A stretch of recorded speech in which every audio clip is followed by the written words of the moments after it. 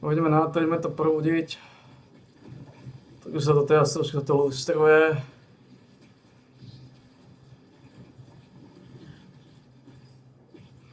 Začneme trošku z drsnejšieho súdka.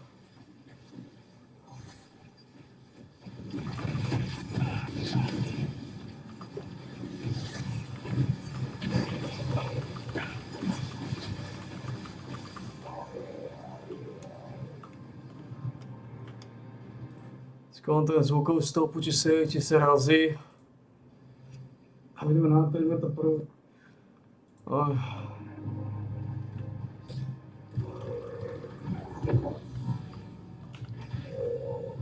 Tak je to tvrdé, páni, je to tvrdé. Točíme. Spravili sme jeden míľnik.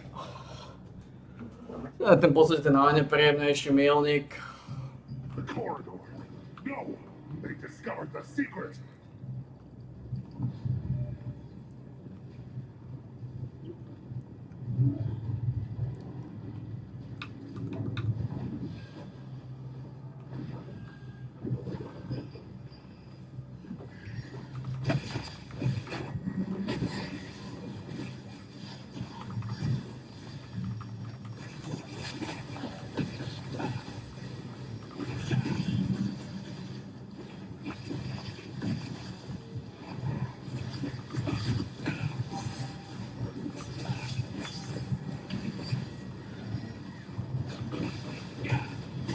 Až dobre, je to tvrdé. Tam sa stala trošku nepríjemná vec. Trošku nepríjemná paseka. Keď to vyhodilo, ale pokračujeme ďalej v tejto fantasmagórii.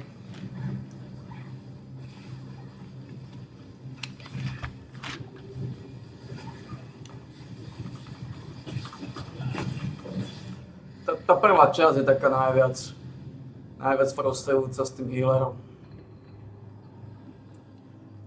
Tieto druhé časti už nie sú až také frustrujúce.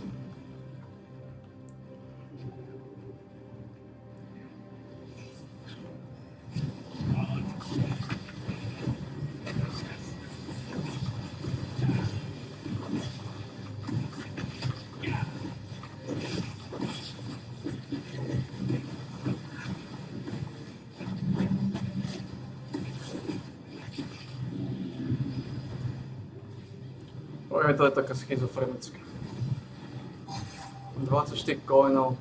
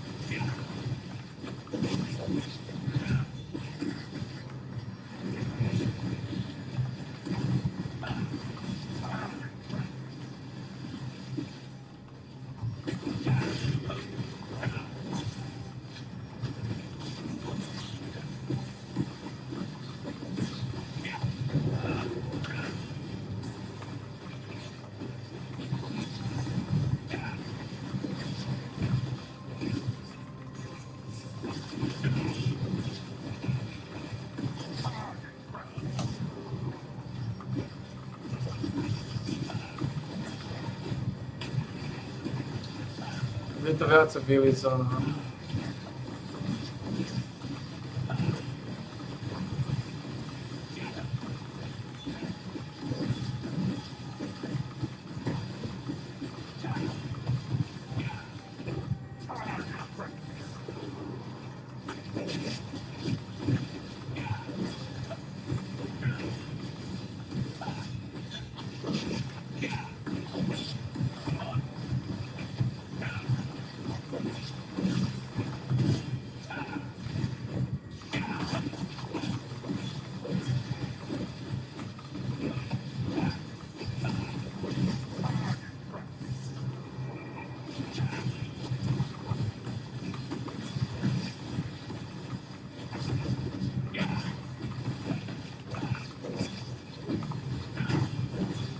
Oni vyliže všetkých.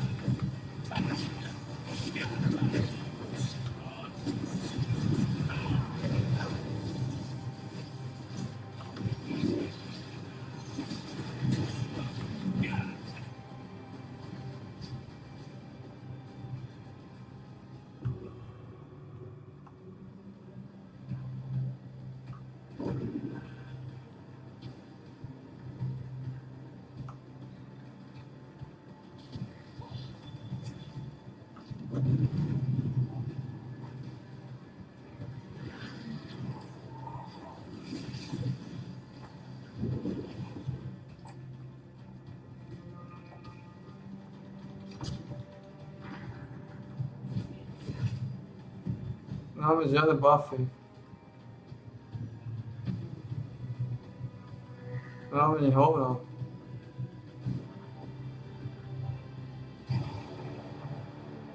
To problém.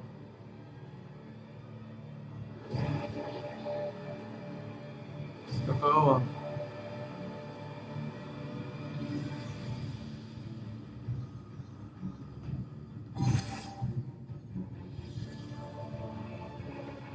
Problém. Nemáme ani head.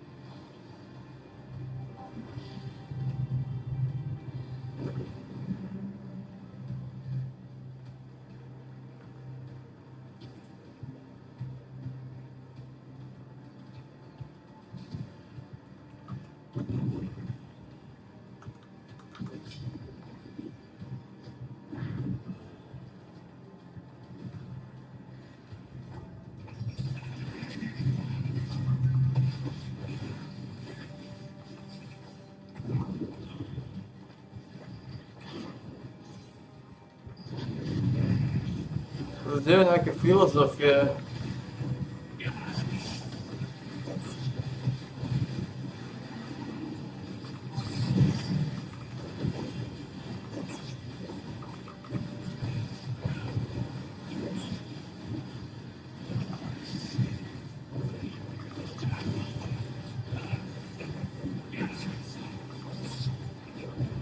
Pofiderno, pofiderno.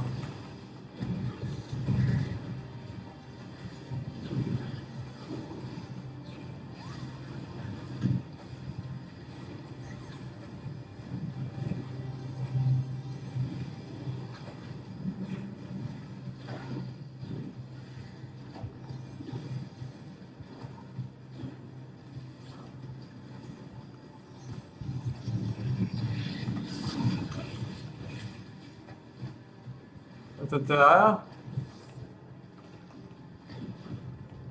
Wait, wait, wait. Hero nam tu počti.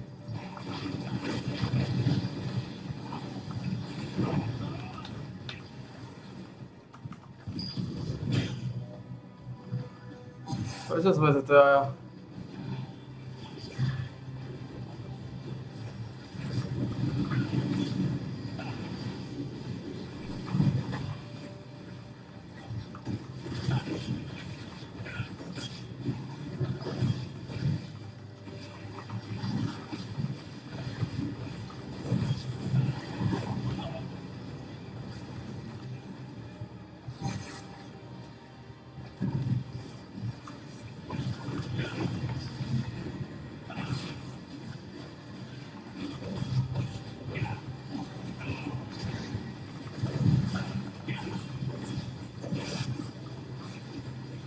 Hero nam počti. Počas bude to 4. 5.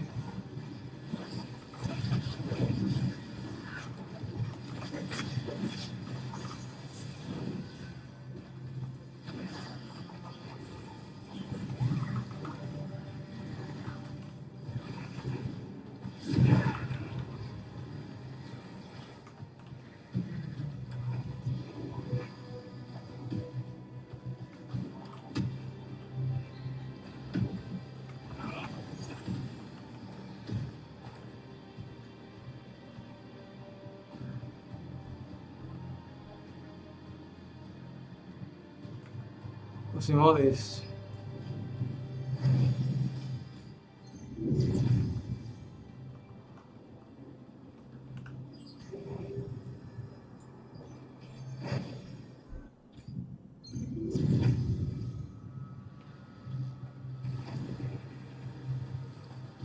To sú teda kokoty všetci.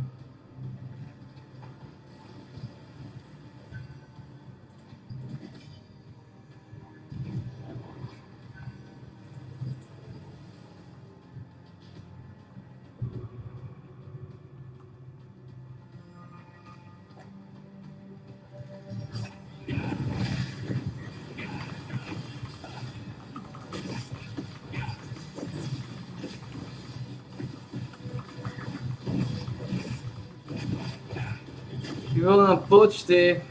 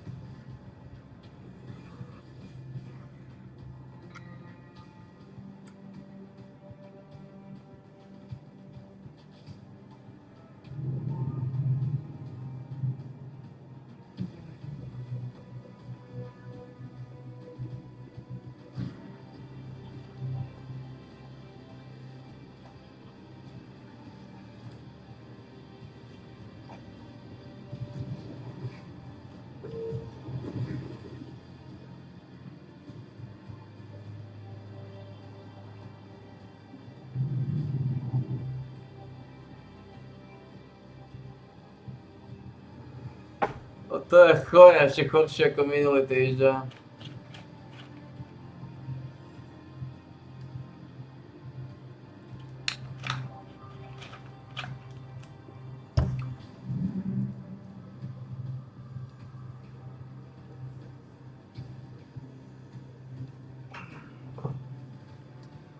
Chore.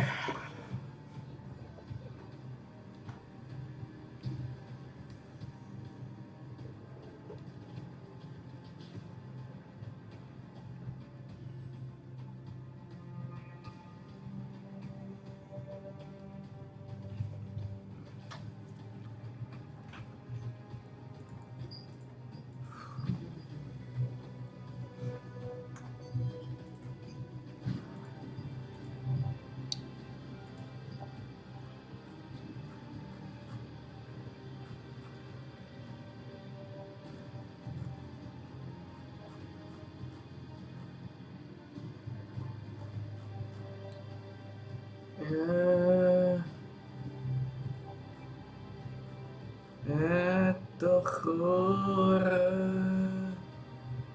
Je to chore. Masívne chore.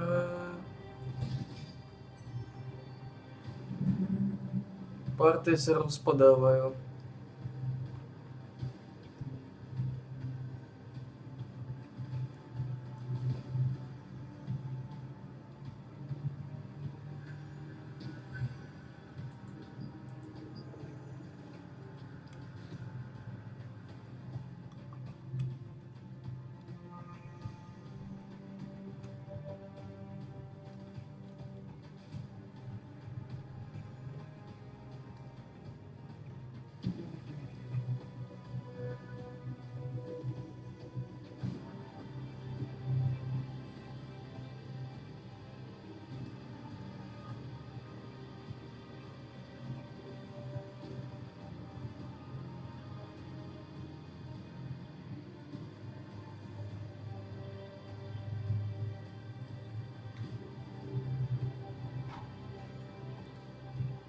To chore.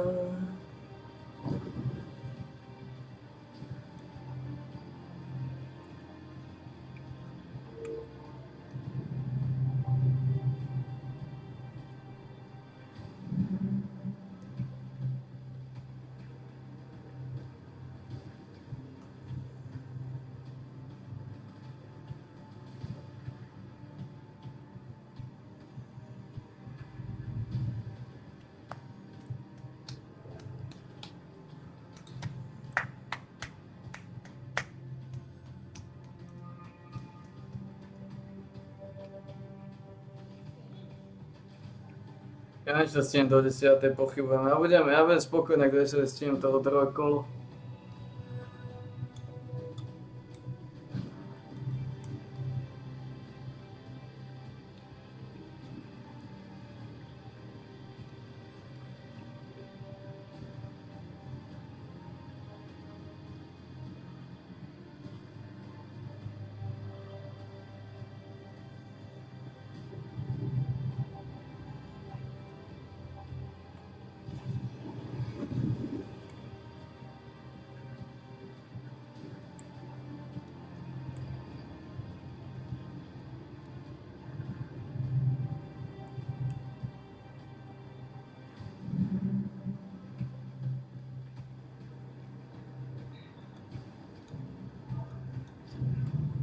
To chore.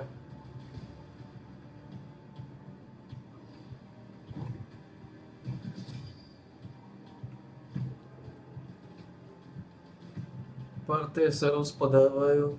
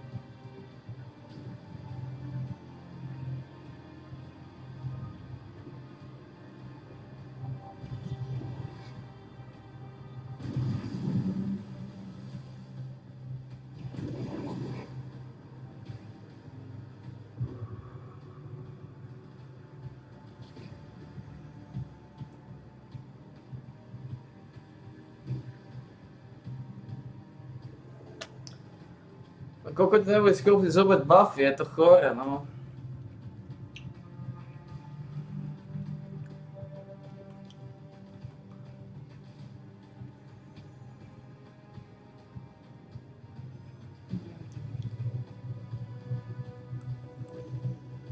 To sa to bude takto chorčiť.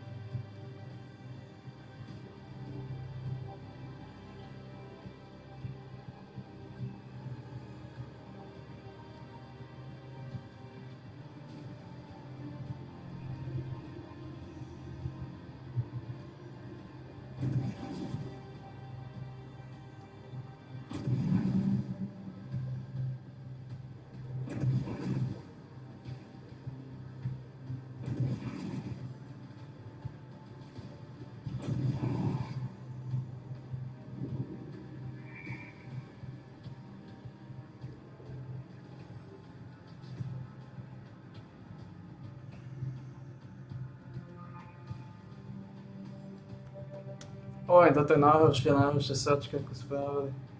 Ako zarába nejaké drobné.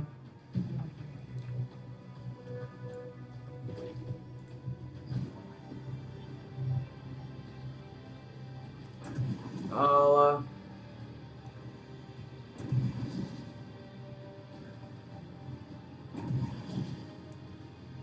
ťažko povedať, či zarobí aj, ako zarobila minulá runda, ťažko povedať, či zarobí aj táto, lebo...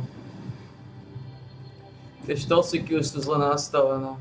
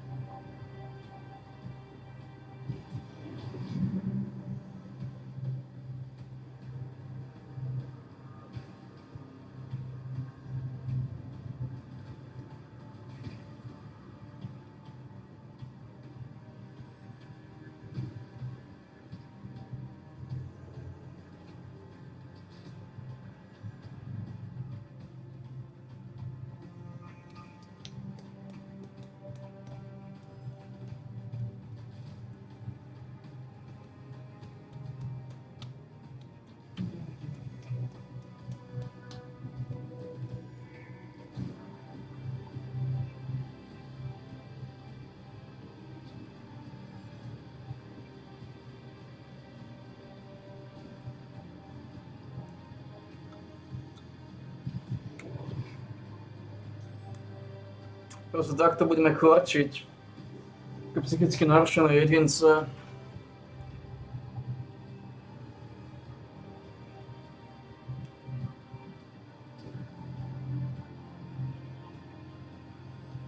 Ako chorci budeme chorčiť.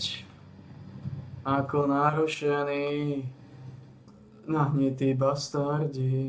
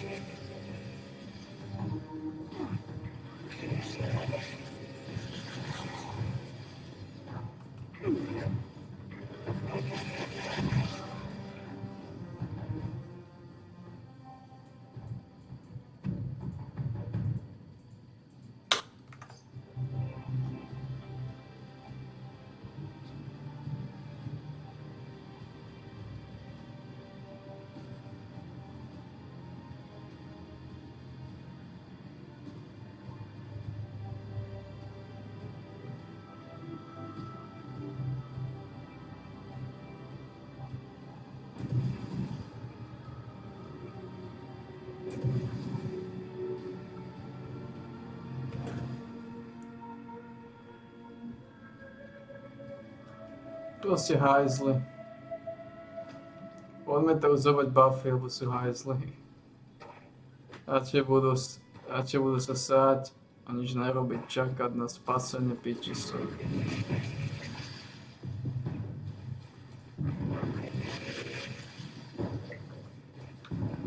Chorci.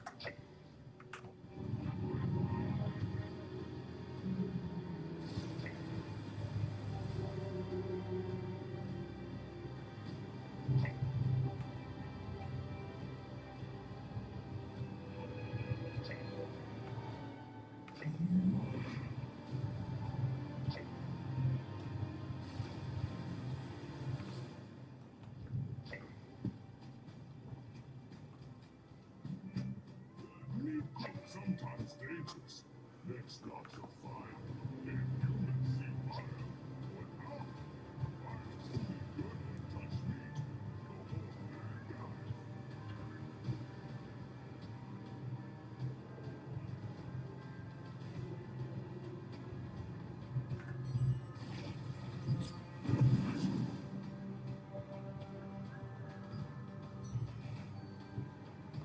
$550, tady mám. No. 650 ďalší mielik. 97. Chorci.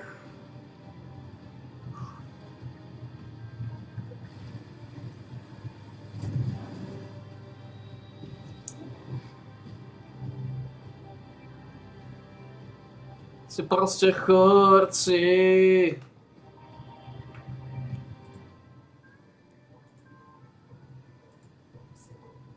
Great point. That's a great point. Don't know what it has to do with Ukraine. So Ukraine, they can't have peace because of something with that guy's wife's dick, which we know is real because that call Trump just made. Yeah. Well, you know, the big deal here is that Candace has the biggest balls. That's what it comes down to. there's the irony. She's swinging the biggest dick in this conversation. Jimmy, I said Trump should have nominated her for the Dong Finder General because when she senses there's a dong out there, a secret dong, she don't stop till she clenches on and don't let go for dear life. So some people amazing. are trying to say this is bad for her. And even if it's true, she's just tanked her career. She's on YouTube. She doesn't need anybody for a career. She's got her. David. What's that? I don't trust David 1429796 Yeah. This sounds like an operative saying something because no real person doesn't want to know about that. That's right. If the president asked you for something in confidence, that is good. First of all, Trump had to know she was going to say something. No, Trump. I'm sure Trump didn't say, "Hey, off the record," because if he did say off the record, then she wouldn't be saying this because she would have to agree. If someone says to you, and I'm sure she considers herself a journalist, if someone says to you, "Hey, I'll tell you something off the record," you have to agree to that. That means that you can't say what they're about to tell you.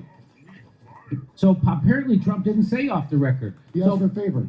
So he asked for a favor, and maybe Trump doesn't actually like Macron, and he wanted her to say this shit.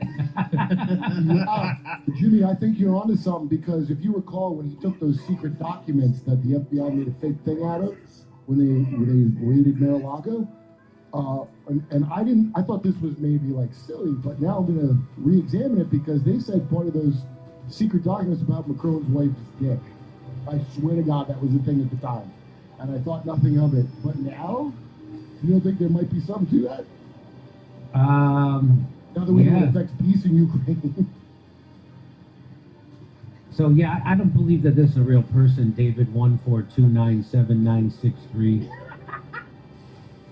I don't believe that's a real person. Why would you bother to put all those numbers behind you? Čo to makalo, Why would you say that, dude? David, you don't even have the dick of Macron's wife is what I'm taking from this. Yeah. Oh, if you revealed it, you're done. By the way, everyone who works in government, please snitch. Please betray the vile blood oath you took to these evil people and snitch. All good in the world has come from snitches. Nothing, all the good we know about what evil our government does because someone had the courage to snitch. You know, Eric Snowden had to run to Russia. Julian Assange, who told us a lot of stuff we didn't know, that guy took a lot of heat. You know, that's a hero. The snitch. It's Edward Snowden. What did I say? Eric. Oh, So and they'll Oh, either way. let me read the rest of this tweet because it's funny.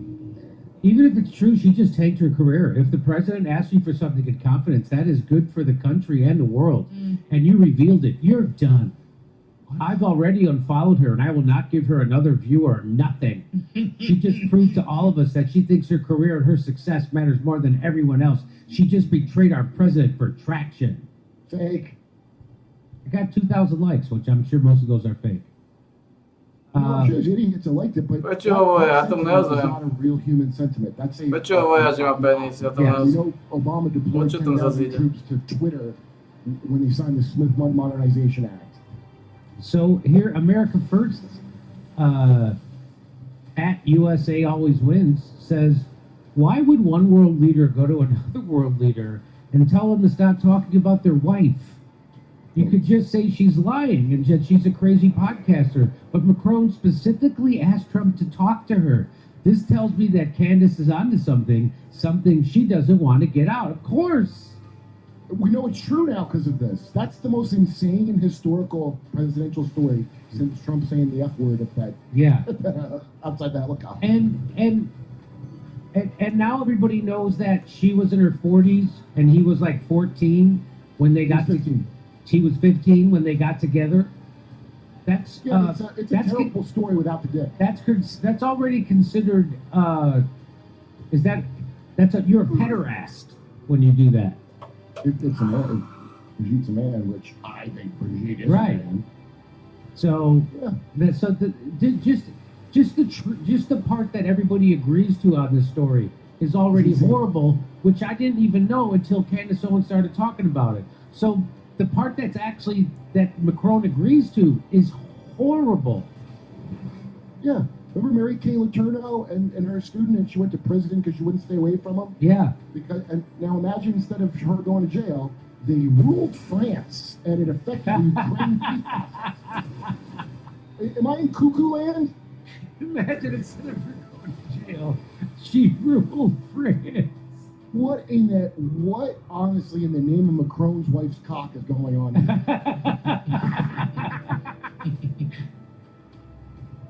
Hey, I don't know if you can tell, but I'm getting older.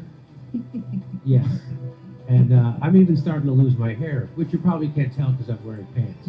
But the point is, we have a new thing to help you aging. It's introducing Qualia Senolytic, the first of its kind formula designed to help your body naturally eliminate senescent cells. This is a big deal. They've been working on this forever. Senolytics are a science field revolutionizing human aging. A big culprit behind that middle-aged feeling can be senescent cells, also known as zombie cells that linger in your body after their useful function, wasting your energy and resources. The accumulation of zombie cells can lead to less energy, slower workout recovery, joint discomfort, and basically just feeling old. Well, here's how it works. You take it just 2 days a month, helping your body naturally eliminate zombie cells to age better at the cellular level. You experience the science of feeling younger. So if you want to experience the science of feeling younger, go to quallife.com/door for up to 50% off your purchase and use code DOOR for an additional 15% off. That's QUALLIFE.com/door for an extra 15% off your purchase. Your older self will thank you. And thanks to Qualia for sponsoring this episode. Hey, come see us on tour. We're going to be in Toronto, Red Bank, New Jersey, Northampton, Massachusetts, Concord, New Hampshire, Oxnard, California, Rutherford, New Jersey, New York, Edmonton, Calgary, and Vancouver. Go to jimmydore.com for a link for tickets. Hey everybody, Phil here. There were two really interesting pots that were played on HCL's $1 Million Cash Game live stream. Both included Tom Dwan, a friend of mine, and both were live read based. They included elements of discussion at the table I think influenced Tom's thinking and would have influenced my thinking. In addition to sharing my insights, I have a treat for you, which is that I texted with Tom earlier today and he shared what he was actually thinking and the reads that he made during these hands. All right, so this hand starts off with an interesting bit of information. Doug and Wesley have been showing each other their cards a little bit, and this time Doug opens into cutoff with 5-4 suited, and he shows Wesley his hand, and Wesley says, I like this one. I like every hand. that's going to play into the reads that Tom makes as we go further throughout the hand. I like this one. Okay. Come. I like every hand. I hope you're balanced with your responses. I'm very glad. I like your cards. How much did you like his hand? Was it Doug Polk opening the suited connector in the cutoff? Tom sets a 3-bet pocket sevens from the small blind, and Doug calls. They head to a king 7 deuce flop, 2 diamonds, 1 spade. Tom has middle set and has to decide what to do. He's going to go ahead and fire a C-bet of about half pot. Tom bets about half pot. I think this is a very reasonable play. I tend to size a little bit smaller here, but it kind of doesn't matter. If this is his sizing, this is his sizing, and I think sevens are a really good betting hand. Occasionally consider check raising, but really good betting hand. Doug with only 5 high, but he has a backdoor flush draw, and he's got backdoor straight draw. The 3 and the 6 both give him an open ender. Obviously, the 3 or the 6 of spades gives him a huge draw. He decides to call. I would have guessed that this is a close fold, but Doug knows Melvin Corbin better than I do, so I'm going to trust him on this. That's a good one. The 6 of hearts gives Doug the open ender. Tom with middle set has a couple options on the table, bet or check raise. He goes with bet, and he's going with half pot. All seems good to me. Another half pot bet. 115. And Doug's going to raise.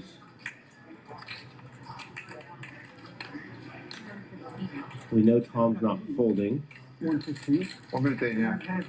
But Doug raised to 115, not 150. Doug, having turned the open ender facing the half pot bet, puts out a big raise. So Doug has a lot of leverage here in position against Tom. And Tom's usually going to have a 1-pair hand or a bluff. Here with a bluff, he's going to just fold and Doug's going to win the pot. With 1 pair, he has to be very worried. Doug very credibly reps most of the sets. He's not going to have king quite that often, but the other sets, he's going to play this way pre-flop all the time. Tom may or may not 3-bet sevens. We can see here that he did. He may or may not 3-bet sixes or deuces. Probably not. So it's a pretty good board for Doug in that respect. And he goes for the raise. At this point, Tom has to decide whether he's just going to call or he's going to 3-bet. I think 3-bet is the standard play. From my perspective, I actually would make a read into Wesley's comment pre-flop. When he said, I like this hand, makes Doug less likely to have a hand like king, queen offsuit, ace, queen offsuit, pocket tens maybe, and more likely to have maybe deuces, maybe 5-6 suited, something like that. Okay. And in that case, I think that Tom is often up against bottom sets. 7-6 suited for 2-pair, maybe some king-6 suited, or king-7 suited, and then combo draws. So 9-8 of diamonds, 5-4 of diamonds, 5-3 of diamonds, those all make sense. He has to ask himself whether or not Doug is calling flop with a lot of the 5-4 hands like he has. So even 5-4 of spades is iffy. If he had 5-4 of hearts, he probably folds. So Tom has to think he's up against essentially a range of, turn 2 pair, bottom set, occasionally other sets sprinkled in. But I would read Wesley's comment as, removing some 6-6, removing some 7-7, removing half the 7-7, so he doesn't have that. Kings, I'm not so sure, but he usually doesn't play kings this way pre-flop. Now, it's kind of unlikely that Doug would play top pair this way on the turn, but it's definitely possible that with a hand like king, queen, or ace, king, somebody, I don't know if Doug would, but somebody might just get their value and protection on the turn and elect to check back the river, putting Tom in a really difficult spot here on the turn where it's not like he can shove in $1 million with a lot of hands. So kind of freeze Tom and get one big street here and then check it down. I don't know if Doug would do that. I don't think it's super solver approved. But because of Wesley's comment pre-flop, I would eliminate some of those hands as possibilities. I would have ended up 3-betting this turn. Now Tom, All right, we got to move this. Is that okay? I don't want to be a dick, but is clock reasonable here? I call clock on there, please. All right, I call the clock. so Tom told me that he was about 80 or 90% sure he was going to 3-bet the turn. He was still thinking about it when Doug called clock. And that is something that I wouldn't have read into, but Tom made a big read into. Tom felt that if Doug had a hand like 7-6 suited, he would be a lot less likely to call clock. He felt like clock polarized Doug's range to more open enders like he had, other kind of semi bluffs, and then sets essentially. And yes, 6-6 and deuce, Tom beats, but Tom felt that Doug was going to have more bluffs after calling the clock, so calling them as added value because he would deuce a river bluff. And he slightly discounted 6-6 for the reasons that I did pre-flop. So in the end, he swung it from 80-90% sure he was going to 3-bet to just calling after he made a read into Doug's clock call. Legends battling. Vote Sweet baby there. for Durr.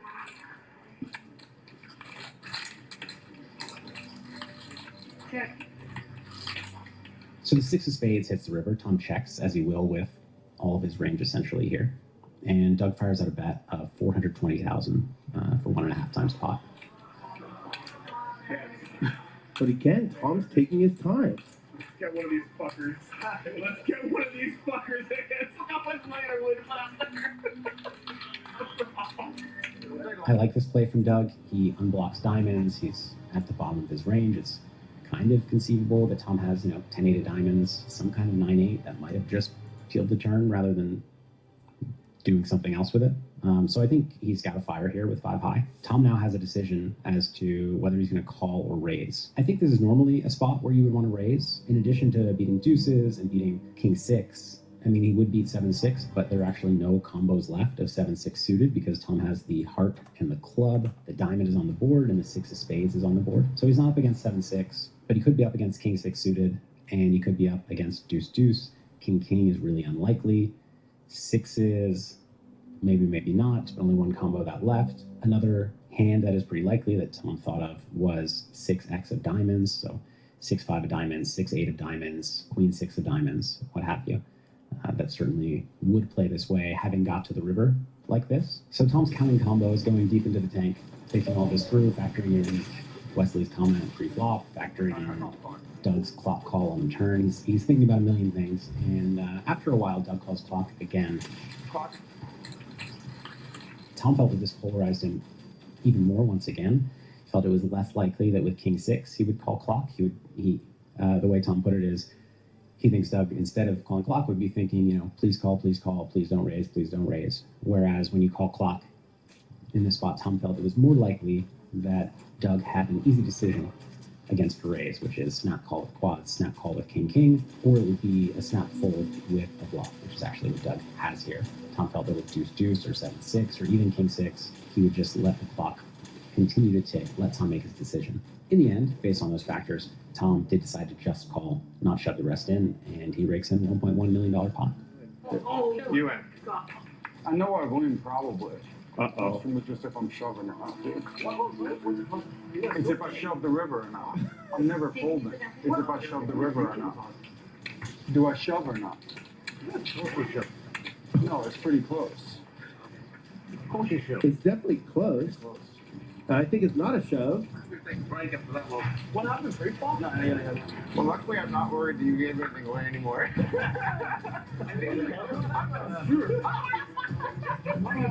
join me in my mind. It's $1 million pot. It's $1 million pot if he calls, and my opponent is walking through what the guy sweating my hand said pre-flop. You can decide I like this one. I'm like, oh my fucking god. He can't even bother to raise you. Because I like this one. It isn't king. I think you got three sixes, 6, 7 suited. If I had kings, you would have known earlier. I agree. Yeah. So let's move on to the really big pot. Hank opens the 7K after a 2K straddle from under the gun, and Wesley's on the button with ace king offsuit. And Doug sees his hand before Wesley acts. No, I saw your hand. Saw someone's hand? I saw Wesley's hand. 5,000 players. I haven't looked at my hand. I know what you have. It's a weird spot. But it makes things weird because now Wesley, with a good hand, knows that the player on his left, who fortunately for Wesley is in the small blind, not in position, knows what he has. And Ace King is not a huge favorite over a hand, let's say, like 10-7 suited. So this is a spot where if Doug is trying to maximize EV and he has a hand like 10-7 suited, he would probably be correct to just call and know Wesley's exact hole cards and outmaneuver him post-flop. And it's a weird spot for Doug, which he acknowledges. There are a few things going on pre-flop that I would read into. So the first thing that happens is, in addition to telling Wesley that he saw his hand, Doug is trying to get Wesley to acknowledge that Doug saw his hand. He tells him multiple times and Wesley is not acknowledging it.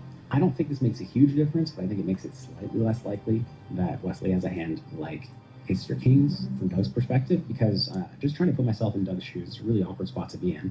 If I'm Doug, I'm thinking, I need to tell him this because I don't want to be put in a weird spot where he's 3-betting and now there's a huge pot and I have like pocket sevens and I know that I'm ahead, or I have 10-8 suited and I know that I'm behind but not by much and I can outmaneuver him.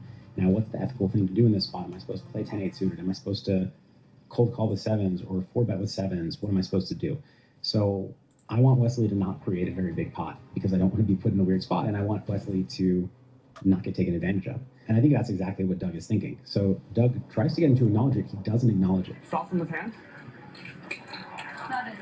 I saw Wesley's hand. 5,000. I think if Wesley had a hand like aces or kings, again, putting myself in Doug's spot, I would feel less compelled to make sure he hears me because I just know he's 3-betting no matter what. Whereas you could dissuade him from 3-betting a hand like ace-king, or if he had like 7-6 suited especially, or some other kind of weak hand. So I think it reduces ace and kings a tiny bit. What happens next, though, is that Wesley does 3-bet, and Doug is feeling the really awkward spot.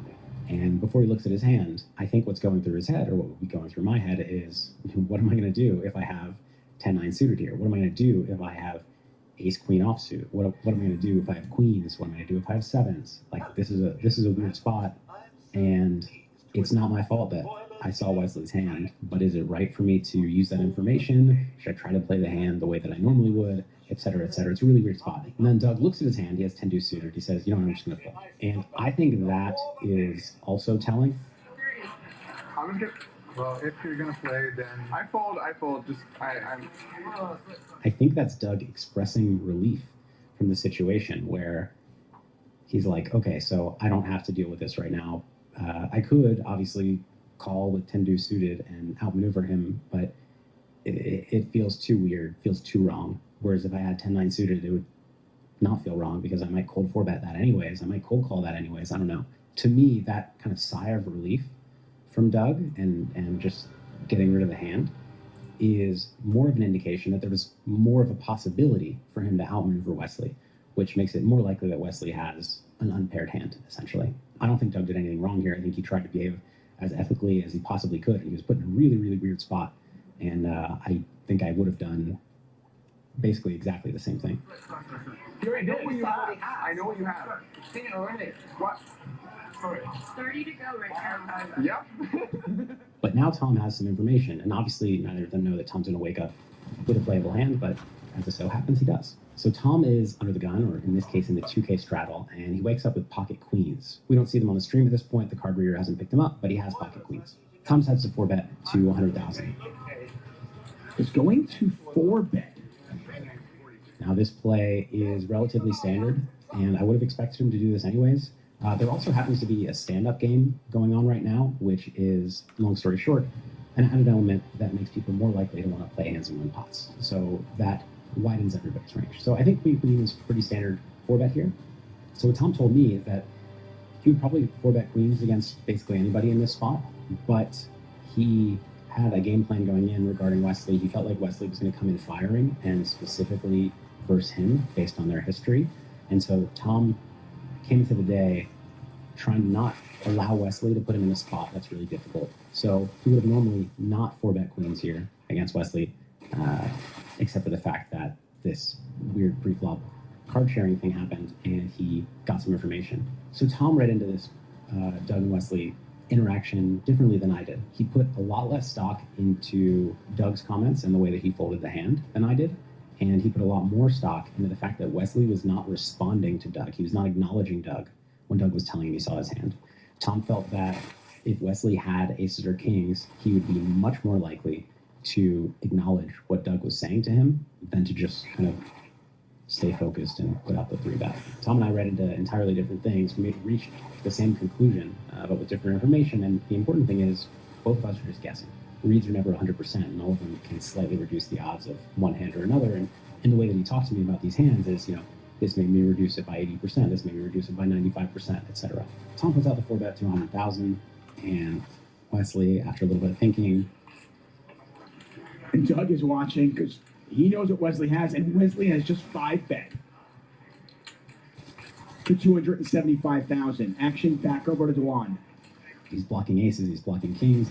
This is a relatively standard play. It's not standard, but this is one of the options with ace king here. They're 1.5 million deep to start the hand.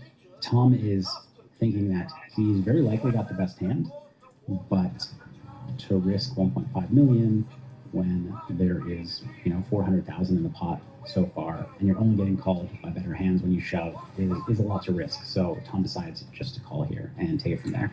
And there's the call from Dewan. If you're not watching, come back to your screen right now. Over $500,000 in the pot. We haven't seen a flop yet. 8-8-3, 2 diamonds out there. Wesley does have the ace of diamonds. Wesley has a very easy c-bet. He bets 125,000. And Tom has a very easy call. I think even with the information and reads that he makes pre-flop, there's still not much of a reason to raise. If Wesley was bluffing, just let him keep bluffing. If you're wrong about your read, don't bloat the pot against aces. If he hit an 8, don't bloat the pot. So Tom just check calls. Dewan with about 1.1 million behind. Wesley's hands are shaking. And it looks like he is loading up for another bet. Remember, Doug Polk knows what Wesley has. Tom Dewan, though, does not. Rick, 5 of hearts on the turn, and Wesley bets again. Here, you could bet, you could check. He decides to bet. Nothing wrong with that. He bets 350,000. The table has not been this quiet for 4 days. 1.2 million in there already. If Dewan calls this, we'll have one of the biggest pots we've ever seen. And still a river to come. And there's the call. The river's a 6. Wesley with just ace high. Dewan checks it one more time. All in. There's the all in. He said all in? He said all in. For sure? Well, I guess. Okay. I'm gonna get a war. So Wesley decides to shove the river, and Tom has a huge decision here for the last 800,000 into this pot of now 2.3 million, including the bet. If he calls here, it's going to be a $3.1 million pot, the biggest pot in TV history. So Tom is going through his reads pre-flop. He's going through his thought process on the flop, turn, and river action. One thing I want to say about Tom, knowing him personally very well, is of all of the poker players who I've talked strategy with or just talked about any kind of serious matter outside of poker even, Tom has the most thoughts per minute of everybody. So as the hand plays out, he's factoring in so many different bits and pieces of information. His speed of thought and depth of thought are ridiculous. So Tom's not only thinking about the pre-flop hand showing weirdness, he's also just thinking about reads that he's made on Wesley throughout their history together, throughout this hand. He's thinking about the way that Wesley's betting the turn, etc. What Tom told me was another key for him on this river. Wesley shoved the river very quickly. This isn't like a tell that quick is weak and slow is strong. It's not that. It's that 2 of the most likely value hands by far are aces and kings. And Tom has discounted them pre-flop based on the discussion between Doug and Wesley. Now on the river, Tom felt that in a pot of this size, if Wesley had aces or kings, kings especially, it's starting to get pretty thin. And he thinks that Wesley would think longer on the river to decide whether or not he should value jam kings and potentially aces as well. So Tom felt that he had already discounted aces and kings pre-flop. He's now discounting them much further based on river timing. It doesn't mean that he thinks he's going to win the hand. He could still be up against the rare aces or kings. He's discounted at maybe 90, 95%. And he could be up against ace eight. He could be up against 9-8. There are tons of hands that Wesley could have pre-flop that were unpaired that have flopped an 8. He did feel like Wesley would give up on some bluffs throughout this hand had he gotten there this way. Tom didn't mention this specifically, but Wesley knows that Doug saw his hand, and then Tom 4-bets, and Wesley still 5-bets, which I think shows strength. If you're through that bluffing with 10-6 suited and you get 4-bet, somebody knows your hand. There's been some discussion about it. Maybe Tom's going to read into it. I'm just going to fold and be done with it. So the fact that he still goes for it, I think, kind of upweights those stronger hands that we've been downweighting so far. So it's a really tough spot for Tom.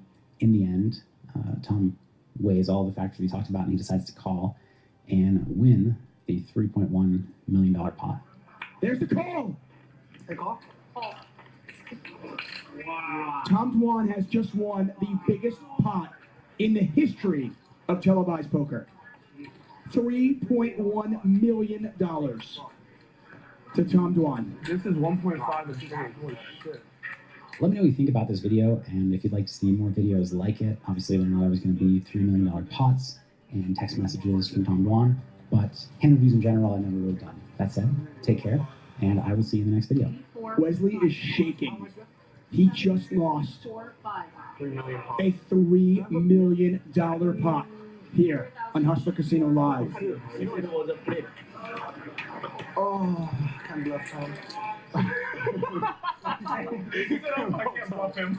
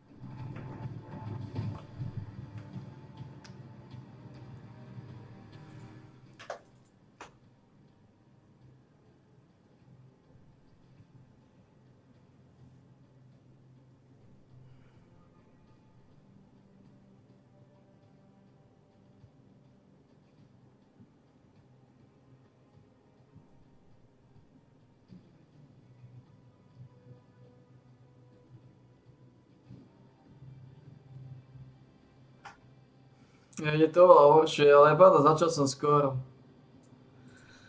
Začal som hneď.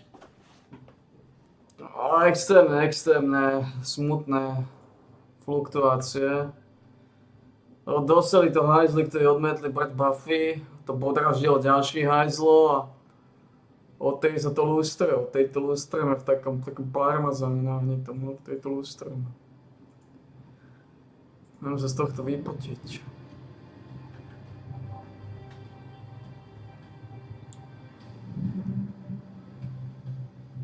Ostajem sám v tomto parmazóne.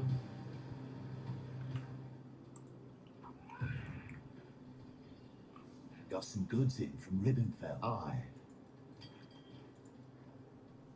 Tak ono, všetci vieme, že tieto veci...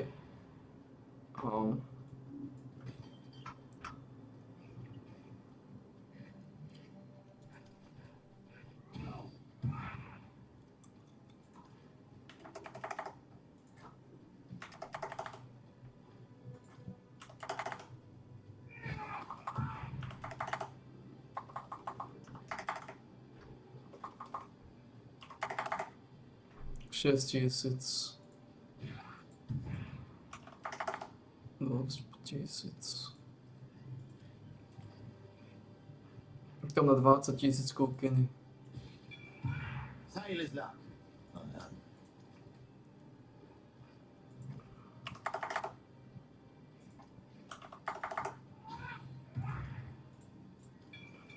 I'll give him the word. 12 000 kúpiny. Ale je to chore. No.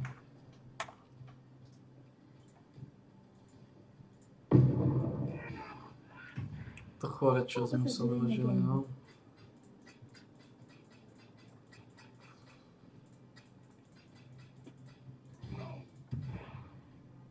Chore Chelsea, no. Nechce odchytiť ten Pirát.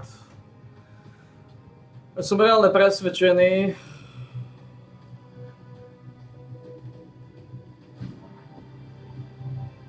že keď ho raz porazí, že sa nemôže objaviť.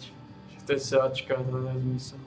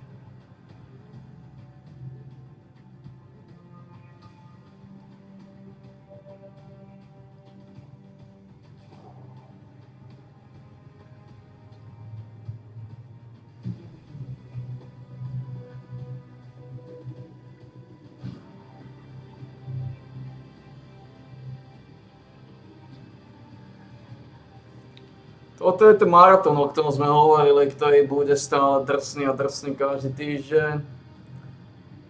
Je to bolo horšie ako minulý týždeň, no je to veľmi mazanejšie.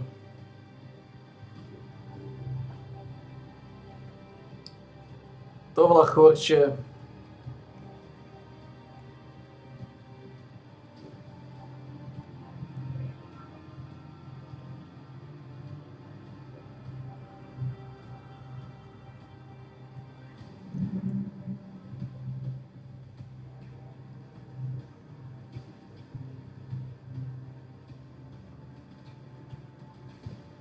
Voláme to v našej komunite chorizmus vysokého súdka.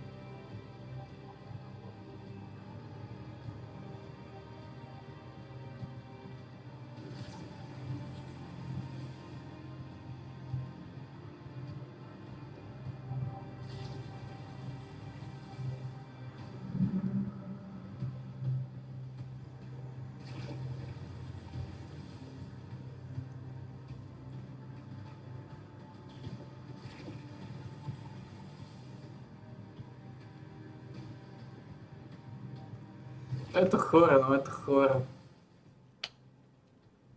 Čo sme sa dožili.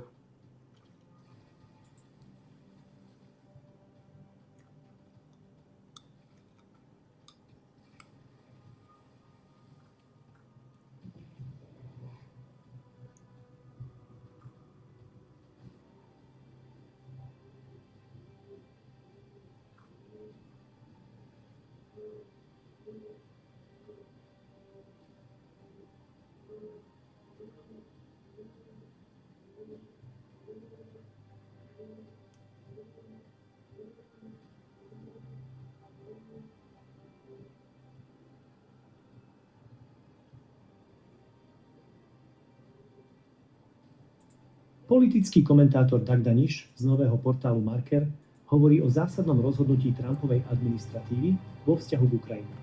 Po tomto je Zelenský v ešte väčších problémoch. Odoberajte kanál Politika na rovinu, pretože ďalšie zaujímavé video sa pre vás už pripravuje. Američania urobili drsné rozhodnutie. Zastavili dodávky raketovej munície, respektíve protiraketovej obrany pre Ukrajinu. Viacerí za to kritizujú Trumpa. Tentokrát však za tým nie je Trump. Je za tým Izrael. Je úplne jedno, či by sme tu mali Trumpovú alebo Bidenovú vládu, výsledok by bol podobný. Izrael po útoku na Irán a po raketovej odvete Iránu prišiel o veľkú časť protiraketovej munície. V Tel Avive a Haife iránske rakety spôsobili rozsiahle škody. Izraelská obrana bola preťažená a ku koncu vyčerpaná. To isté platí o Američanoch, ktorí sa zapojili do protivzdušnej obrany Izraela. Admiráli podľa agentúry Bloomberg priznali, že počas izraelsko-iránskeho konfliktu sa americké protiraketové strely míňali alarmujúcim tempom. Zastavenie dodávok rakiet pre Ukrajinu a Spojené štáty vysvetlili problémami so strategickými zásobami munície a prehodnotením priorít tak, aby ich zúžené rezervy pokrývali aj iné globálne hrozby. V tomto prípade platia dve jednoduché pravidlá. Za prvé, súčet amerických rakiet pre Ukrajinu a amerických rakiet pre Izrael je konštantný. Zásoby munície nie sú nafúkovacie. A za druhé, na veľkej šachovnici Američanov, na tej, o ktorej písal Zbigniew Brzezinski, má výsadné postavenie Izrael. Izrael je kráľ, ktorého musia chrániť. Aj vtedy, keď pácha genocídu v Palestíne. Izrael v tom čase vyzbrojoval aj Biden, aj Trump. Na druhej strane Ukrajina má na tej istej šachovnici postavenie dvoch, možno troch pešiakov. Užitočných pešiakov.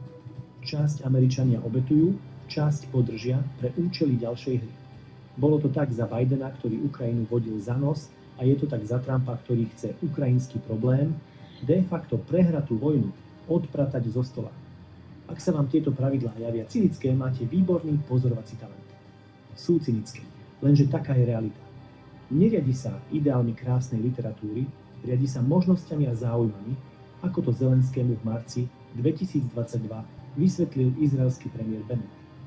Ukrajina urobila chybu, keď odmietala dohody a rozhodla sa vojensky zlomiť proruský Donbas v roku 2014. Ešte väčšiu chybu urobila, keď po zrážke s Ruskom uverila, že je stredom sveta, prominentom západu a budúcim členom NATO, ktorý musí vyhrať.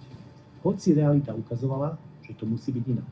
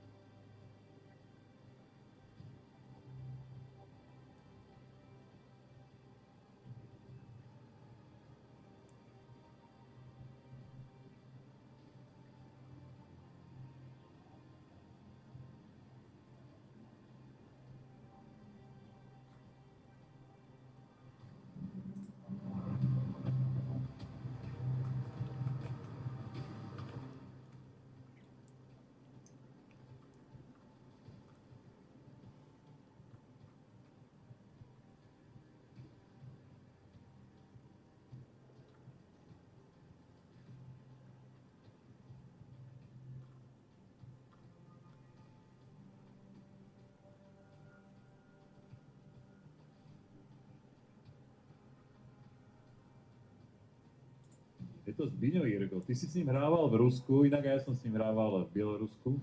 A on si spomenul na jednu zaujímavú príhodu a teda poslal ti video odkaz, tak si vypočujme. Já bych vám chtěl říct jednu historku, která se nám stala s Milanem v Rusku v Atlantu Mytyši, kde jsme hráli spolu. A stalo se to docela úsměvně, ještě navíc v noci, kdy jsme byli unavení. Vrátili jsme se z tripu po náročném 8denním a z letiště, aby jsme byli rychleji doma, tak jsme si zavolali taxík. Jedeme taxíkem a poprosili jsme ho, aby nám ještě zastavil na pupě, že si chceme ještě něco koupit. Tak my jdeme na pumpu nakoupit, no a bohužel taxikář se rozhodl, že se zbalí a nám odjede i s našima věcma, protože viděl samozřejmě, že tam máme nějaký kufr, nějaké tašky, no tak bohužel se tak stalo a taxikář odjel. Takže nám ukradl věci, naštěstí jsme měli u sebe telefon, tak jsme zavolali policajty, do 8 do rána jsme vysvětlovali všechno na policii, no a oni začali taxikáře hledat, samozřejmě podle čísla a tak dále. Taxikáře našli druhý den, my jsme jeli s policií na to, aby jsme dosvědčili, že to je ten taxikář, no a když jsme přijeli na policii, tak taxikář v mojí bundě, v Milanových riflích, no tak vlastně jednou za fešáka, že jo. Tak jsme se tomu usmáli, no ale naštěstí to dopadlo dobře v tom smyslu, že věci jsme dostali zpět a jak to dopadlo s ním, to my už nevíme. Si ho potom vyzliekli asi, čo Milan? A nebolo ti pozorievé, že si vás tak premeriaval, keď si vystúpili? Ja som sedel predu vtedy, aj keď som najslabšie vedel po rusky s tých chalanov, lebo vlastne oni už tam boli dlhšiu dobu, dokonca dvaja Rusi išli s nami. A posadili ma dopredu, lebo však vždycky, keď si predu, to platíš, tak si ma tam posadili a bolo mi podozrivé, že ten taxikár si ma obzerá trošku, ale hovoril som túto story kamošovi, tak ten mi hneď volal, že teda som mu hovoril, že ho chytili a mal moje rifle a Zbiňovú vlastne bundu na sebe, vlastne ja, čo som mal môj parfém, tak tá bunda ešte Zbiňová bola od toho parfému a ten mi hovorí, Rasto Pavlikovský, že to musel byť asi nejaký ruský spierač, lebo na tie tvoje nohy rifle pasovať to asi ťažko, no, tak. Hviezdy Citrona Geriša Littnera vám prináša Kaufland Card.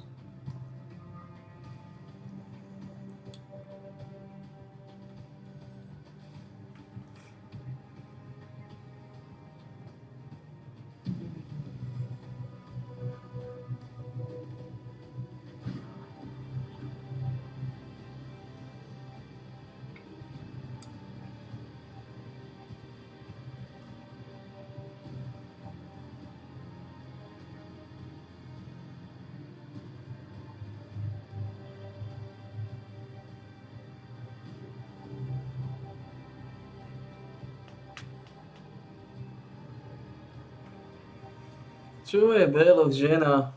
Špekačka vyvalená. Plečinka zomrela. Žena.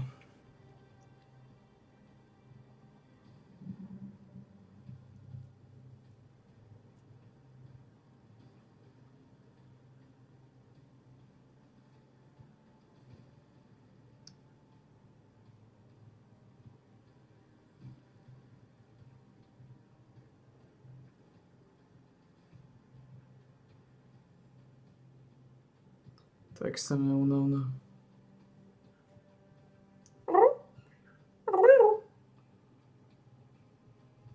Ja pozerám ešte vo verku, ako si vylizuje tabaky.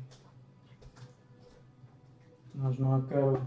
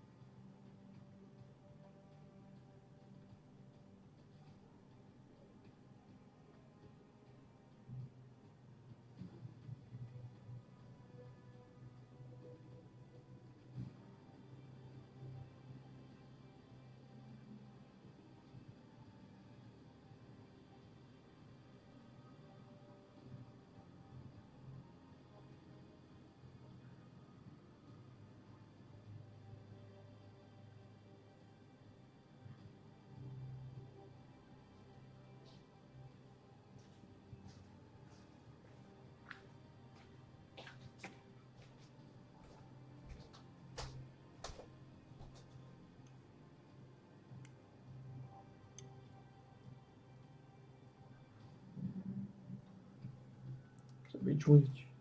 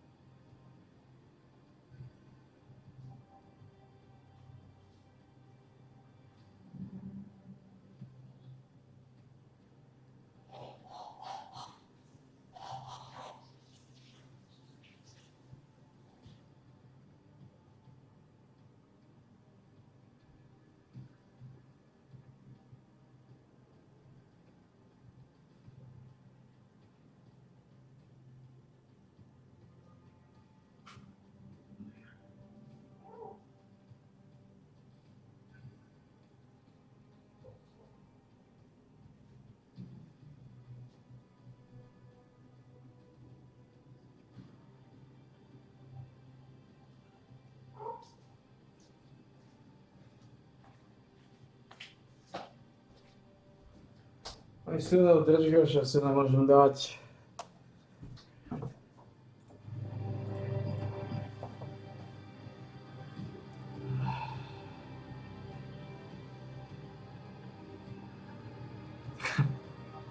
Ostane to ako posledný. Krvný šmícler. Dokej tomu dám čas? Do 9:30. A tomu čas do 9:30.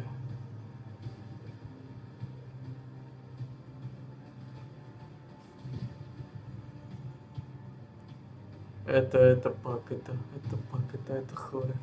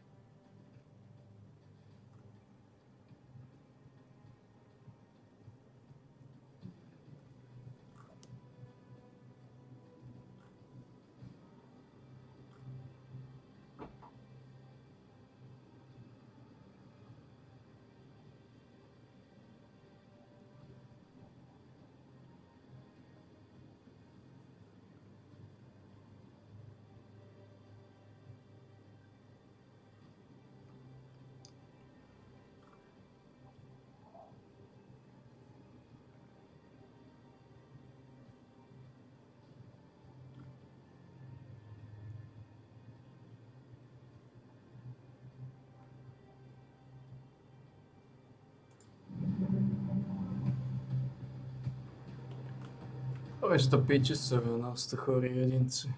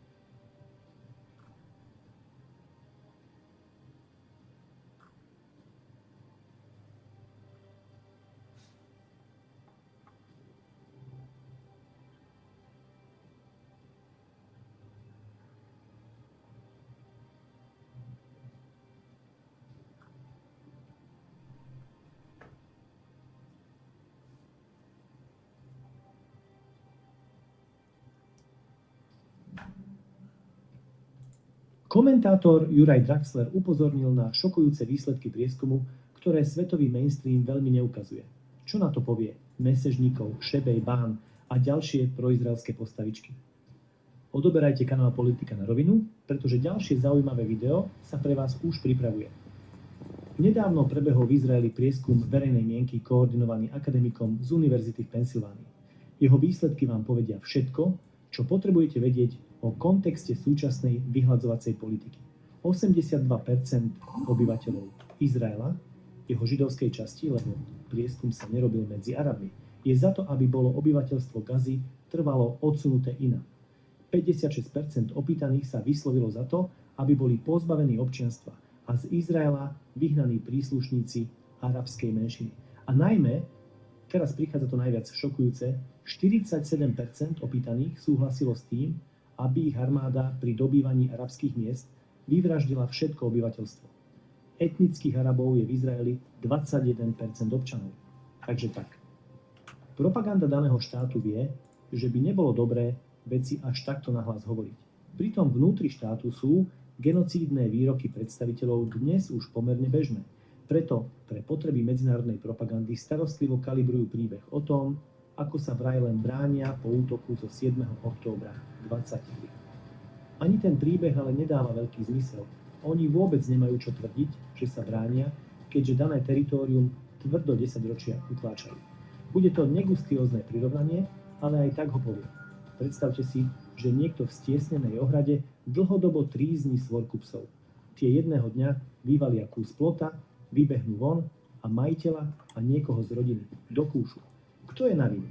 Bránia sa proti Hamasu tak, že paralelne vyzabíjali vyše tisícky Palestínčanov na západnom brehu, kde žiaden Hamas nie je. A na dôvažok pomerne veľkú časť mŕtvych v skutočnosti zabila izraelská armáda, ktorá do oblasti v ten deň napálila množstvo rakiet. Tiež sa k tomu mainstream ako si nemá, hoci to po prvotnom zapieraní pripustila aj samotná ich armáda. Ale ten príbeh dáva ešte menší zmysel, ak viete, že nielen ultrapravica, alebo len Netanyahu, ale väčšina židovského obyvateľstva Izraela si želá masívnu etnickú čistku. A polovica je priamo za vyvraždenie.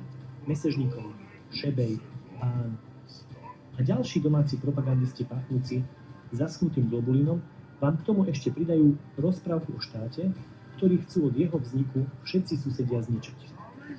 Pričom zabudnú dodať, že vznik štátu na území, kde ešte 70 rokov predtým žilo menej ako 10% Židov, bol spojený s vyhnaním 700 000 Arabov v priebehu pár týždňov. Mnohí z nich skončili práve v pásme Gazy. To, že susedné štáty sa okamžite snažili Izrael zničiť, je propagandistický mýtus, ktorý vyvracajú aj poctivejší izraelskí historici. Proste sme pri tvrdej politike vynúcovania životného priestoru. Čo to len pripomína? Izraelský denník Haaretz, jedna z posledných vášt tradičného liberalizmu v krajine, má k tomu celkom zaujímavý článok. V ňom sa poznamenáva, že ešte pred 10 rokmi bola verejnosť krajiny aspoň ako tak pripravená zvažovať, či sa správajú ľudsky. Keď niekoľkí Izraelci v roku 2014 vo východnom Jeruzaleme upálili palestínskeho mladíka, verejnosť bola šokovaná a hovorilo sa o tom. Oveľa menší krik sa však ozýval už o rok neskôr, keď židovskí radikáli podpálili dom Palestínčanov v Doume, kde uhoreli rodičia aj ich dieťa, pričom ďalšie dieťa prežilo so strašnými popáleninami. Dnes už sa o vraždení hovorí málo. Preto ani správa, že armáda vystrieľala 500 ľudí, ktorí si išli po potraviny, verejnou mienkou neotriasla. Takže tak, toto sú fakty, ostatné je len propaganda. A tí, čo ju šíria, nie sú nič iné ako odpad. No a ja sa bojím, že práve v tejto chvíli si časť slovenského obecenstva myslí, že som si sem pozval jedného známeho amerického herca, a ten sa volá Ryan Gosling, tak by som dal len tak preparovať.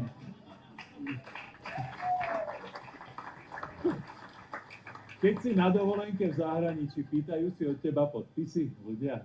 Pozerám, že medzi nami je jediný rozdiel, že Ryan používa lepšiu pleťovú vodu ako ja. Ale ináč áno, ináč je to úplne identické, aj zarábame presne to, aké isté peniaze.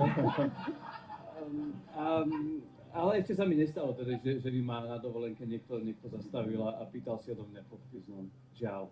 Nie? Lebo mňa raz zastavili, že Bruce Willis.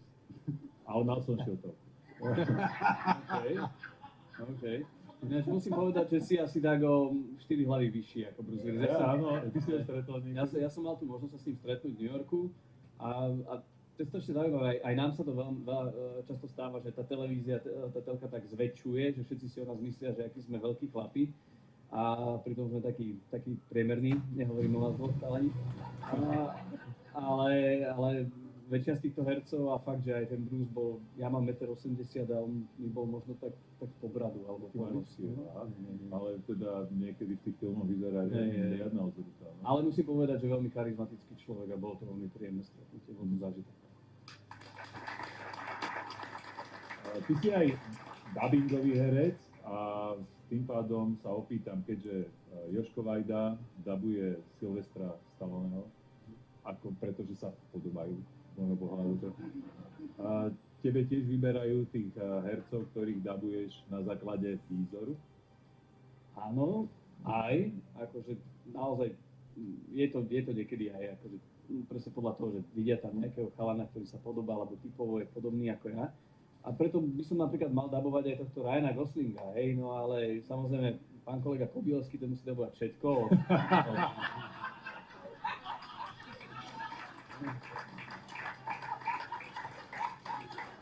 No nie, žiaľ je to pravda, takže pán Kobielský, kolega, zdravím ho, ten dabuje všetkých chlapov a chlapcov od 14 do 85. Takže na Goslinga zatiaľ mi teda čas nezostal, respektíve nedostal som na to príležitosť.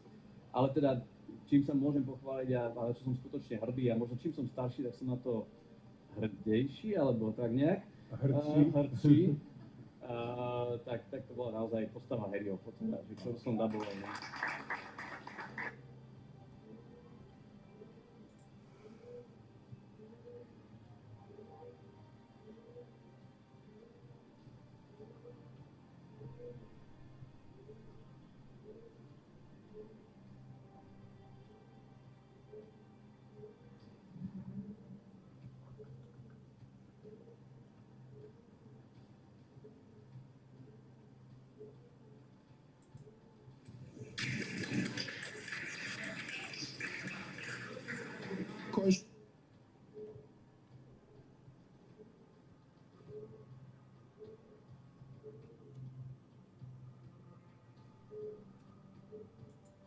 Tak akože dvaja negoši, raz ako sme vošli do dealershipu a ako sme boli pripravení a neviem, či auto bolo, neviem, cenu 10 000. Bola, myslím, bola, že 17 500. To bola tá ticket price, ktorá je nalepená na tom aute samozrejme a za tú cenu v Amerike sa nikdy to auto nepredá. Ono, vždy je tam ten priestor na zjednávanie, je to skoro ako v Turecku. No a ja som teda, ak časť, tu si pamätám ja asi viacej, priblížim, tak bol tam taký ruský ako obchodník, no a bol taký akýsi unudený, ale keď nás badal, tak videl šancu. No a ešte keď som ukázal na toto zelené auto, a to auto bolo automat, bol manuál, nebol automat a ako v New Yorku viete, že tam iba v zácpach vlastne fungujete, takže také auto bolo nepredajné. No ono tam asi už stálo nejaký možno aj rok. No a teraz ten predajca zistil, že má šancu predať auto, ktoré v tom dealershipe sa vedelo, že sa nedá predať.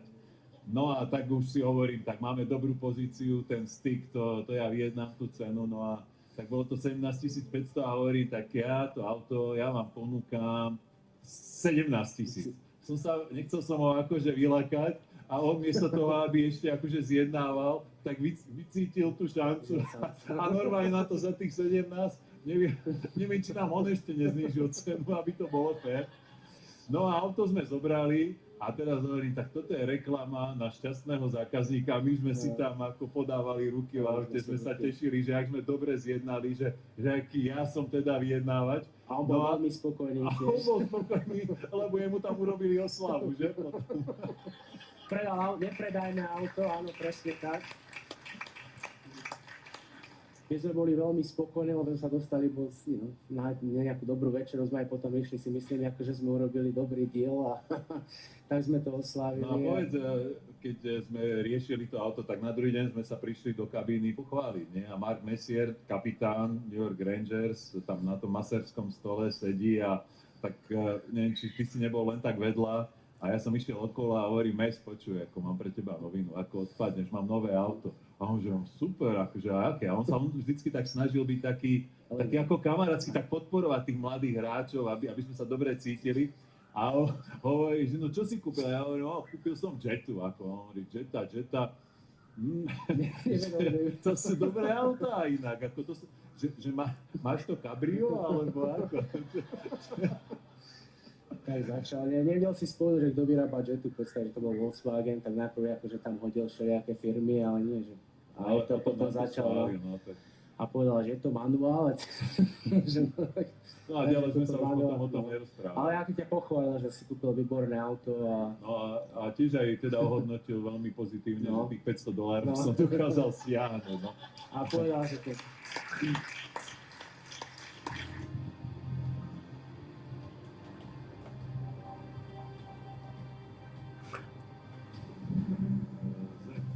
O tebe vieme, ale všeobecne sa vie, že si mal jedno veľmi vážne zranenie a mal si vlastne prerezanú tepnu, krčnú a dobre vieme, že bol si vo veľmi vážnom stave, nakoniec ťa Pán Boh zaplať dali všetci doktori dokopy. Ale ja by som sa ťa rád skôr opýtal, že stalo sa ti niekedy aj zranenie mimo ľadovej plochy? No vieš čo? Neodpovedaj. Ja som zatelefonoval tvojmu dlhoročnému spoluhráčovi Jánovi Burisovi. S ním si hrával aj v Washingtone, aj v Montreale, myslím. No a ten mi pripomenul takúto príhodu. Tak to som zvedavý, čo na to povieš. Na trénink sme šli fajný Orčenka. Ja už tam byl a najednou vidím dvere, kde vykulenej úplně uličkou, úplně zelenej skoro a přišel ke mně říká, a můžu to chlapku na nohu. Já říkám, co je, co dělal, ty bogo? No ne, to se hrát basket, a byl jsem si potník, jsem si vrtnul potník. Říkám, co budeš dělat, jo, a on takový, já mu to nemůžu říct, tohle, já to musím nějak udělat. No tak jsme šli, že to nám teda na tréninku o tom nevěděl, ale já jsem viděl úplně nějaké vtedy, když to bolí, tak nárval tu nohu, už otekl narval do brusle. Teďka super na tom vidí, že jak šel na ten let, jakože ho to nebolí a prostě viděl, jak je přečí, tak jsem ho pozoroval, tak jsme hráli.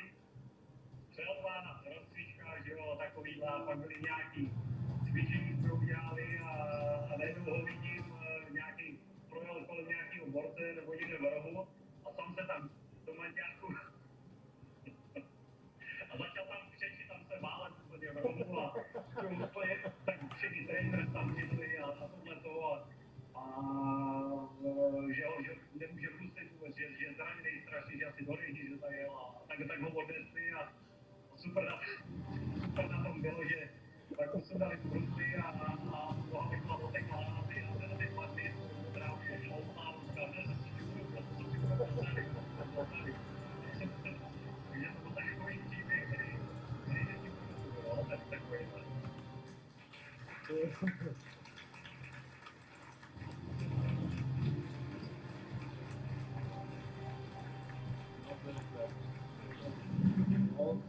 Si veľmi dobre pamätám, to som bol ešte taký mladý a bol kamarát z Banskej Bystrici u mňa, tak som bol niekde v basketbal si zahrať, som vyskočil a noha mi podo mňou, no ako sa mi podlomila člena, vyvrtnutý, bolesť.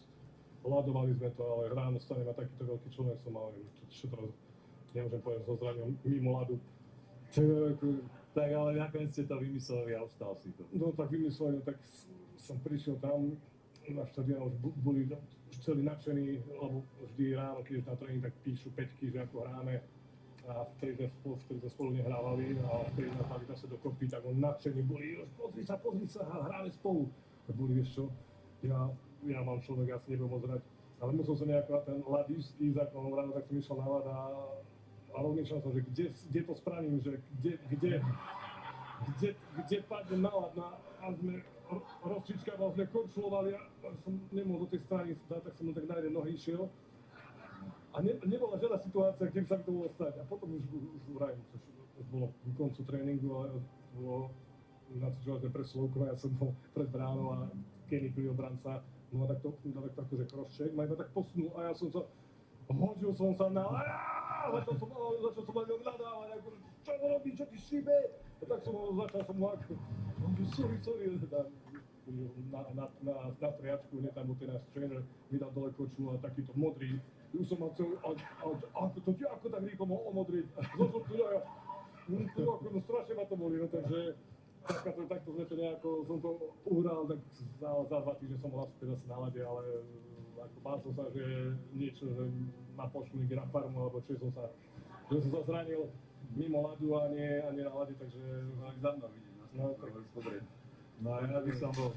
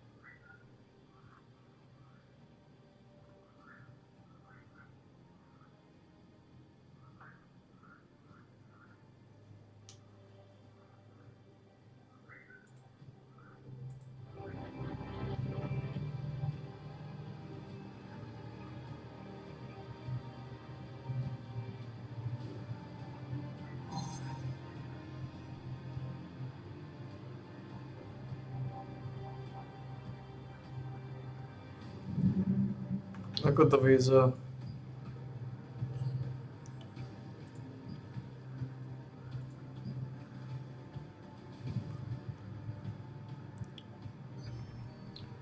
Je to tvrdé, no je to tvrdé v náhnitom tróne, no. Ako toto je ten maratón, toto je v podstate celodenka. To sa môže zvrtnúť takýto celodenný koláč. No, takýto celodenný koláč. A to už si iba náš, to už si v hovne to tam, hnoj. Buržoázii. Celodenný koláč. Sa to zvrte na takúto krištovskú akciu. Celodenný koláč.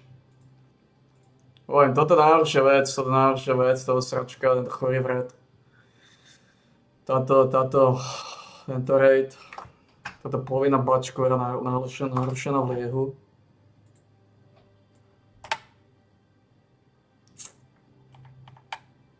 To chore, no je to chore. To chore.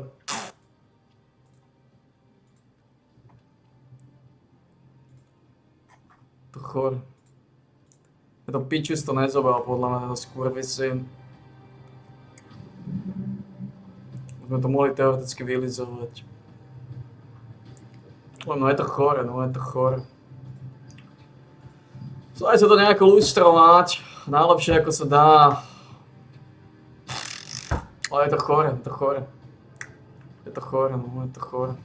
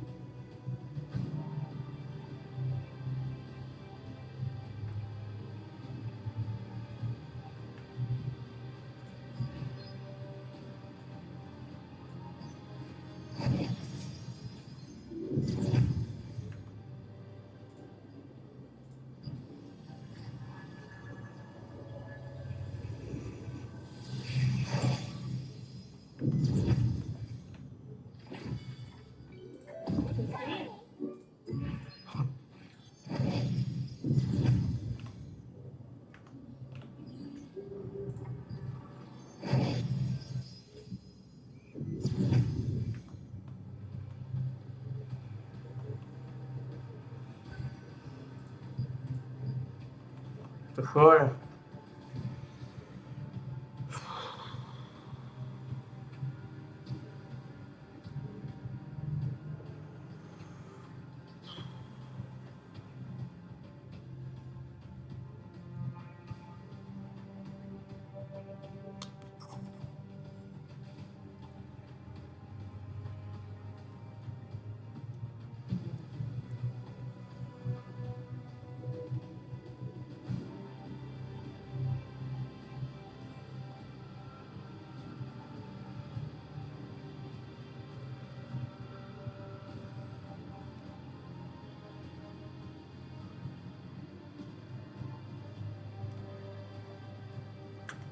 Ani strana Dačkaša sa nemôže vyzdať.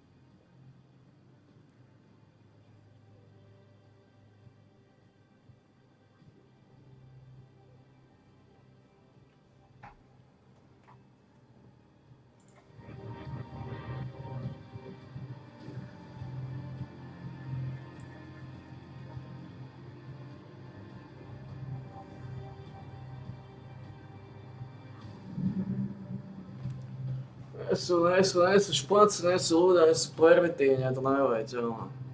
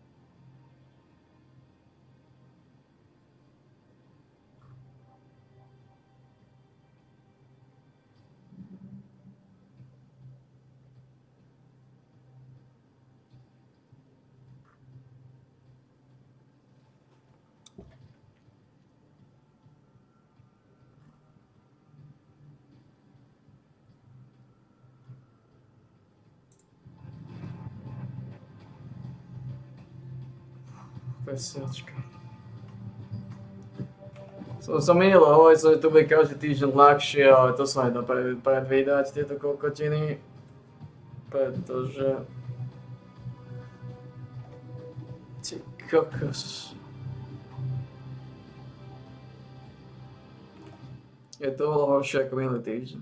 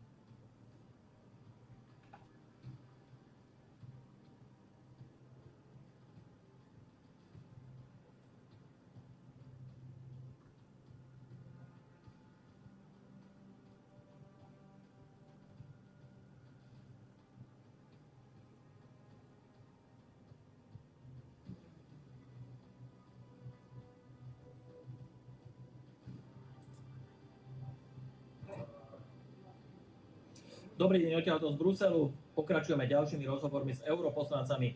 V tomto prípade to bude dialog medzi slovenským a českým europoslancom. Dovoľte mi, aby som vám predstavil mojich dnešných hostí. Slovenskú stranu bude zastupovať poslanec Hnutia Republika Milan Mazurek. Dobrý deň. Ďakujem pekne za pozvanie. Českú republiku poslanec KDU ČSL Tomáš Zdechovský. Dobrý deň. Dobrý den. Páni, máme dneska 3 témy a to je, prvá je návšteva europoslancov na Slovensku, misia europoslancov, ktoré ste boli v delegácii. Tak, aké boli vaše zistenia, pretože po tejto vašej návšteve okolo toho vzniklo na politickej scéne, dá sa povedať, že turbulencie medzi koalíciou a opozíciou. Tak nech sa páči, stojíte si za svojimi tvrdeniami, čo ste zistili, je tam nejaký ďalší posun prípadne vo veci? Tak na Slovensku byly 3 mise, vlastně ta jediná mise byla ta, která vadila některým vašim politikům, nevím, co jim na tom vadilo, jsou to standardní mise, které jezdí do všech členských států. Všechny zjištění, které jsme dostali, tak jsou dneska prověřovány, bude z nich nějaký závěr, budou předány ty věci, které se týkají podvodů, budou předány OLAFu a evropskému prokurátorovi a ty ať rozhodnou, jestli budou v těch věcech konat. Podle nás tam došlo k systematickému problému, že nefungovala kontrola evropského rozpočtu, že řada projektů, které byly financovány, jsou nespůsobilí k tomu, aby byly financovány z evropských fondů a já za tou kontrolou rozhodně stojím a stojím za tím, že práce Evropského parlamentu na základě smluv je postavena na tom, že máme úlohu kontrolovat. A pokud tohle to někdo neví, tak ať si přečte Lisabonskou úmluvu. V koľka týchto bolo prípadoch, alebo respektíve koľko porušení ste zistili?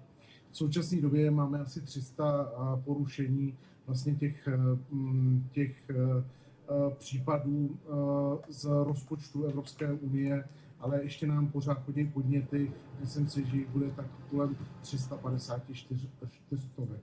Pán Mazurek, úvodné slova. Ďakujem pekne v prvom rade za pozvanie, no a ja musím povedať v tejto misii práve to, že najväčšiu škodu je urobil tu stojaci pán poslanec Zdechovský, pretože keby išlo o štandardnú, demokratickú, normálnu kontrolnú misiu, ktorá by sa zaoberala tým, akým spôsobom sa nakladá s európskymi peniazmi, nebol by z toho žiaden problém, lenže pán europoslanec sa rozhodol misiu, poviem to otvorene, zneužiť na svoj politický marketing, vyjadrovať sa k témam, ktoré nesúviseli s misiou ako takou, hodnotiť správanie voličov v Slovenskej republike, útočiť na vládu, konkrétne na vládnych politikov, chodiť do rôznych podcastov a práve z pozície šéfa tejto kontrolnej misie sa vyjadrovať otázkam, ktoré absolútne neprislúchajú takémuto vyšetrovaniu, no a samozrejme výrazne zhoršujú slovensko-české vzťahy, ktoré boli doteraz fantastické a ja chápem, že množstvo ľudí sa na to nahnevalo, pretože moja pozícia je jasná. Absolútne odmietam korupciu. Ktokoľvek to spáchal, akýkoľvek korupčný čin, si zaslúži byť vyšetrený a potrestaný. Ale práve ľudia ako pán Zdechovský škodia tomuto vyšetrovaniu, keď misiu zneužijú na to, aby si na tom robili politický marketing. Ja len do toho vstúpim, už vám dám priestor, pán Zdechovský, ale vy sa teda nestotožňujete s tým, čo zistila táto návšteva europoslancov, keď pán Zdechovský teraz hovorí, že tam je 300, možno 350 porušení a keď naozaj, že niektoré médiá alebo aj opozícia na Slovensku preukázala, že treba naozaj, že mnohé tie haciendy boli postavené z prostriedkov PPA a bolo veľmi ťažko sa tam napríklad ubytovať. Ja hovorím úplne na rovinu každého, kto si takýmto spôsobom postavil súkromnú haciendu alebo dom z peňazí daňových poplatníkov, treba vyšetriť a poslať pre spravodlivosť. Nikomu sa nebudem zastávať, ani mám problém s žiadnym zistením. Problém mám len s tým, ako pán Zdechovský zneužil túto misiu, akým spôsobom poškodil nielen slovensko-české vzťahy, ale celkovo aj vyšetrovanie. Dávaš už priestor? Tam pan kolega asi žije ve vzduchoprázdnu, asi v jiném vesmíru. Za prvé, vztahy československé nejsou dobré už 2 roky. A vlastně to mezivládní spolupráce na úrovni vlád byla přerušena před 2 rokama. Nikoliv na základě toho, že Češi by chtěli přerušit, ale na základě správání vašeho premiéra Fica a vaší vlády. Vy ste ale česká strana, treba povedať len pre korektnosť, česká strana vtedy odmietla spoločné rokovanie vlád Českej republiky a Slovenskej republiky. Bolo to z aktivity české strany. Ano, na základě toho, co jsme viděli, co vlastně prezentoval premiér Slovenska pan Fico. Za druhé, dejte mi jediný důkaz, že jsem tu misi zneužil. Jediný důkaz. Plácáte tady nesmysly. Buď to se budeme bavit o faktech, nebo opravdu si jděte vyprávět tyhle vaše věci na vašich lživých podcastech. Za třetí, pane kolego, já nikam nekandiduju. Takže k čemu bych ji zneužil? Mě to je úplně jedno. Povedzte tie fakty, tie zistenia, to ma bude zaujímať. Ty fakta zjištění, tohle to jsou třeba věci, to jsou ty budorovské haciendy. Koukal jsem se na vaše sociální sítě, v životě jste to nekritizoval. Kde kritizujete to, že si jeden člověk tady postaví několik haciend z evropských peněz? Kde jste byl u toho, když vlastně se dělají předražený nákupy na různé prolízačky a různé další věci? Myslíte si, pane kolego, že nedokážeme ty věci protáhnout různýma problémama a kouknout se, že se tam krade? Myslíte si, že opravdu Jan Kuciak umřel kvůli tomu, že Jan Kuciak vytahoval nějaké věci, které byly proti Slovensku? Ta mise není proti Slovensku, ani proti Slováku. Můj dědeček se narodil na Slovensku v Trenčíně.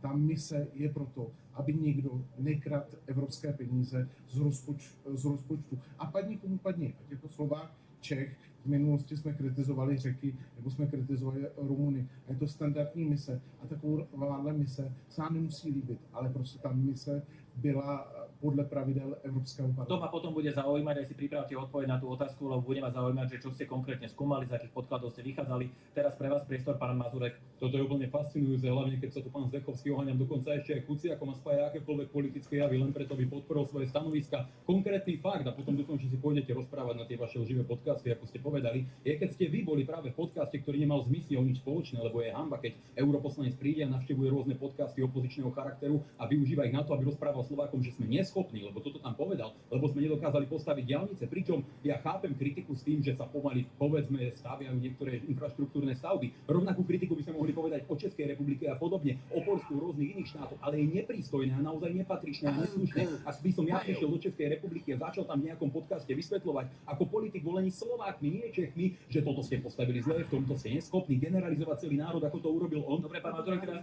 Pán Zdechovský tu rozprával niekoľko minút stále, teraz už mi skáčete do reči. Nie, jednoducho neprístojné toto jeho správanie. Ja netvrdím, že pán nejaké bodorové haciendy netreba vyšetriť. Ja to tvrdím otvorene a nahlas. Tak ako by pán Zdechovský mohol kritizovať aktuálnu teraz vám to tvrdím, neviem, či nepočúvate, aktuálnu bitcoinovú škandál svojej vlády, ktorý samozrejme určite nespomenul, pretože tomu tam nepasuje. Ale podľa môjho názoru je potrebné sa správať slušne a normálne. Ja by som si nedovolil zo svojej pozície v Českej republike kádrovať a vysvetľovať ľuďom, že sú neschopní, alebo že by sa mali hanbiť. Toto on urobil. Urazil obrovské množstvo slovenských voličov, urazil celú slovenský národ. A to teraz už do toho vstúpim, pán Mazurek, tá podotázka je tá, že jednoducho potom, prečo nejakým spôsobom sa znevažujú vyjadrenia alebo návštevy zástupcov oficiálnych zástupcov Európskej komisie, veď majú na to právo, a keď majú tie zistenia, tak potom akým nejakým iným spôsobom chcete, aby sa tie zistenia preukázali, keď sa potom aj takáto návšteva nejakým spôsobom spochybňuje. No v prvom rade ja nič a nikoho neznevažujem. Znevažovať som začal až návštevu pána Zdechovského na základe jeho vlastných vyjadrení, ktoré sa ku mne dostali. To znamená, že ak má nejaký iný politik, iný názor, to nie je môj problém a nie som ani za to zodpovedný.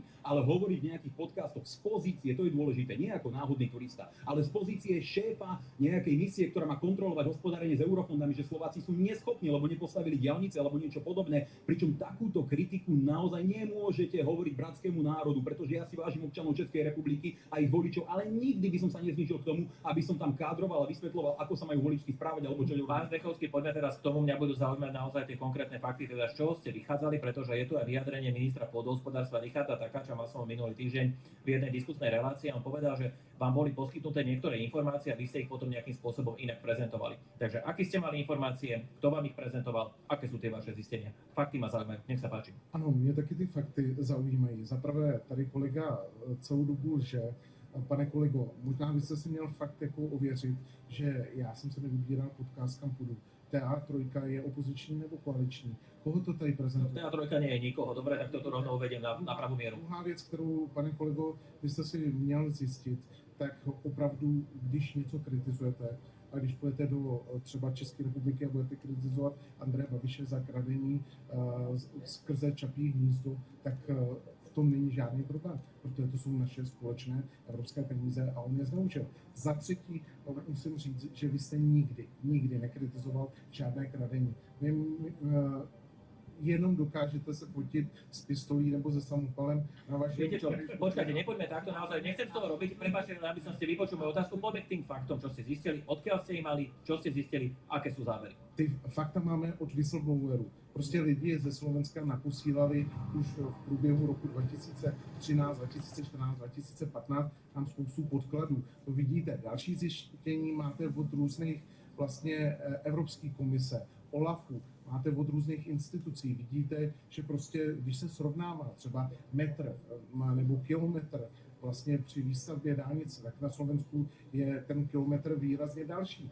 To, že se prodražují projekty třeba několikanásobně, to vidíte, pane kolego, třeba v registru smluv a takhle bych mohl pokračovať. V poriadku, mňa len to zaujímalo, pretože tá obhajoba ministra pôdohospodárstva Takáča je, že tie výzvy, ktoré boli vypísané, ktorých bolo v tom čase, myslím, viac ako 100, opravte ma, ak sa mýlim, tak že pri tých výzvach jednoducho tá výzva bola tak, že ten prevádzkovateľ tých penziónov ich má čerpať napríklad 5 rokov, ale že tá výzva nedávala, že trebárs kde má byť. Že ak tá výzva bola, niekto to trebárs rekonštruoval na nejaký polovnícky zámok, takže sa to nemusí objavovať niekde, poviem príklad na Bookingu, ale stačí, aby tam raz za mesiac prišli nejakí polovníci, ktorí si to vedia vyhľadať. Pardon, ja len dopoviem, pretože nemáme tu ministra, aby tu odzneli aj tie informácie, ktorými sa on ako keby obhajuje. A tá druhá stránka veci bola, že jednoducho po tej výzve, teda po tých 5 rokoch, už jednoducho si každý s tým penziónom môže robiť, čo chce. Čiže toto sú oficiálne stanoviska. Boli vám aj takto nejakým spôsobom predložené a prečo to nejakým spôsobom možno spochybňujete? Takhle nám určitě předložení byli pan ministr Takáč a tam bylo přítomno několik lidí, kteří to dosvědčí, řekl, že to byla chyba, že ty dotace nechá prověřit a že už se to nikdy nebude opakovat. Přece není smyslem někomu dát dotaci, aby si udělal nějaký myslivecký zámek, kde chodí jenom s partou přátel a nesloužil to lidem. To jsou veřejní peníze. Kdo si ho chce udělat, tak si ho udělá za soukromí peníze. A ať si tam klidně dělá orgie s těma zvířatama. Nám je to u zadku. Ale prostě, jestliže ten člověk chce evropské peníze, tak ty evropské peníze přece mají zvýšit tu hodnotu. To je tak, když jsme kritizovali třeba peníze do romských projektů, v řadě romských vesnic, a já jsem za posledních 11 let navštívil opravdu desítky romských osad, tak tam nemáte ani pitnou vodu, ani elektriku. A vy chcete dělat za 60 milionů z evropských peněz mediální centrum, nebo za 20 milionů, za 60 milionů tam sázet kolem těch stromky. Takže za mě úplný prostě nesmysl a nesmyslný projekty. Pán Mazurek, v jednej z tých delegácií bol aj váš stranický šéf Milan Uhrík.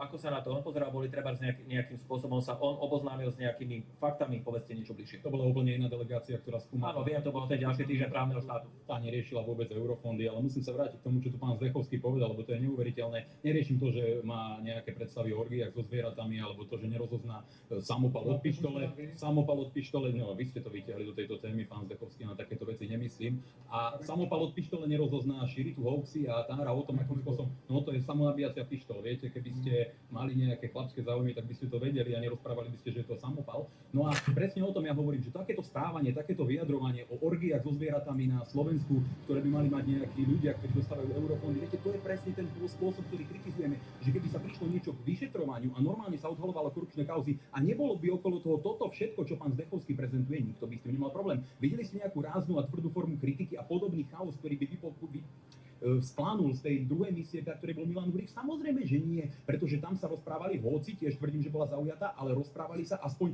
objektívne a normálne a nepredvádzali tam tie európske. Poďme k tomuto, aké tam boli závery, hlavne pri tej druhej návšteve, čiže poďme tomu, kde bol teda prítomný aj váš predseda, pán Uhrík. No na tie závery si budeme ešte musieť počkať, to je takisto ako s týmito vyšetrovaniami, ale tvrdím, že tam boli systematicky vyberaní politici ako pán Lipšic a podobní, ktorí prezentovali otvorenie opozičné a stanovisko, ktoré súviselo s predchádzajúcou vládou, ale toto je úplne iná téma. Viete, pre mňa je podstatné, aby keď nejaký europoslanec príde na Slovensku, tak sa správal normálne, slušne, neprezentoval sa takýmto spôsobom, neklamal o tom, že ja som nejakú neodhaloval alebo nekritizoval nejakú korupciu, rovnako ako s tými 60 miliónmi, ktoré kritizoval na ten mediálny dom, s tými 60 miliónmi na ten mediálny dom, ktorý sa má týkať rómskej menšiny, alebo s tými výsadby stromčekov. To bolo otvorene, sme to kritizovali a tvrdili, že sú to absolútne nezmyselné vynaložené finančné prostriedky. Potrebujeme na ďalšiu tému. Ne, tak pane kolego, tak říkám, když jste to kritizovali, tak to kritizujte, ukazujte na ty problémy, ukazujte, já to prostě u vás nevidím, já vidím u vás, že tady opravdu jste za prvé neviděl naši práci, neviděl, s kým jsme se setkali, neslyšel jste nikdy ty závěry, které my tady bereme, těch projektů, které jsou podezřelí, je několik stovek, kterých se budou muset prověřovat. A já myslím, že jste dostali hodně příležitostí z těch peněz něco udělat pořádně. A jestli někdo řekne, že prostě už je to neakceptované, protože to prostě nikde v Evropě při kontrole projektu takových chyb a takových prostě věcí nevidíte, tak já nevím, jak vám to mám vysvětlit. A jinak víte, pane kolego, tady není vůbec důležitý, co děláte se zvířatama, tady je důležitý opravdu, že ty projekty byly zneužity, ty peníze byly zneužity. Takže opravdu je 7 lidí, kteří se na ty peníze šahají a systematicky ty peníze kradli a kradou z evropských dotací. Ja mám problém sa nesmiať, ale budem sa snažiť byť vážny vedľa tohto človeka. Dobre, poďme na ďalšiu tému, páni, a to je zvýšenie výdavkov na obranu. U nás na Slovensku sa dnes v priebehu dňa uskutočnil okrúhly stôl prezidenta Petra Pellegriniho. Boli na ňom prítomní aj zástupcovia všetkých parlamentných strán zastúpených teda v Národnej rade Slovenskej republiky. V tejto súvislosti je teda otázka, pretože blíži sa júnový summit v Hágu, kde Mark Rutte, generálny tajomník NATO, predstavil nejakú víziu zvýšenia výdavkov z 2 až na 5% HDP. Tak sa chcem spýtať, aký je na toto postoj aj republiky. Premiér Slovenskej republiky sa v čase dnes potom vyjadril, že jednoducho možno v danom čase a priestore by aj pre Slovenskú republiku možno bolo dobre, keby bola neutrálnou krajinou. Pán Mazurek. My zo zásady odmietame takéto navyšovanie zbrojných výdavkov, na ktorom zarábajú zbrojárske koncerny a častokrát tieto investície putujú do zbrojného vybavenia, ktoré je v súčasnom vojnovom chaose a vo vedení vojny absolútne neadekvátne a zastaralé a robia sa na tom obrovské biznisy a kšefty. A treba si povedať úplne na rovinu, že stále stále sa tu ľuďom hovorí, že sme utiahovať opasky a viac financovať napríklad zbrojné výdavky. Máme 5-krát drahší plyn ako v Spojených štátoch amerických, 3-krát drahšiu energiu, elektrickú energiu ako v Spojených štátoch. Príjma sa ďalšia politické. Nesúhlasíte s týmto navýšením? Áno, sú to politiky, ktoré prezentuje práve frakcia EPP, kde pôsobí tu pán Zdechovský, ktorý nás tlačia do Green Dealu, ktorý nás tlačia do všetkých týchto nezmyselných politik, kvôli ktorým ľudia sú ochudobnení a ešte potom všetkom nám poviete, že no dobre, budete platiť viac elektrinu za plyn a ešte potrebujete platiť. Dávam už priestor, pán Zdechovský, ale sme súčasťou Severoatlantickej aliancie, čiže máme aj nejaké medzinárodné záväzky z toho vyplývajúce, čiže vy si myslíte, že by bolo správne ísť proti záujmom Severoatlantickej aliancie, ktorá dbá aj na našu bezpečnosť? Ja hovorím, že iba jeden záujem je dôležitý a to je záujem obyvateľov Slovenskej republiky. To znamená, aby mali za čo kupovať potraviny, za čo bývať, aby mali za čo platiť energie, pretože europoslancov sa to logicky nedotkne. Ale toto je jednoducho likvidácia pre život bežných, obyčajných pracujúcich ľudí. To je jediný záväzok a jediný záujem, aký majú politický dohľad. Pán Zdechovský. Pane kolego, když se vám v Evropské unii nelíbí, všechno vám diktuje, tak se seberte a vypadněte. Můžete jít k tomu vašemu milovanému Rusku nebo kamkoliv chcete, vypadněte z NATO, odejděte. Když tady pořád kritizujete, že všechno je špatně, všechno vlastně daří se vám špatně, všechno ta Evropská unie dělá špatně. Víte, kdyby bylo Slovensko, kdyby v té Evropské unii nebylo? Nebo kdyby nebylo v NATO? A máte tady dodržet nějaký závazky. Ty závazky vám nikdo nediktuje. Ty závazky si schvalujeme všechny státy dohromady, aby sme vytvorili... Ja neviem, čo trepu kokotiny. Keď sme neboli v Európskej únii a v týchto sračkách, tak boli lacnejšie ceny. Ja to nechápem. Neboli sme tam, bolo lepšie. Boli lacnejšie ceny potravín, keď sme neboli v Európskej únii. Taký je fakt. Ja neviem, čo trepu kokotiny s Európskou úniou. Že nám je lepšie. Komu je lepšie? Ceny potravín sú väčšie. Makovník išiel o dvojnásobnú cenu hore v tom momente, ako sme vstúpili do Európskej... Ne, to nemá zmysel. To je zbytočné. Bezpečnosť. Zbytočné. Závazky třeba na to, aby sme vytvořili... To je zbytočné, to tí ľudia sú kokoti, ja neviem, kde žijú títo kokoti.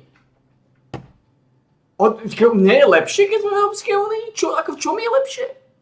V čom je lepšie? Čo je to za kokotizmus? Keby Európska únia bola nejaký raj, že sme tam.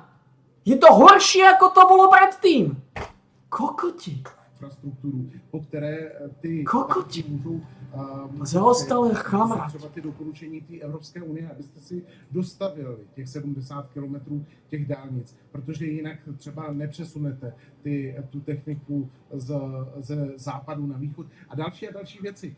Víte, ono je skvělý být součástí nějakého VIP klubu, ale je taky dobrý ty závazky, k kterým se zavážete, tak ty závazky dodržovat. Jako, když je nechcete dodržovat, můžete se sebrat. Já hájím zájmy taky českých lidí. Možná hájím víc zájmy slovenských lidí proti různým zlodějům, jak vy, ale z toho pohledu je pro mě klíčový, aby jsme byli součástí nějakého demokratického světa, protože v tom nedemokratickém světě tyhle ty vaše nesmysly určitě nebudete prezentovat a určitě nebudete moc klidně cestovat třeba do Štrasburku nebo do Bruselu bez jakýchkoliv kontrol a bez jakýchkoliv problémů. Toto je úplne nádherný príklad tej bruselskej arogancie a nadutosti ľudí, ktorí sú úplne odpojení od reality. Predstavte si bežného Slováka, ktorý pracuje za 600 či 650 eur, ako mu pán Zdechovský povie, no dobre, budete si utiahovať opasky, budete platiť viac, budete mať vyššie dane, lebo potrebujeme zbrojiť, lebo my potrebujeme nejakým spôsobom ťahať Európu. Neskákal som vám do reči, buďte kľudní.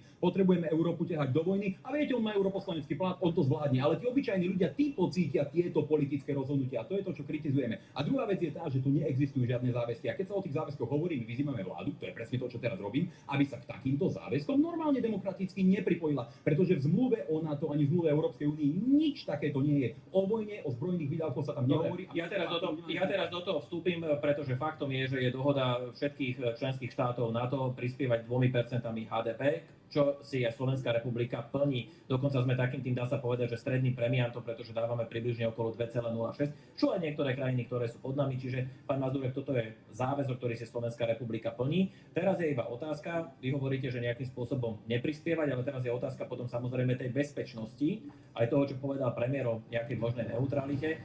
Ale to je presne tá otázka, že v prípade nejakého vojenského konfliktu kto nejakým spôsobom by nás ochránil. Ale vás sa chcem spýtať, lebo to zase, čo hovorí pán Mazurek, a to sú tie protichodné názory, že jednoducho práve v týchto časoch uťahovania si opaskov, že či si myslíte, že treba by to navýšenie malo byť nejakým spôsobom postupné, pretože vláda Slovenskej republiky sa vyjadrila, že skokové navýšenie by nebolo možné.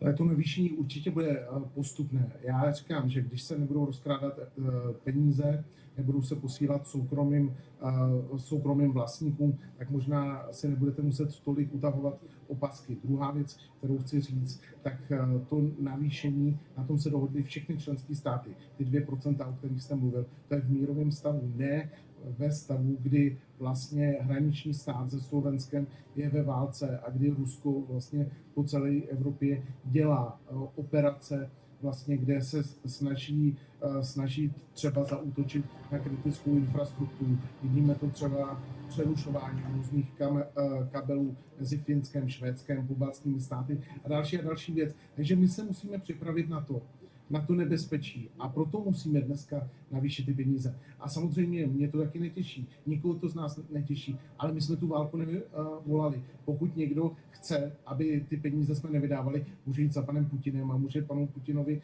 vysvětlit, aby nevedl válku, ať se stáhne z Ukrajiny a ať chce mír. Za mě jsem žádnou takovouhle iniciativu od pana kolegy a od jemu podobných populistů nikdy neviděl. Je to naozaj neuveriteľné. A keď už sme teda v tom vojnovom stave, no veď stále sa divím tomu, čo hovoríte. Ak sme už teda v tom vojnovom stave a nestačia tie 2% HDP, ako sme sa bavili, a potrebujeme ísť na tých 5%, tak potom ja tvrdím, a to otvorene a celý čas, úplne zodpovedne, že všetci politici, ktorí takýmto spôsobom naše štáty ťahajú do vojny, ktorí tvrdia, že ako potrebujeme bojovať s tým Ruskom, ako potrebujeme vytlačiť Rusko z Ukrajiny, pán Zdechovský je skvelým príkladom, on bol určite dobrý vojak na fronte, mohli by sa postaviť do prvej línie a ukázať nám to v praktickom normálne svetlom. Ako to dokážu, ako to porazia, keď im ten milión ľudských obetí na Ukrajine stále nestačilo, potrebujú tlačiť na to zbrojenie a Tak bavíme sa teraz na politickej úrovni, čiže držme to. Dobre, držme to pani naozaj, že v tejto politickej rovine sme na pôde Európskeho parlamentu. Ja tu len doplním toľko, že pán Mazurek, potom ako sa pozeráte na to, že pred 2 rokmi Švédsko a Fínsko takisto vstúpilo do Európskej únie, čiže prepáčte, do NATO. A čo to má spoločné s tou témou zvýšenia výdavkov? No lebo tiež vstúpili do NATO práve v tom čase po vlastne ruskej agresii na Ukrajine, čiže asi tiež prehodnotili, že jednoducho možno tá bezpečnosť je asi im nadradená, takže asi preto sa rozhodli pre tento krok. A čo to má spoločné s tým zvýšením výdavkov? No to je k tej téme, že teraz sme sa bavili o tom, čo povedal pán Zdechovský, že práve keď je tu bezprostredne hroziaci vojenský konflikt, tak jednoducho, že by krajiny mali pristúpiť k tomu, aby míňali na obranu viac, keďže napríklad aj Ruská federácia v pomeru HDP dáva naozaj že na obranu výrazne viac. Tak k tomuto som to povedal. No ale ja stále tvrdím, že všetci títo politici, ktorí dnes Európsku úniu vedú, robia všetko preto, aby tá bezprostrednosť vojenského konfliktu narastala každým dňom. Keby nebola ich politika, dávno sme mohli mať úplne inú situáciu. No, tohle to může fakt říct jako vojenský neuměl a za mě jako hlupák, na rozdíl od kolegy. A bez osobnej roviny, nech sa povedal mi, že som hlupák. No, jste hlupák. Nie, pán Zdechovský, nie. A opravdu, pane kolego, já ten váš rozmazaný obrázek, já jsem ho nějak nezkoumal.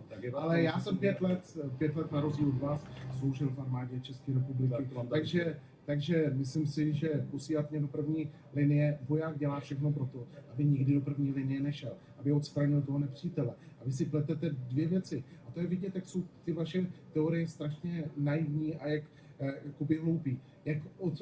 Jak vlastně Rusko odradíte od agrese na Slovensku. Valaškama, to, že budete tady po večerech slavit, budete si kupovat šampanský. Ne, uděláte to tím, že budete mít kvalitní zbraně, které budou schopni reagovat na to. Musíme ísť na ďalšiu tému, máme posledných 5 minút približne rozhovoru a to sú protiruské sankcie. Bude sa hlasovať o ďalšom balíku, teda už o 18. balíku protiruských sankcií. Premiér Slovenskej republiky sa vyjadril, že by mohlo dôjsť až k arbitráži, napríklad pri čerpaní ruského plynu, pretože tam máme uzatvorenú zmluvu medzi SPP a Gazpromom, ktorá je ešte na 10 rokov a ruský plyn jednoducho už klesajú jeho odbery v Európe. Ten návrh 18. balík sankcií hovorí aj o znížení zastropovanej ceny ropy a o obmedzení SWIFT kódov pre niektoré banky v Ruskej federácii. Ako sa pozeráte na to? Treba alebo teda aký je postoj Hnutia Republiky? No treba si zodpovedne povedať, že tu už ani nehovoríme o sankčnej politike, ale normálne o zmene obchodnej politiky. A keď sa bavíme o tom, či existuje európsky diktát, čo popiera pán Zdechovský, tak toto je dokonalým príkladom. Väčšina štátov Európskej únie chce odhlasovať v rozpore s názorom Maďarska a Slovenska a ich demokraticky zvolených vlád, aby sme sa odstrihli od ruského plynu. To znamená, väčšina štátov Európskej únie chce nadiktovať napríklad Slovensku a Maďarsku, že jeho občania budú za plyn musieť platiť viac. A do toho chcú zvýšenie zbrojných výdavkov, do toho chcú ďalšie green dealové mechanizmy a takýmto spôsobom dostanú ľudia až na úplné dno. To je jednoducho fakt. Chcú obísť sankcie, pretože vedia veľmi dobre, že ak by sa hlasovalo o sankciách, tak napríklad Viktor Orbán by to určite zablokoval. A oni to normálne idú obísť. My to samozrejme nepodporujeme, pretože pôvodný zámer sankčných politík, čo tvrdili aj politici ako pán Zdechovský, je, že dáme sankcie na Rusko, do 3 mesiacov Rusko padne ekonomicky, prestane jesť vojnu na Ukrajine a výsledok po týchto rokoch. Tak tie sankcie sú tu od roku 2014, treba povedať. Tohle je komické vystoupení, na to nemám co reagovat.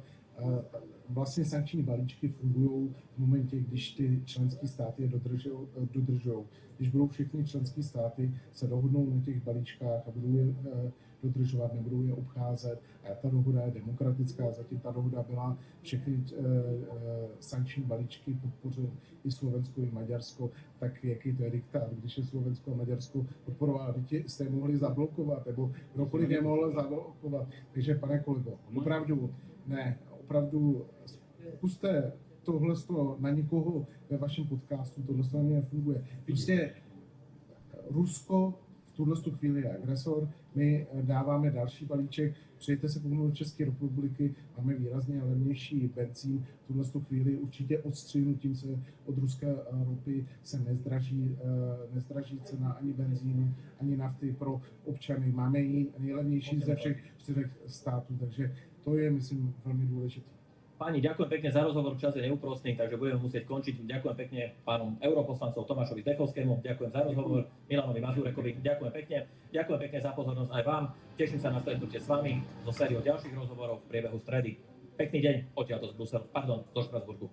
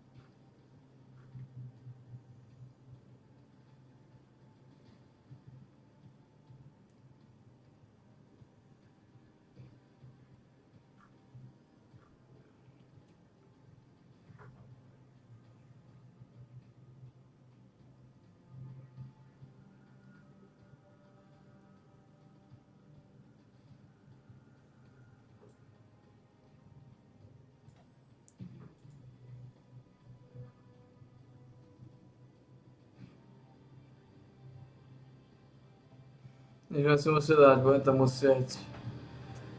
Už chýba iba dva pičusové iba chýbajú. Už nejako už to je malo ísť.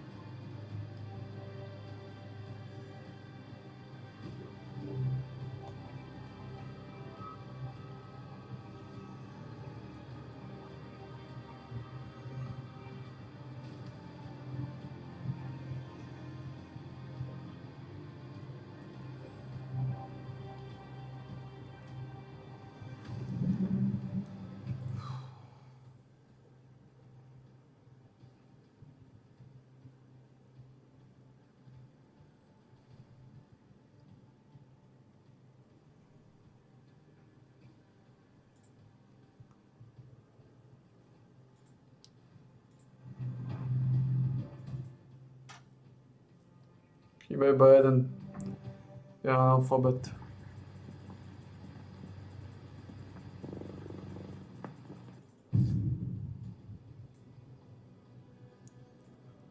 Toto je celodenka, toto je maratónska celodenka, tento chorý red.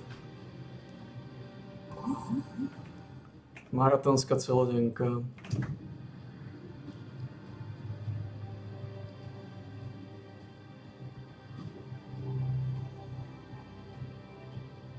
Ale ten skin zoberiem pravdepodobne. Tak konečne solidný meč. Tento som videl a povedal by som, že tento keď bol k dispozícii, tak ho zoberiem. Aj k dispozícii. Iba nemusím zobrať aj DK teoreticky.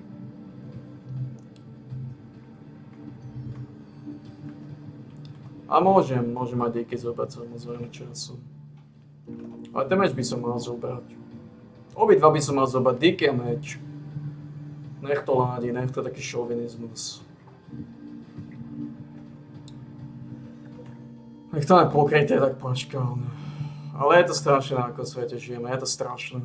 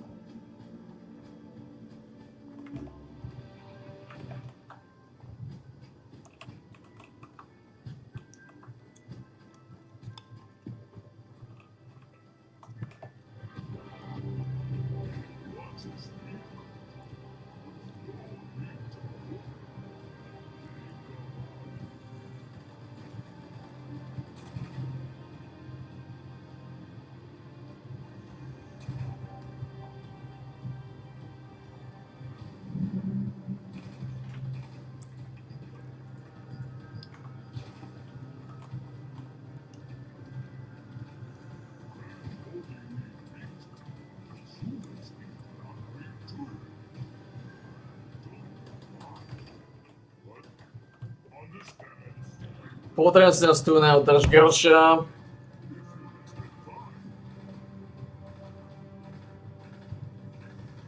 Sme úplne vyúdení.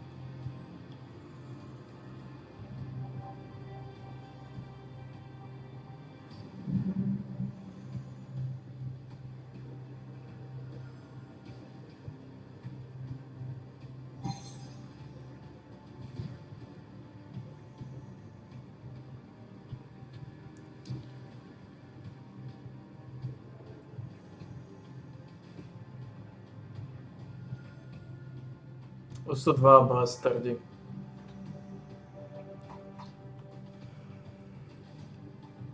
Hovorím, to zoberieme asi celý set. Je to 1200, je to drahé, ale to sú pravdepodobne posledný skin.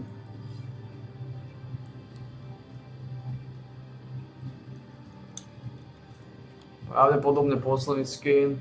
Môže niekedy byť lepší skin, tie červené boli lepšie teoreticky. Tam.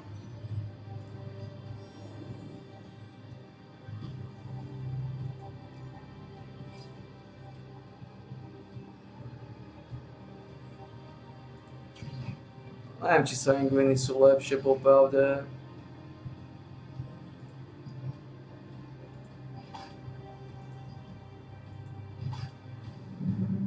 Ani nie. Tieto sú len najlepšie.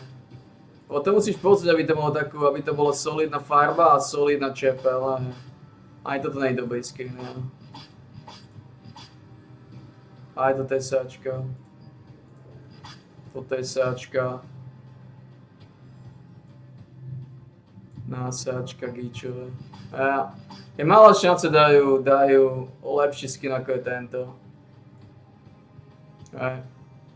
To je taký solidný skin, solidná čepel. Solidná čepel. To všetko ostatné je buď gíčové alebo na Kojota. V podstate áno, toto je najlepší skin. Tie zoberieme obidva, nech to ladí. Na 90% zoberiem tie skiny. Za 1200, je to tučná sumička, ale ja hovorím jednu vec, treba zainvestovať. Lebo to je solidný, to konečne to vyzerá ako meč. Má to čepel, má to konečne kvalitnú ostrú čepel a vyzerá to ako meč. Všetky tie ostatné skiny, ktoré tam vidíme, vyzerajú ako hniloba. Ako hniloba nátvrdlého kalibru.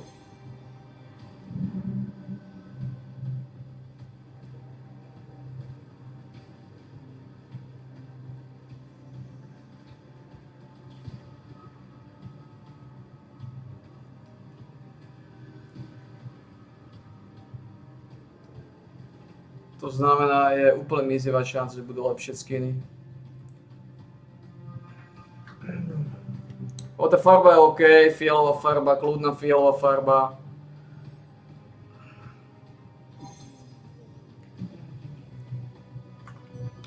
A nejako sa dalo táto sáčka zmeniť túto. Toto svietiace sa nejako dá zmeniť na fialové. Som si istý, že nejako to ide, no neviem ako.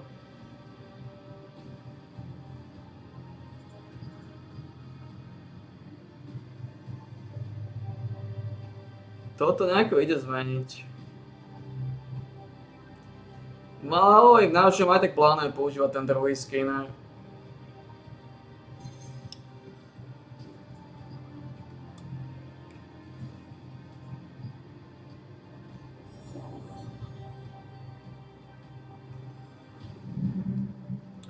A hento svietiace sa nejako dá zmeniť, možno sa nedá. A zdá sa mi, že mi to svietilo na inú farbu tým pitchesom. V najlepšom prípade sa nebude používať tento skin.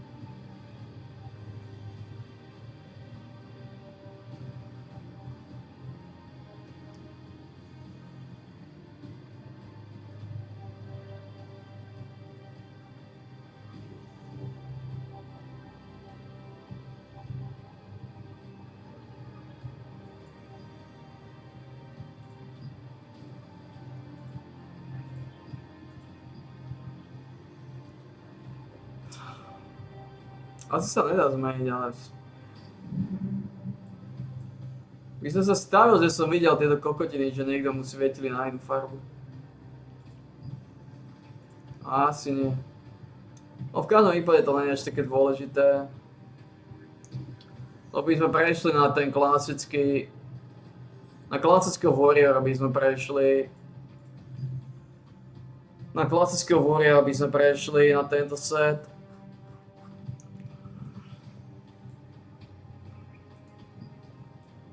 A tento klasický Warrior, Radiant Dragon.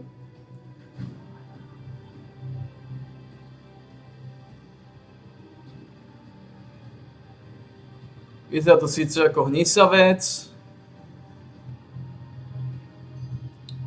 A dá sa. Môžeme tam ešte stiahnuť nejaké veci.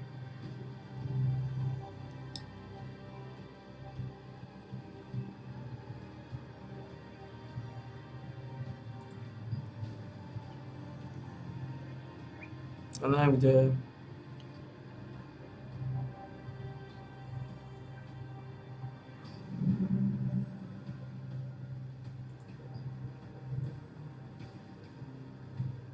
Tento je dobrý, Dark Herald. Tento je dobrý. No sice vyzerá trochu, ne, toto vyzerá trochu ako hníz. Ako nie je to zlé, ale vyzerá to trochu ako hníz. Ako to má? A to je hníz, no. Čo je Free Spirit?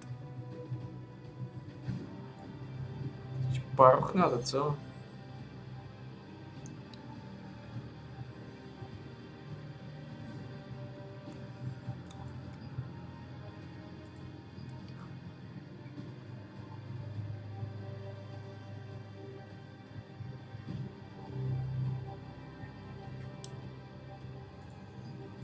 Môžeš tam tejto hovna dať preč. Ako tiež to vyzerá trochu ako hníz, lebo tu má toto vápno chore.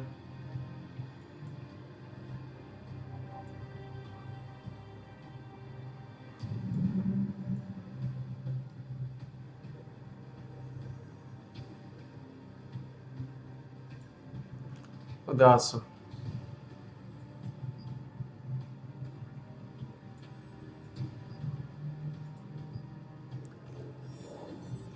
Dá sa. Škoda, že sa nedá tieto červené svietiace kokotiny, že sa nedajú zmeniť na fialové. Aj keby som sa stavil, že som niekomu to videl svietiť na inú farbu, stále mi to nedá.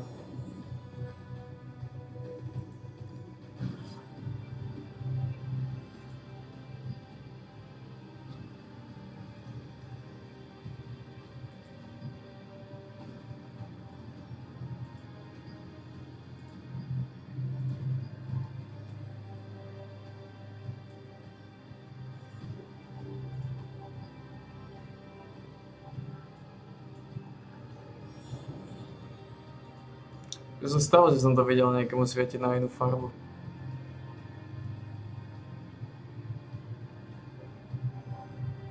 Nikde nevidím tú možnosť.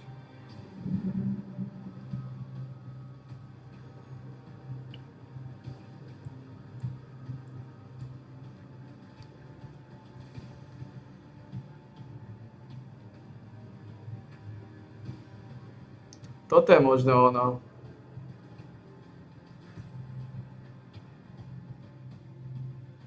Toto je možno ono. Možno toto je ono, toto tretie.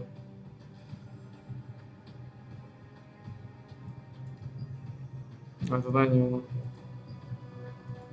Toto je ono, tak dá sa to zmeniť. Dobre, tak to môžeme zmeniť. Toto je ono, trojka.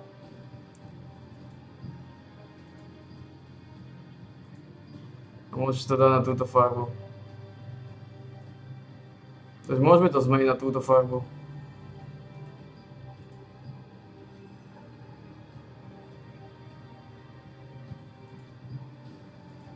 Na túto farbu. Až dá sa to zmeniť, dobre. A keď to zmeníš na túto, potom budeš ladiť. A stále môžeš používať tento setter.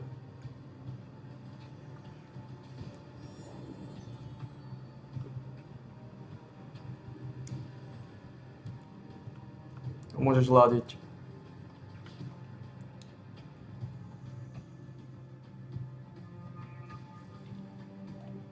Ovoj, mi je to chore. Toto je celé.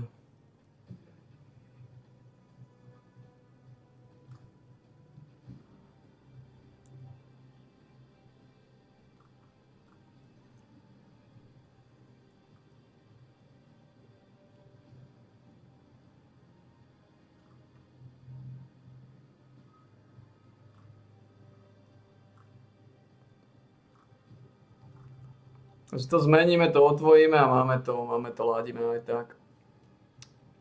Je úplne mizivá šanca, že dajú lepší skin ako tento. Tento meč, konečne to vyzerá najviac ako meč. Má to čepel. Konečne niečo, čo vyzerá ako meč. Aj to čepel vyzerá byť, že je to čepel, nie hnoj. Je to síce drahé, ale konečne meč, ktorý vyzerá ako meč. Bo toto nevyzerá ako meč. Čo je toto? Hen aké je to široké. Hen, čo je to za hnoj? To vyzerá ako hnoj. To vyzerá ako palica nejaká. Palicou ho búcham po hlave. Plný hnoj.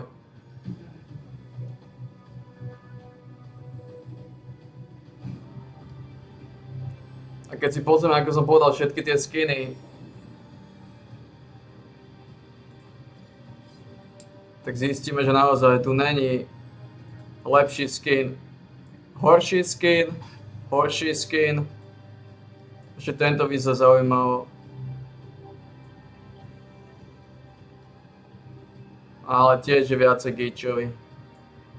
Je horší o niečo, by som povedal. Toto je gíč, to je hovno, toto je hovno.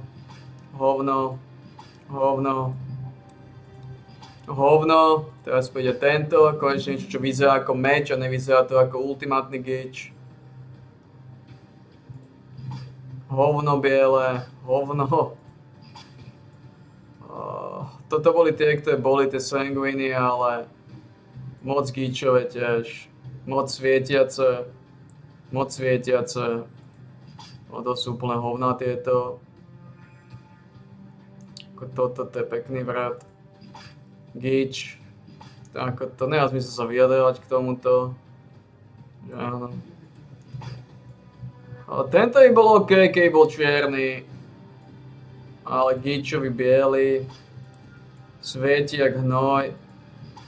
To je ultimát. Tieto som pôvodne chcel, tieto Abyssaly, ale tiež gíčová sračka nevyzerá ako palica.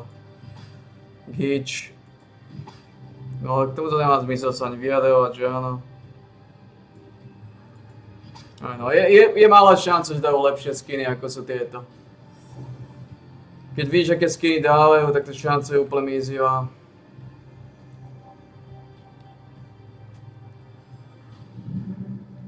No nič.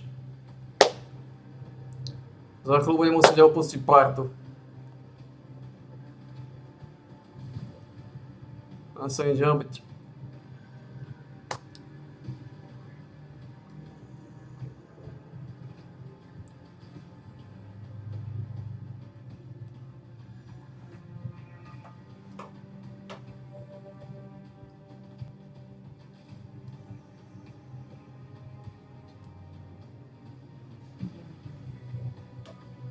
Konečne proste niečo, čo vyzerá ako meč. A zmeníme to na fialové a budeme fialoví. Fialová bola moja obľúbená farba. Je to síce drahé hovno, 1200, ale aspoň zužitkujeme nejaké tie lušenské hovná. A konečne budeme mať meč, ktorý vyzerá ako meč. Nie ako palica chorá.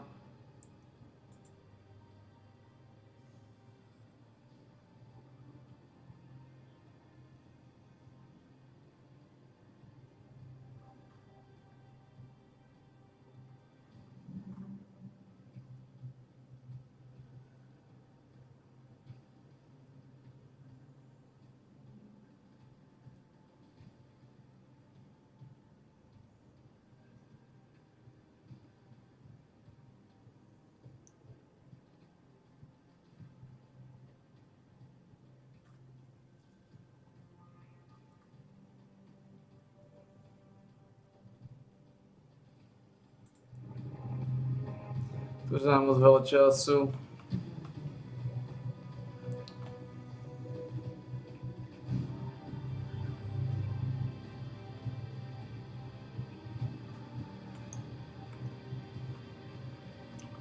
Ešte kvácim ďalšiu hodinu. Čakám na primitívov.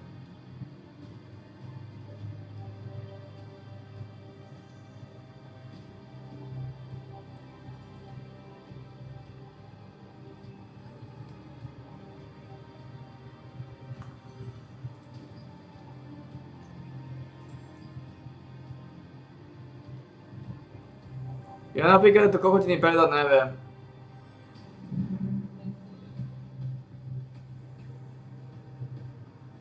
V živote nepochopím, ako oni dokážu to predávať. Ja tieto kokotiny predať neviem. Ani tieto kokotiny.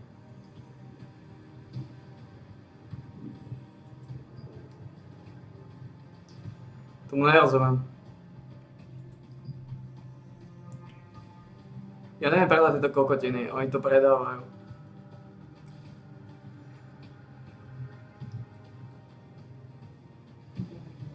Dá zmysel.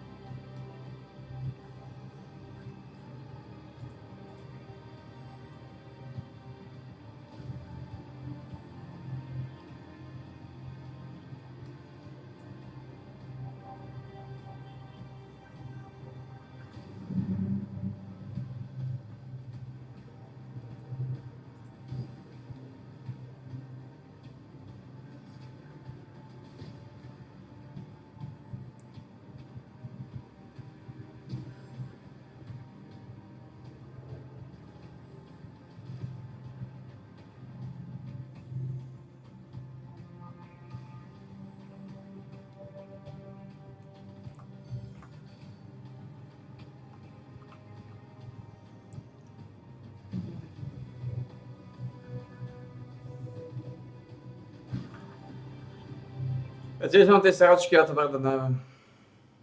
To nevadí, máme dosť. Mám toľko, že si môžem úplne v kľude 2600 dovoliť minúť a stále budem mať 8000. Stále budem mať 8000.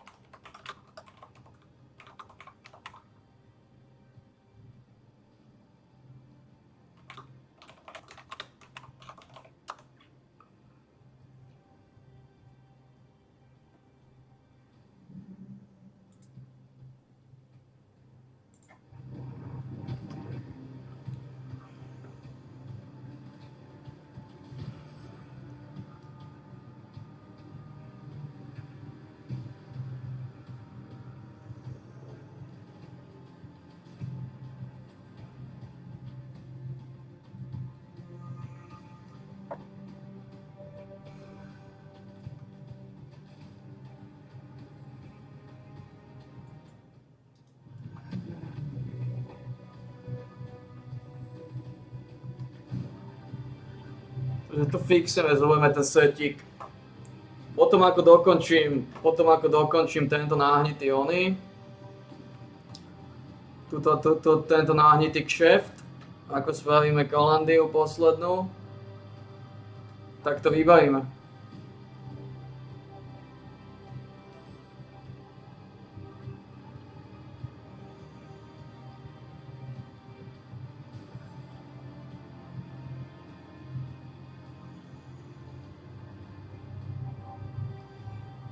Zoberieme 2 skiny.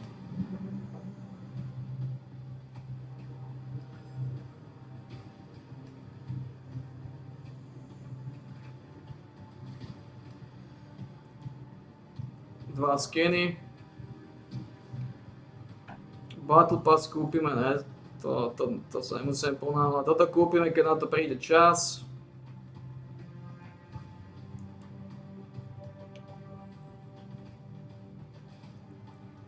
Toto kúpime, keď odopneme 50-ku. A toto kúpime niekej na konci.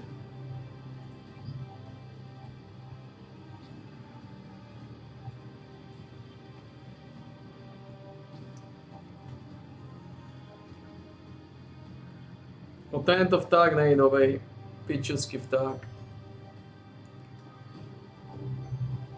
Ako ja nebudem používať ani tohto vtáka, aj tento vyzerá na sačku. Dáme si tu.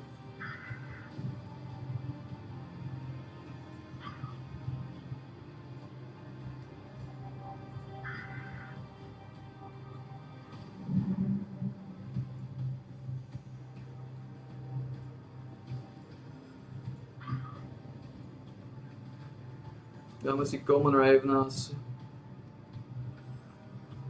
No.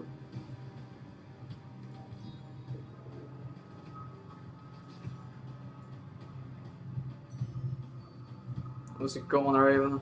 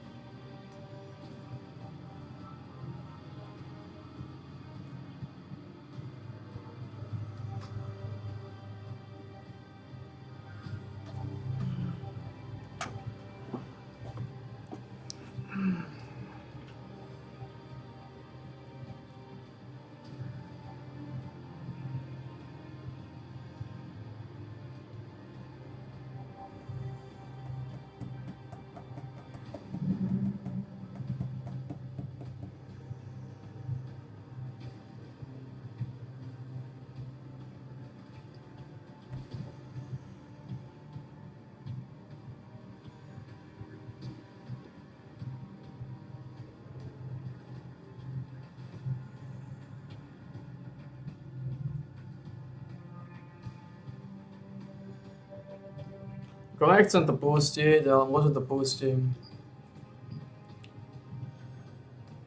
Možno pustím tu Healing Divine Beast. Aj keď to nechcem pustiť.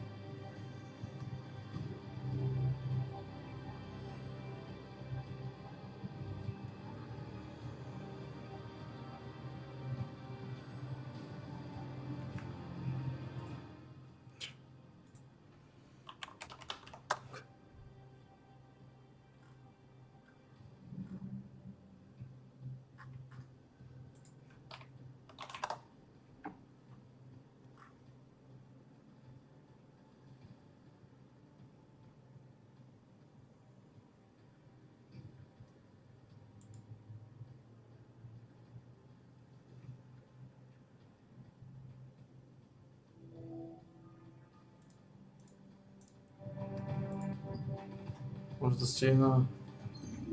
Aspoň toto je jedno.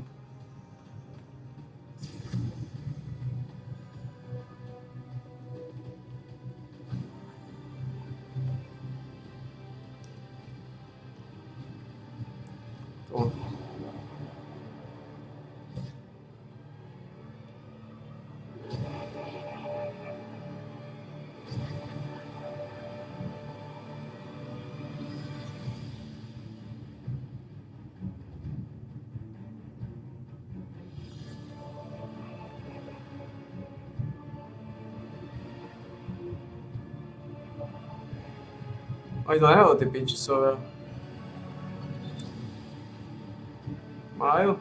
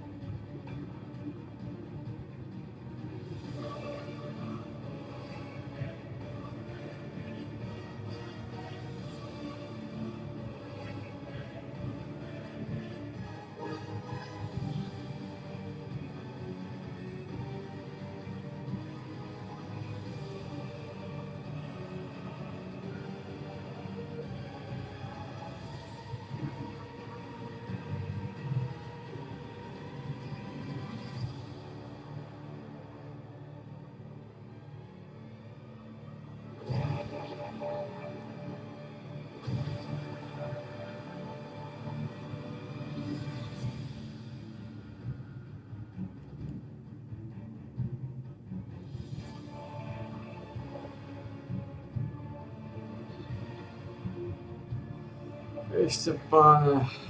Ten kokot došiel a odišiel. Ľudia sú imbecilovia.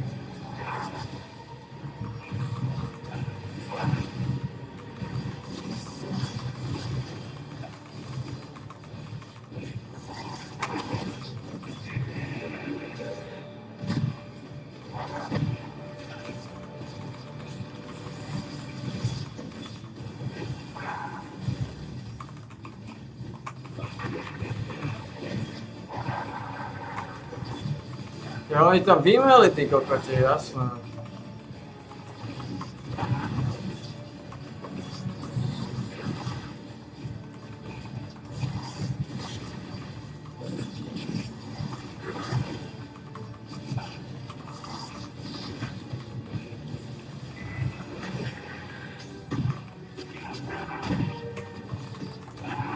Oni tam vymeli, jasné.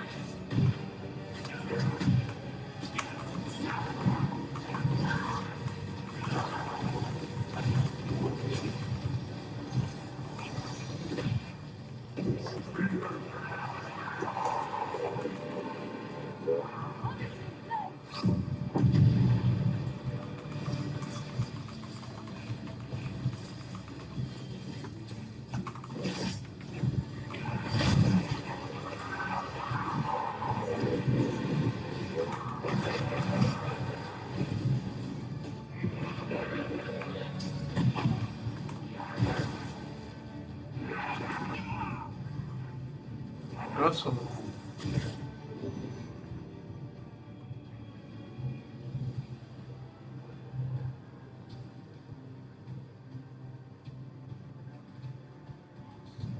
Vymeli ty imbecile.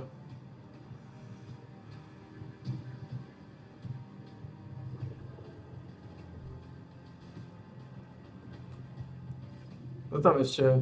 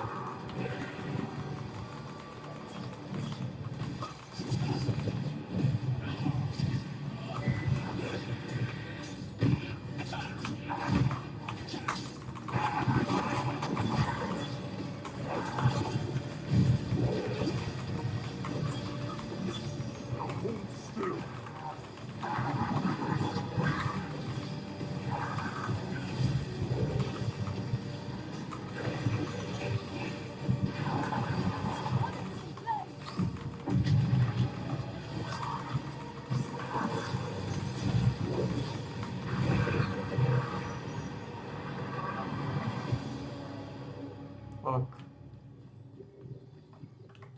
Keby som kadil. Ring of Celestial Light. Dexterity, Perception, Attack Speed, Mana Cost. Má to cenu?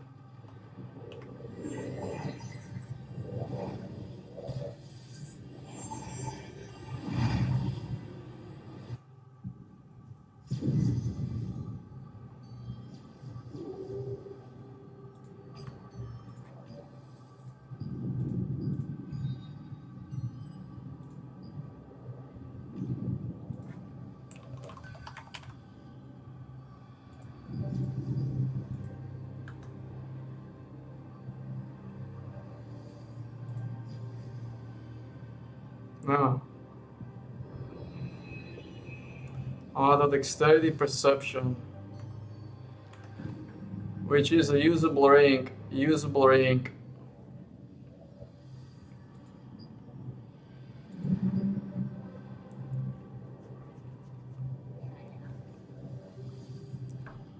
Usable rank. Kinda.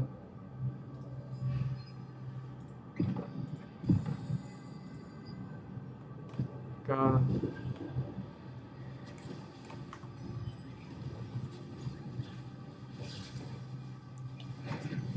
Namiesto tohto.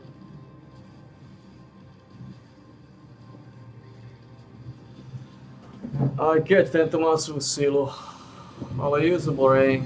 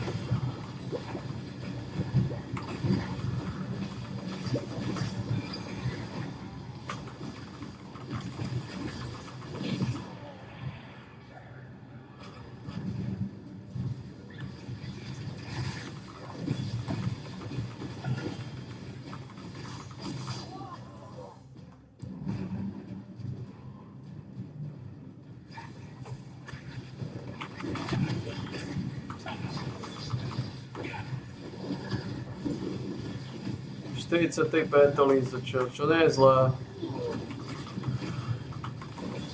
S tými 10 a 10 je to 63 petolízačov.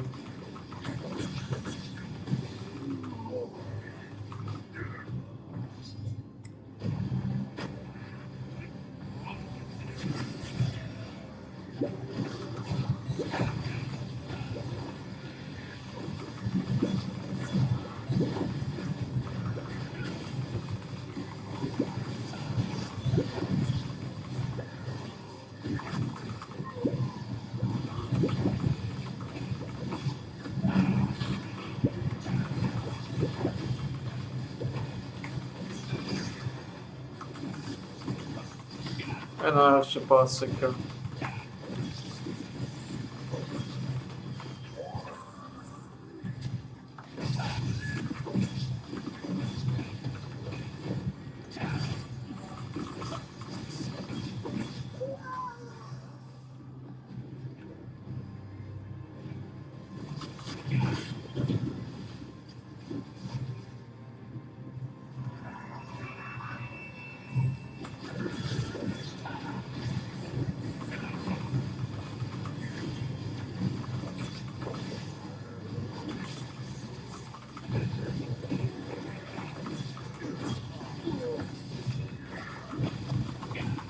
No ale tento maratón, dostali sme sa do posledného 3. kola.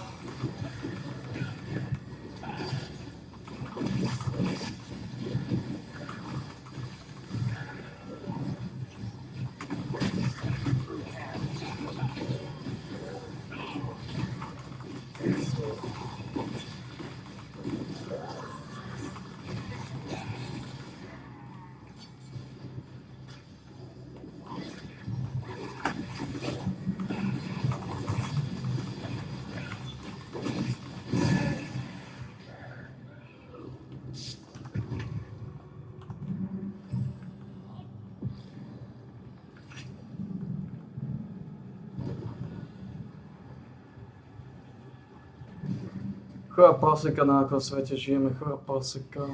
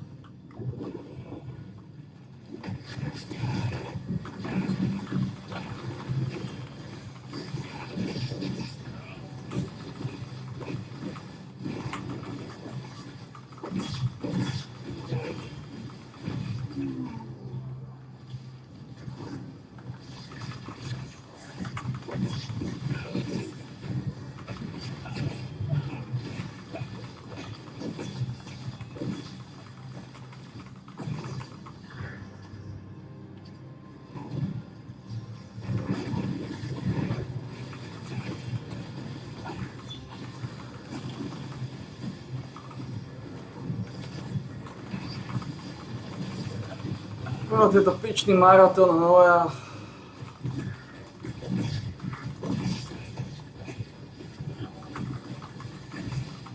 Dobre.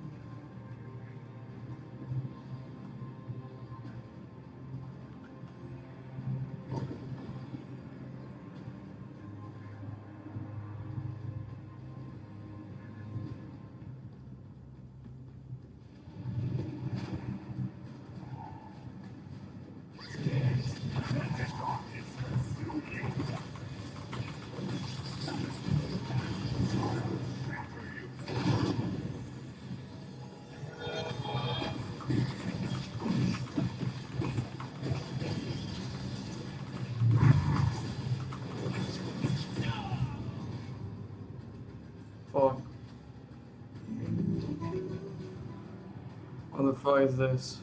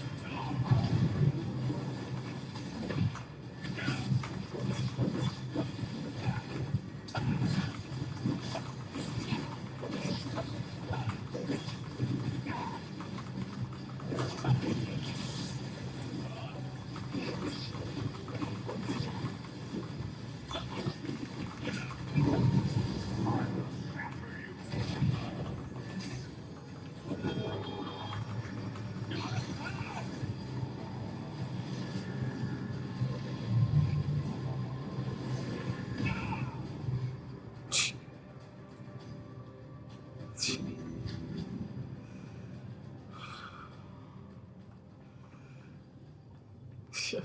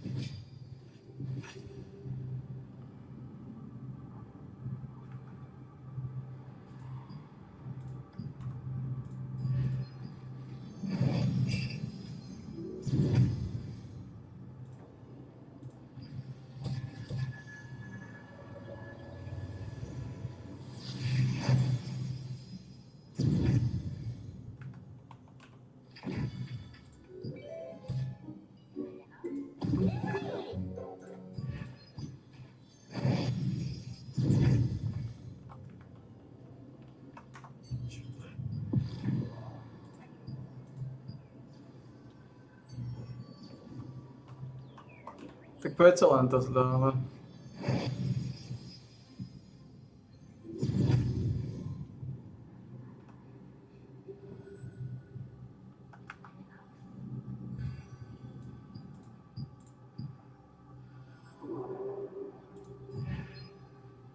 Oh, fuck off. Oh, fuck off.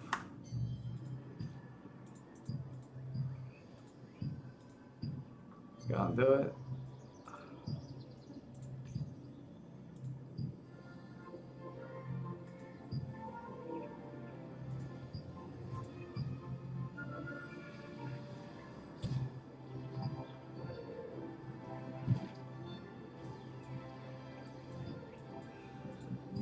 Ale predsa len spravíme toto.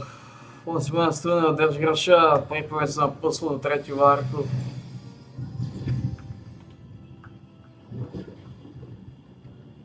Stíham sa drž groša za 2 minúty strujného. A stíhame. Musím dať strujného drž groša. Keď tu spravíme šíbalský, tak to dáme.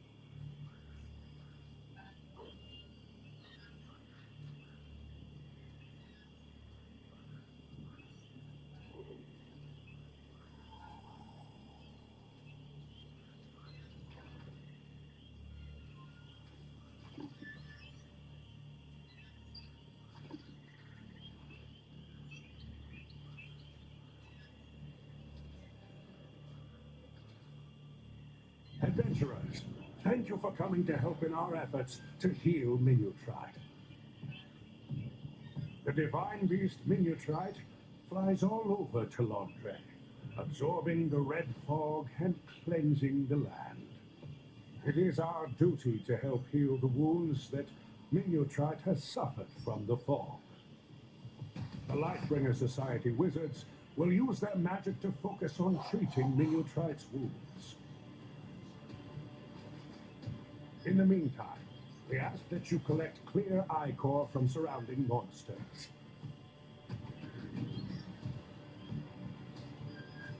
Some monsters produce a substance called clear ichor, which has special regenerative properties that help resist the red fog's effects.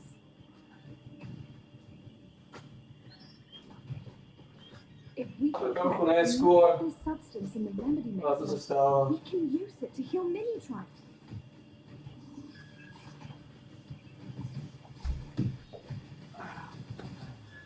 If you have trouble getting to the remedy mixer, Tu ani też go řešil trochu neskôr. we'll be happy to transport your clear ichor for you.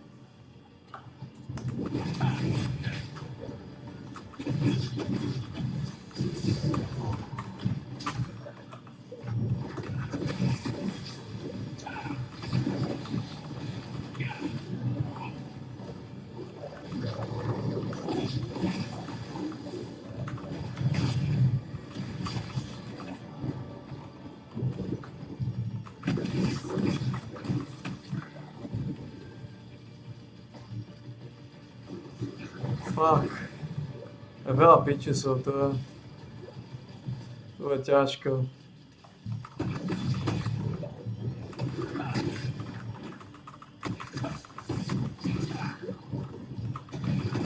Ako 700 dáme, ale...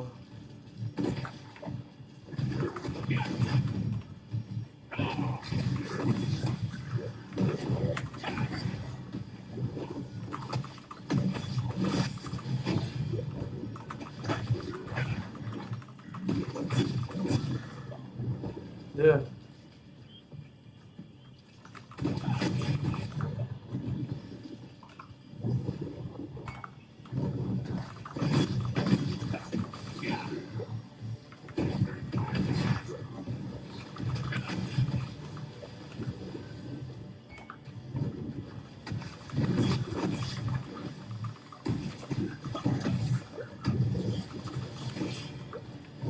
Okay.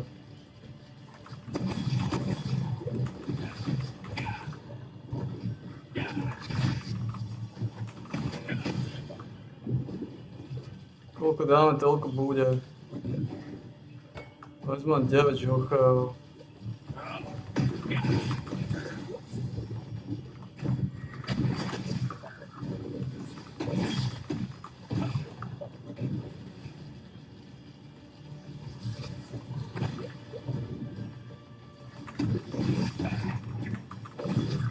No tak mám málo žuchov.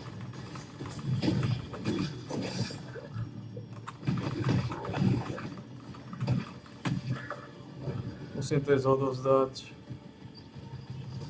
Tak dáme aspoň cez 200.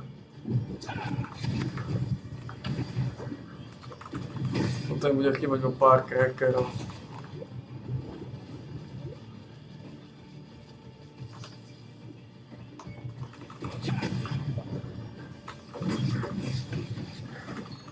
They've detected a spike in the red fog energy settling over the swamp. When the red fog is thick, strong water vapor will be released throughout the swamp. Use the swamp outlet for quick travel.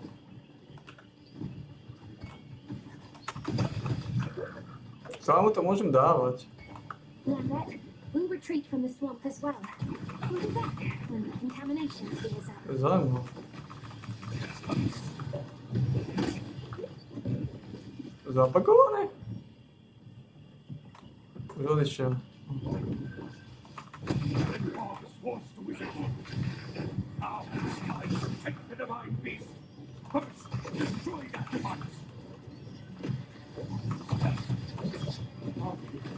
At a time like this, cut them!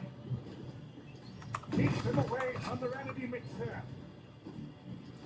The red fog totem's energy is too strong. We have to stop.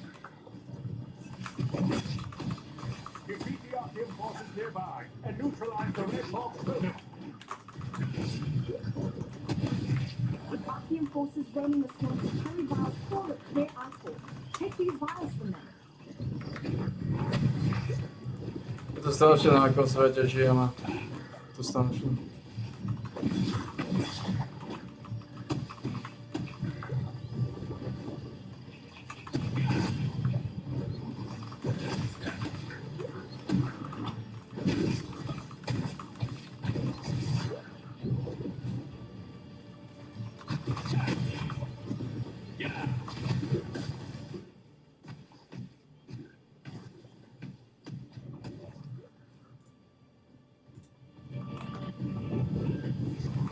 Koľko bolo to? 200. Na to. Koľko chýba tu? 400? No, 200.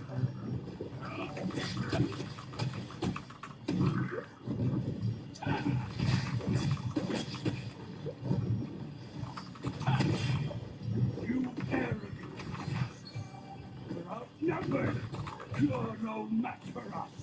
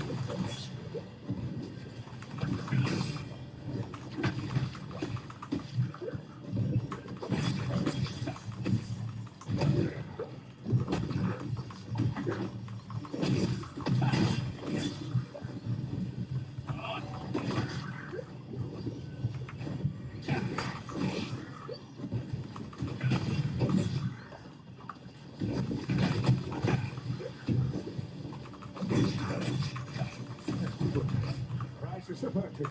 Now let's focus on healing Limutrust. Limutrust breathing is slowly returning to normal. And done. We healed a good amount of damage thanks to your help. Adventurer, please channel your energy into the healing magic circle. We'll keep collecting materials to help with our healing efforts. We appreciate your help. We'll set up a leaf magic circle for your convenience.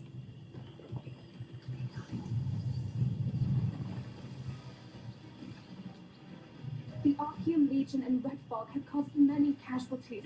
We need your help to care for the wounded.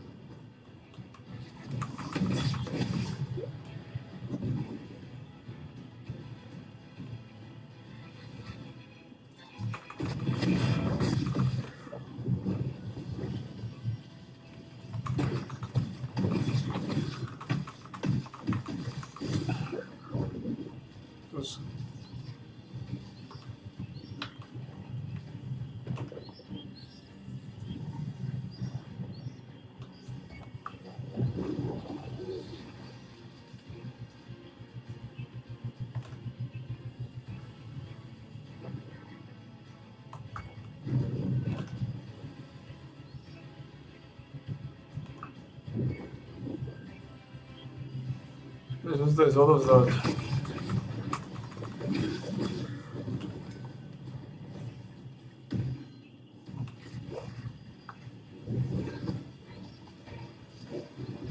Ďaleko ako vniz.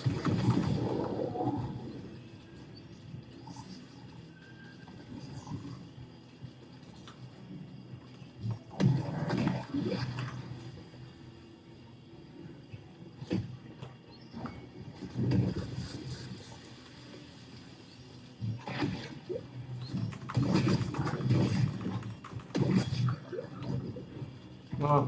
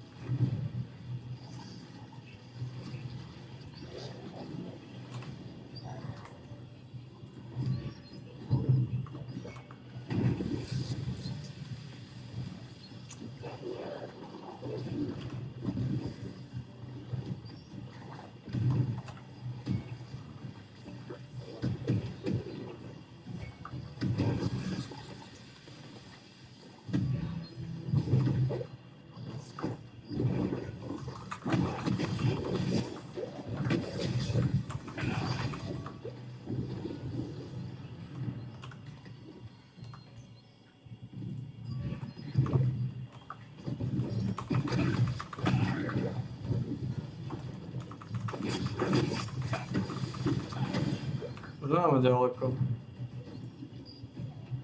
Ja. Také petaly.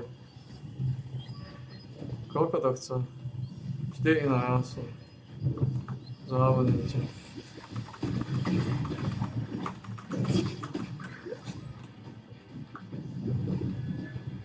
Závodníte. O. Dalo to, čo to malo dať konečne.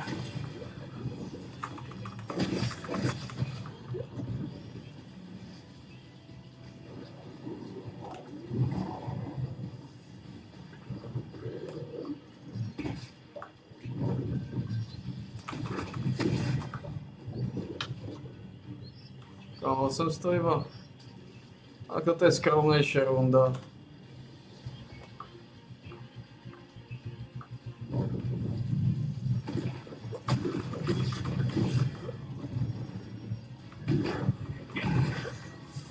A.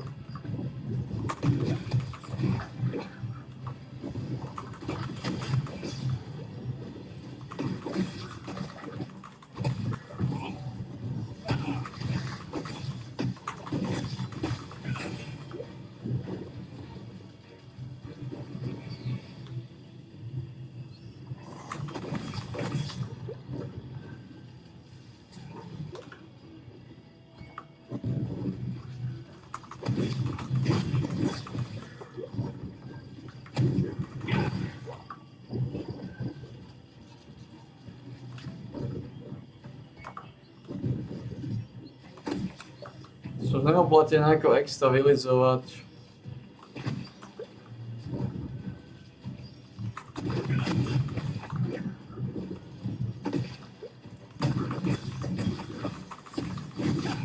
Tu vzadu. Tu už sú malé sústa.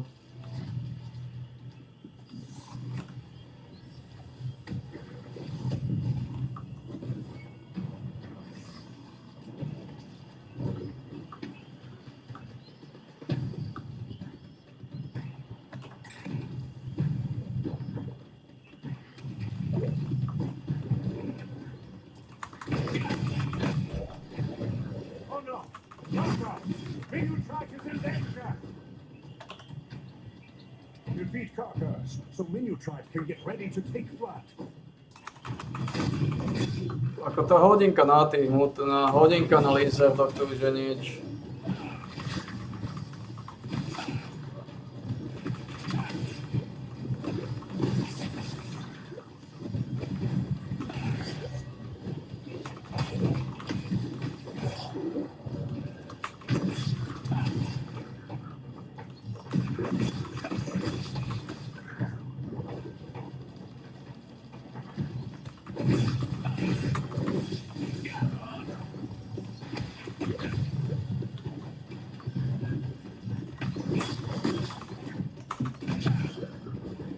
Oh no! Carcass! Menu track is in danger! Defeat Carcass, so Menu Tribe can get ready to take flight.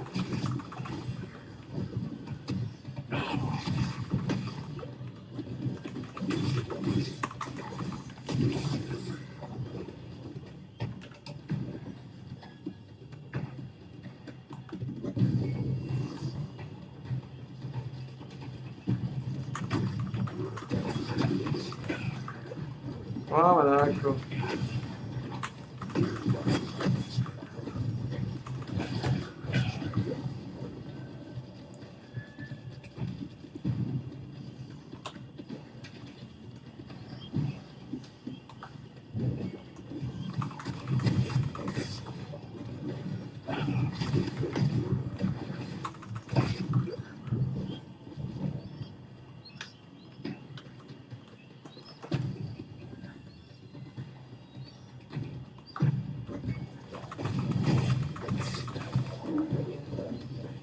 Dobre, na čo sa prestať ona?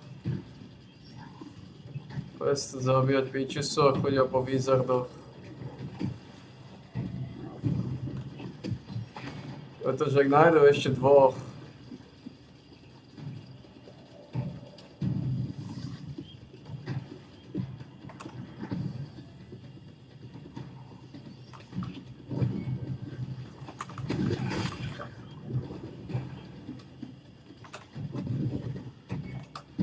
O, 3 minúty.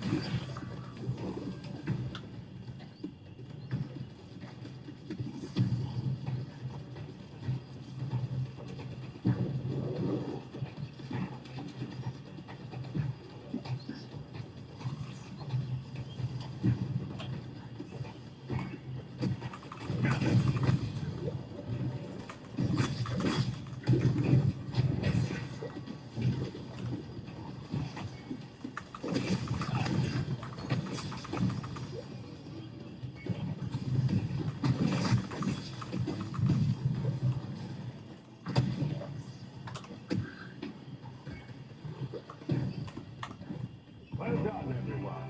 Minitrac's wounds look much better.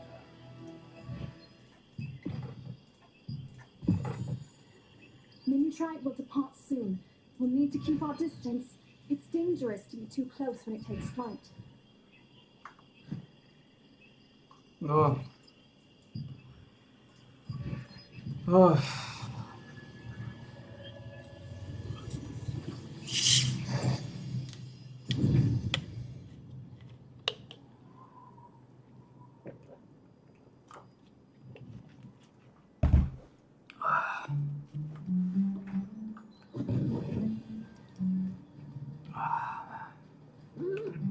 You have something to leave with me. Hand it over already.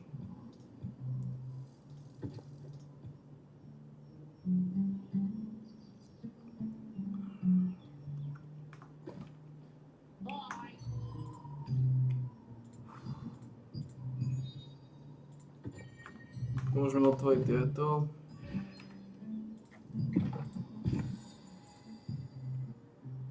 Psa doma.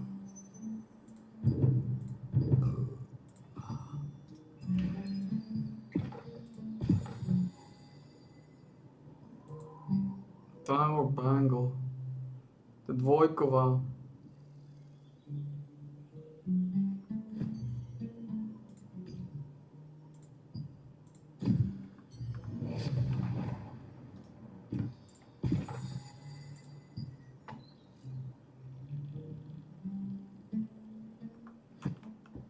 See you later. You have something to leave with me. Hand it over already.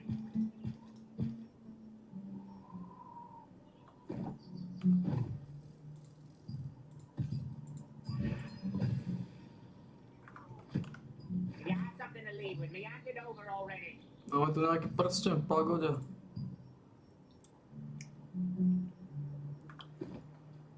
Come again. Dali sme nejaké fiškálne jednotky. Nejaké fiškálne jednotky sme dali. Are you? Check out this new in the guild yet?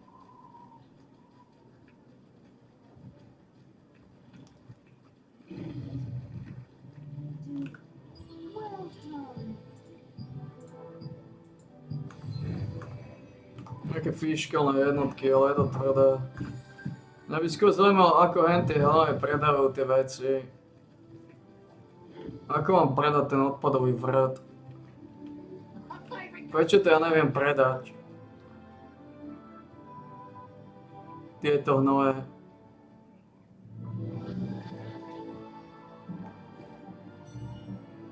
Prečo to ja neviem predať?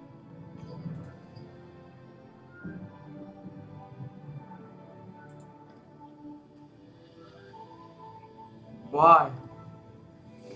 Ja tomu nerozumiem. Prečo to neviem predať? Tieto hnoje. Koľko ti to predajú vo veľkom, tieto karapasy?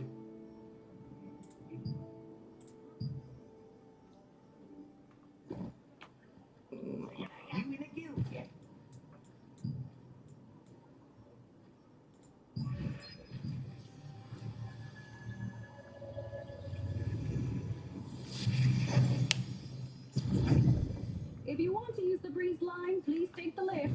If you're in the resistance, it's free. Koľko ti to predajú vo veľkom?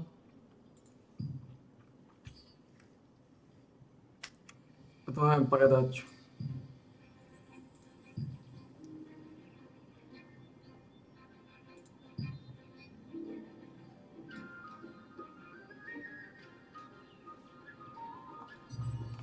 To dá zmysel.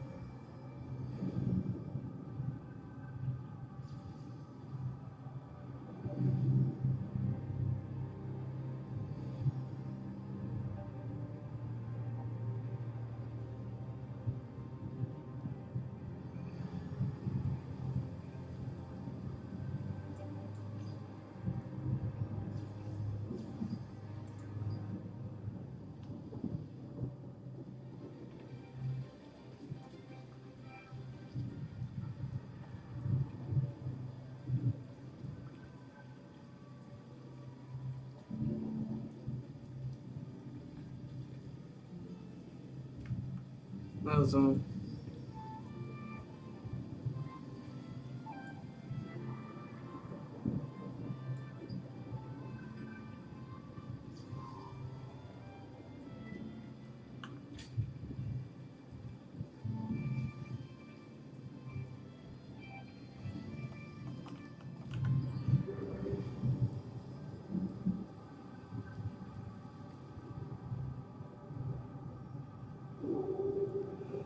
Ako keby som topánky dropol, to by tiež nebolo od veci.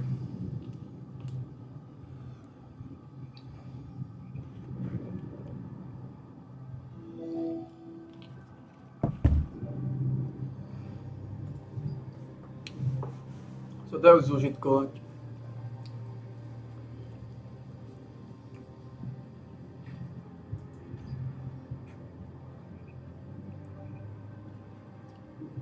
Poprvé to sa mi zaslenilo. Zbrane majú oveľa menšiu šancu, ako tieto sákoje. Že dropnúť zbraň nie je také ľahké, to sa mi zaslenilo. Reálne dropnúť zbraň nie je ľahké. Máme oveľa menšiu šancu, ty kokos. Ako henty anisi. No nič. Pochujem, že sa mi zaslení aj teraz. Tieto trejty nemajú veľké ceny. Vidíme to. Pokiaľ to nebude zbrán, tak je to nič. Pokiaľ to nebude zbrán, tak to pravdepodobne môžeme rozbiť na šrot. Takže áno, stavujú sa len zbrane, no. Stavujú sa len zbrane. Je to jasne potvrdené.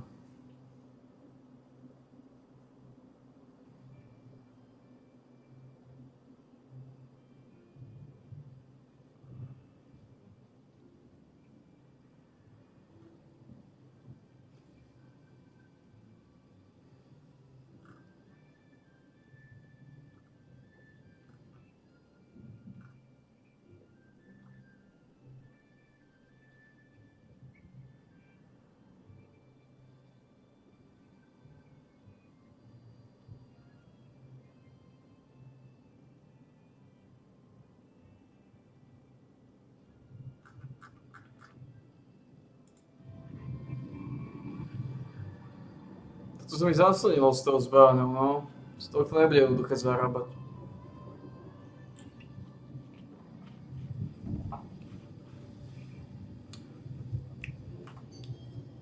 Ako pravdepodobne môžeš vidieť asi pár drobných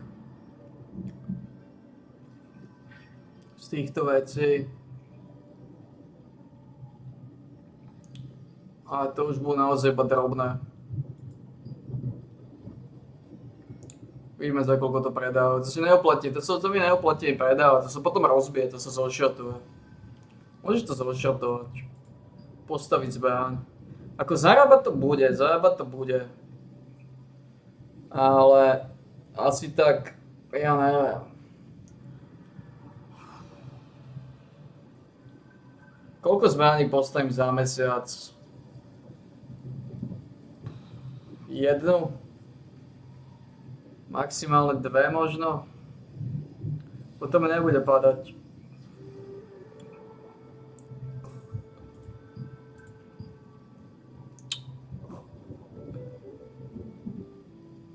To mi nebude padať.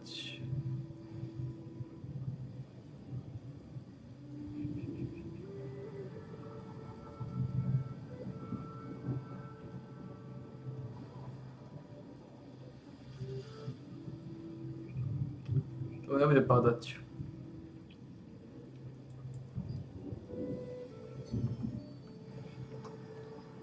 Tie zbrane mi nebudú padať, to sa mi zaslenilo minulý týždeň. Že mi dropla tá zbraň, ale to...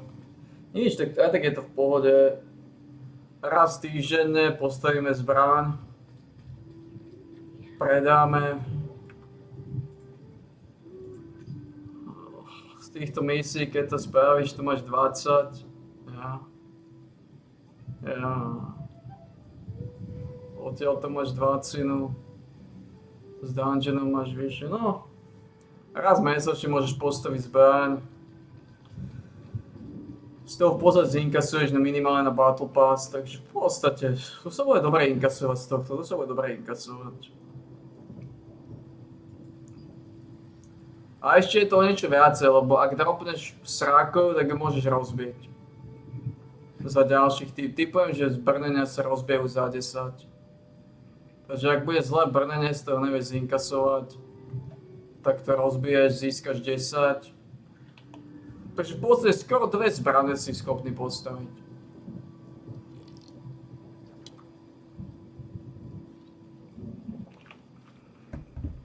Čo nie je také zlé. To, čo je zlé,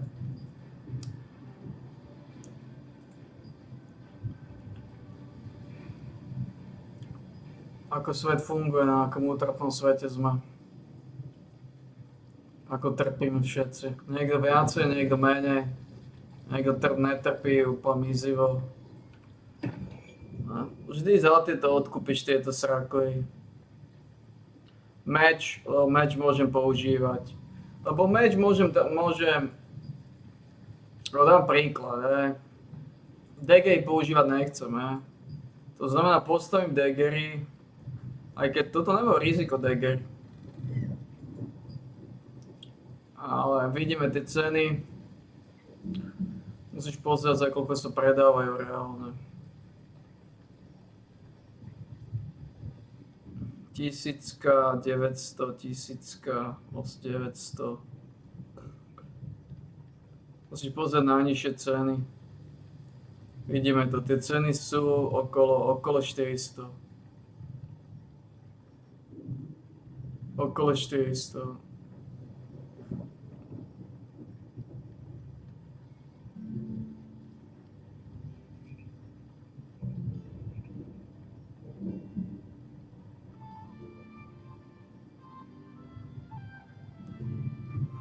Prečo mi to dal na...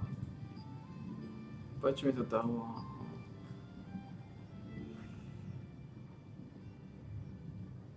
Okolo 400. 500.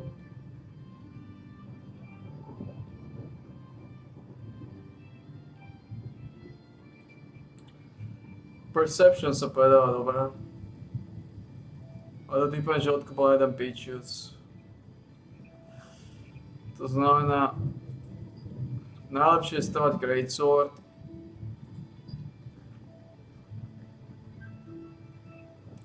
Tie ceny sú síce menšie, ale ja to môžem používať, ak to dostanem život. Je povedať, že to sú sračky. Sú sračky aj tu, no.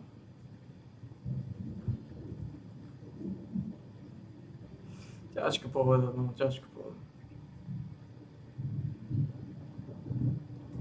Ťažko povedať.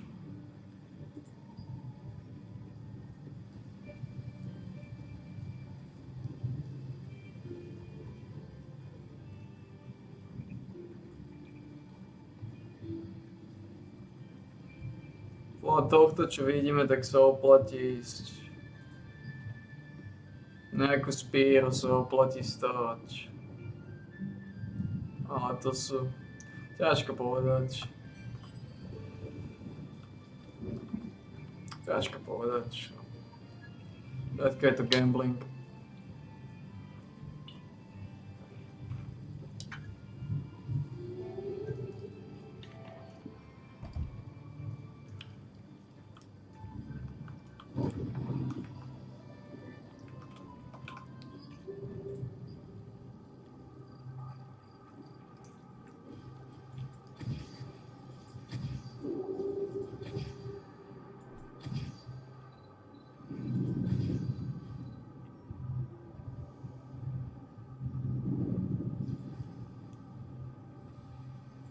Škoda sme to nedropli, tento Hero Legacy Warbelt.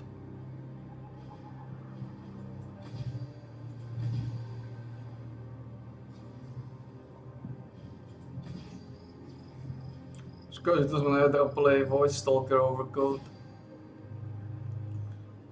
Oho.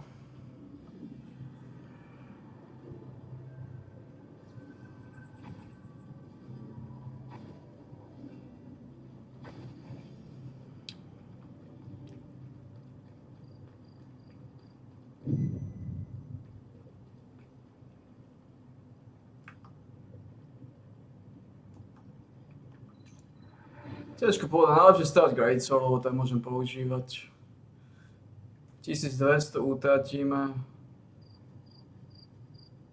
1200 utratíme na tie skiny.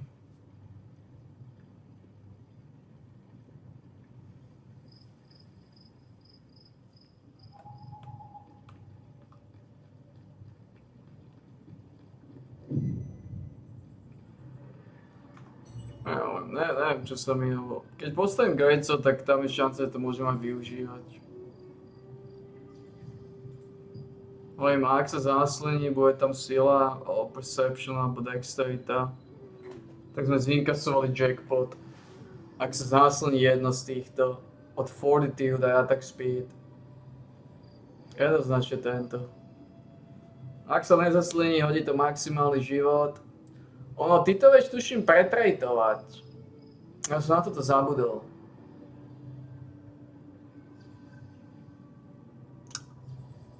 Stojí to síce veľa ako hovno, ale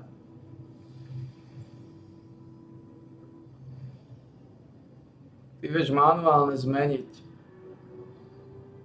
Ty vieš manuálne zmeniť trade. A to som úplne zabudol.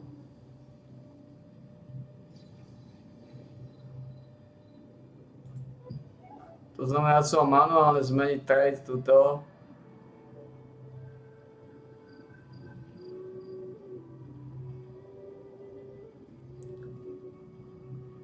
Ty vieš manuálne zmeniť trade, je to drahé ako hovno, ale sa na to.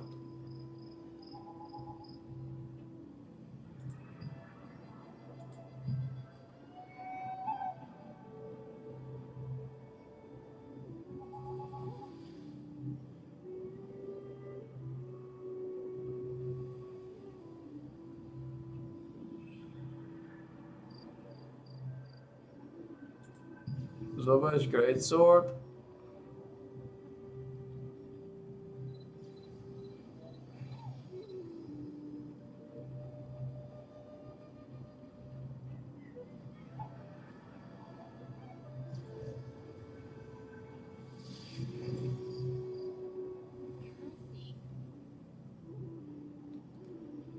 Ty môžeš zobrať hociakú zbraň a manuálne tam nasadiť, čo chceš.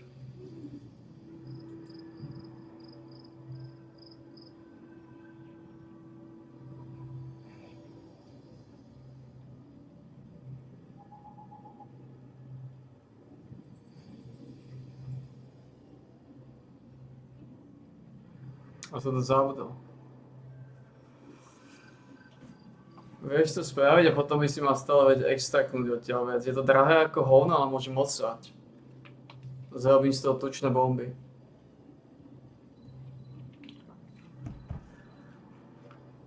Ak by som zarobil iba 2000, tak sa mi to brutálne oplatí. Môžem odsať.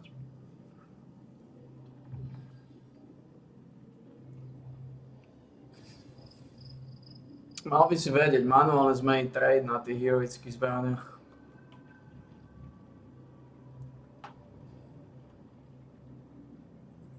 Ja si to sa neoplatí, to ťa stojí, ne, to nebude možné, to nebude možné. To ťa stojí tieto hovna, to nebude možné. Ale to ťa stojí tieto hovna. Ja tieto hovna nemôžem na to míňať, takže je to gambling. Je to gambling, no. No ale v každom prípade stávam meč. Ja nepotrebujem nejaký Lucian. Lucian sa zarobí koľko potrebujem, nepotrebujem veľa. Teraz sa ešte utratí tých 1200 na tieto skiny. Ale to je jedno. Lucian to nepotrebujem veľa.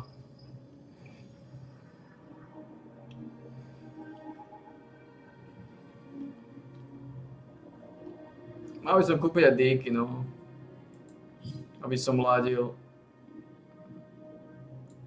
A keď díky som nechcel, lebo díky sa mi rentujú tieto.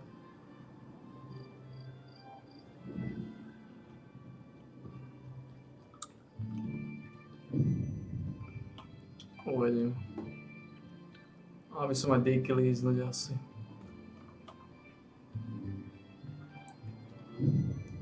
Je to chore, no je to chore.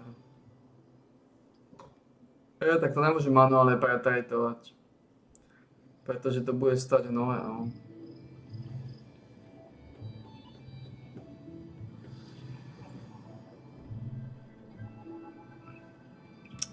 Ako ak získam nejaké takéto kvalitné veci s dobrými statmi,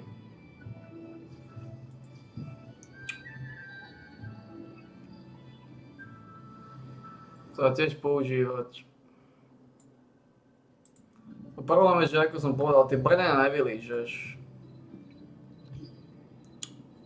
Brnenia nemajú veľkú cenu. Vidíme to, tie extrakty sú, to sú biedne ceny. Iba špecifický extrakt, môžeš, ale iba špecifický extrakt. Ale áno, musel by si zasleniť, no. Špecifický extrakt.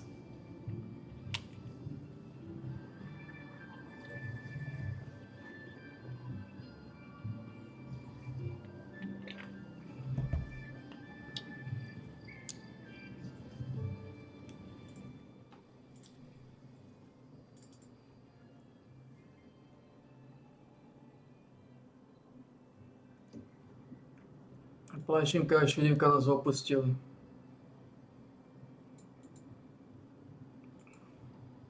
A to už chýba posledná žena a sme vylízaní znovu. Tu nás moc nežeje, to čo nás žeje, že ako všetci trpia. Jediné, v čo treba dúfať, že neexistuje táto sračka. Že to moje fiktívne osobné utrpenie.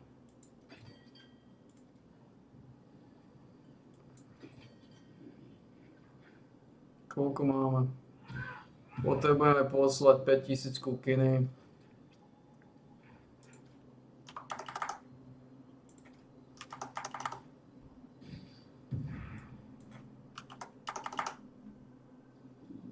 Z 1000 orgurdov. No pošli 2000. No nemôžeš 2000, to príliš veľa. 1000 orgurdov. A Bluzantinum, tak. Je to Bluzantinum, a? They're on their way. Teraz môžeš poslať 9000 pumpkinu. Co najmä si také sústa, čo?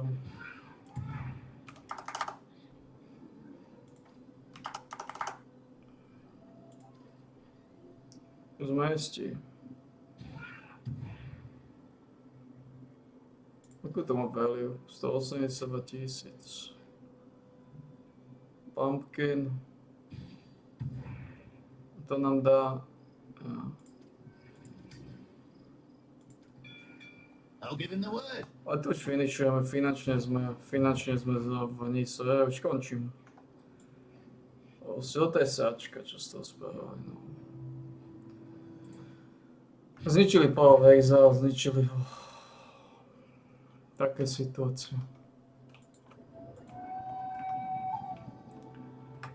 Môžeme si klamať, lebo si môžeme nálať čistého súdka, ale Power of Exile zničili.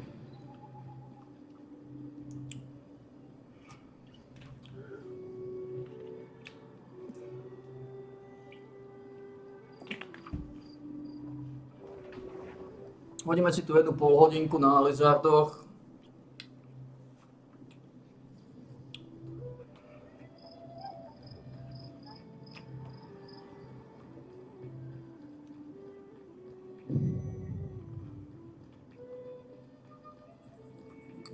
Je to brízla, je to brízla.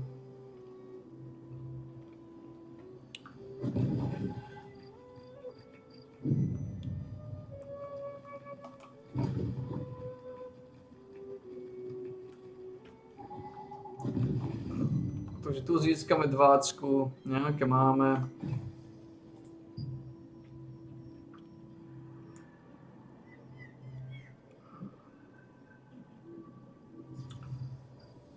Ešte máme za tej stovky, môžeme povedať ten lunárny. Lark Lunar. Nech takto volá sa.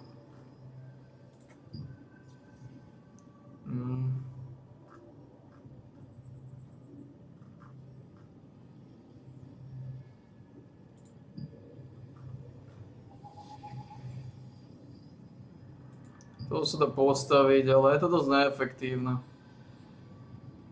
Stojí to strašne veľa.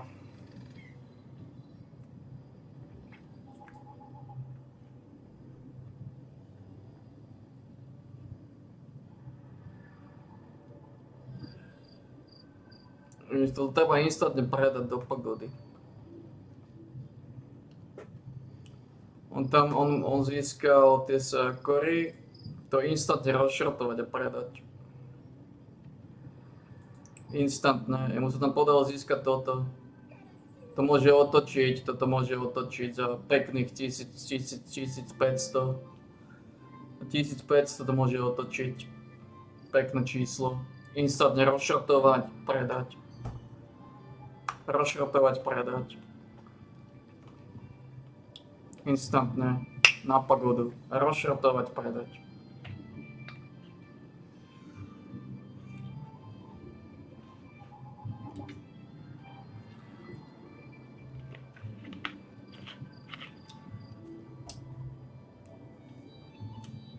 Áno, môžeš postaviť nejaké kvalitnejšie díky, ale je to problém. Pretože tie díky majú v základe iba Dexterity 12.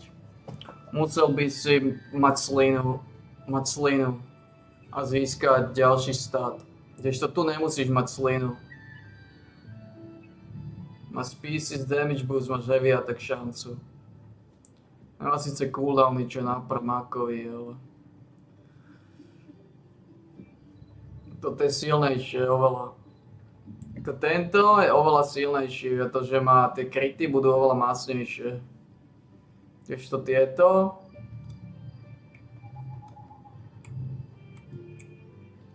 Neviem, okoľko budú tieto silnejšie.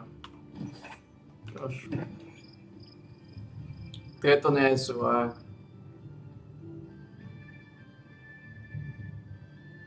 Tu si v pagode, Jednoznačne budeme stavovať tento implement. Úplne bezkonkurenčne. Tento implement sa bude ťúkať. Bezkonkurenčne. Tento je oveľa silnejší. To znamená, keby naroloval dobré staty a nechcem ho predať, tak ho môžem používať a som oveľa mázanejší. Oveľa mázanejší. Aj keď tie kulany budú chýbať, ale tak čo sa dá robiť?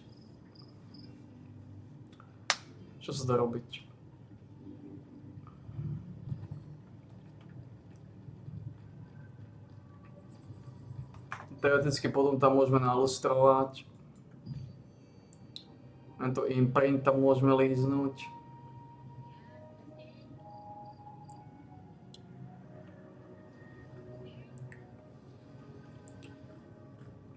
No.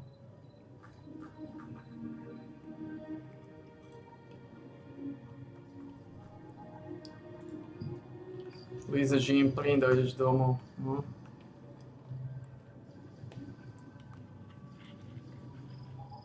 Lízneš, ideš domov.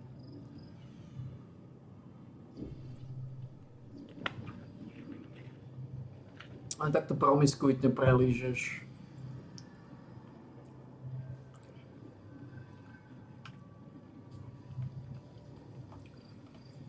Nič, poďme to zainvestovať do toho.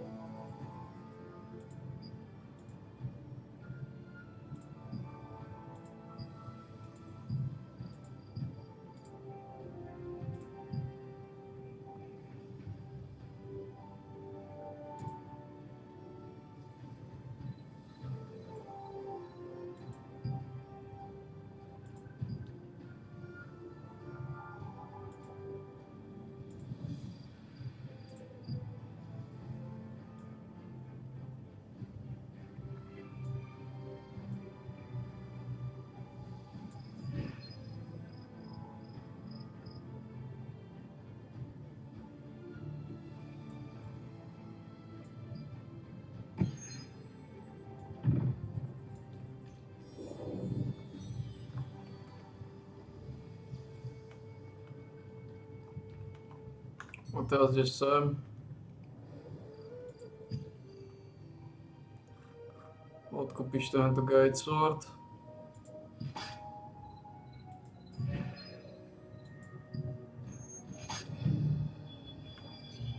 A teď ho aplikuješ.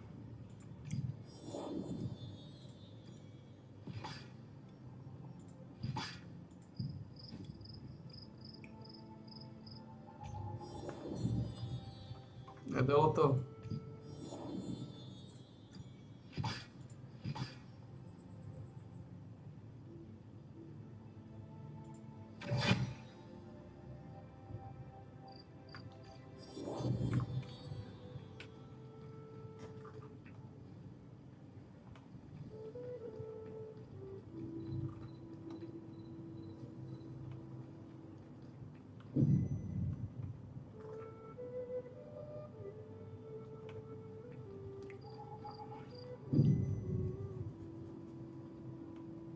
Zoveme ty díky. Ukáž to.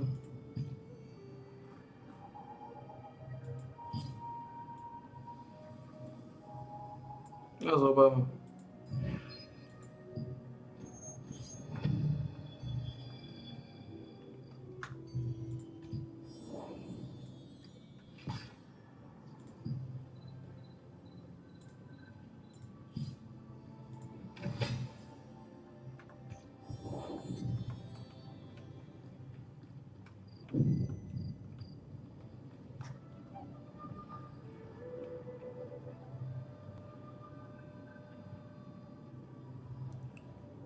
Musím odkúpiť čiernu farbu.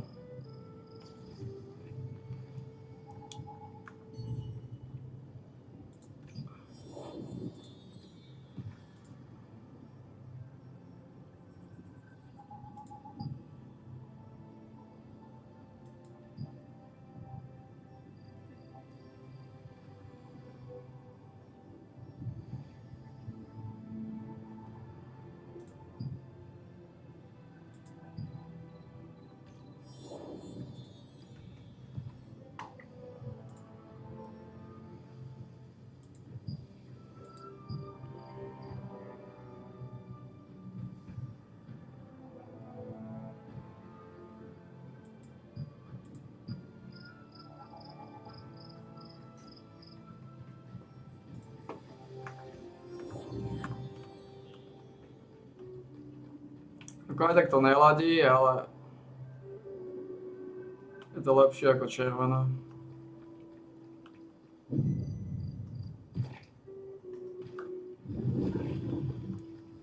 O.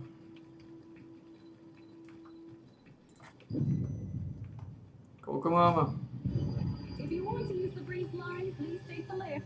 If you're in the resistance, it's free. Máme finálne skiny, dá sa povedať.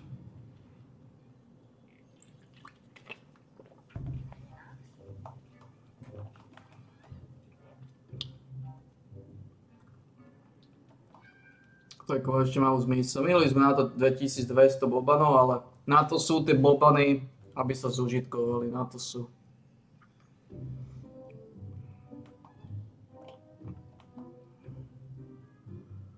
Presne na to sú.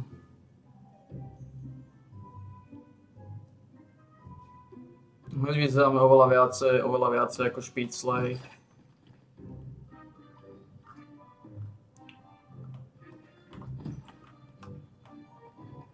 No.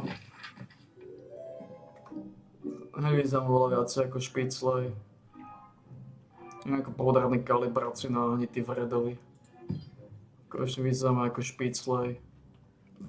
Bolo to síce investície, ale konečne meč vyzerá ako meč. Konečne meč vyzerá ako meč, nie ako palica.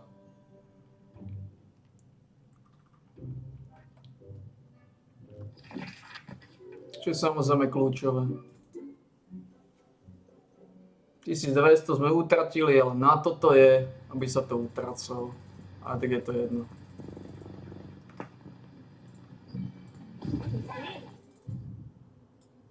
A tak je to jedno, nebude mi tam kvásiť. Na to točíme, na to zarábame, aby sme to utratili na tie veci, ktoré...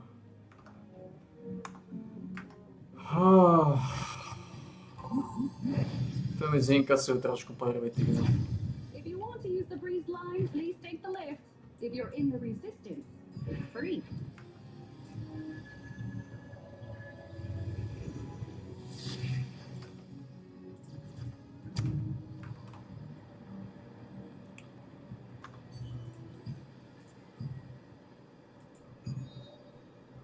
No? Čo som dostal?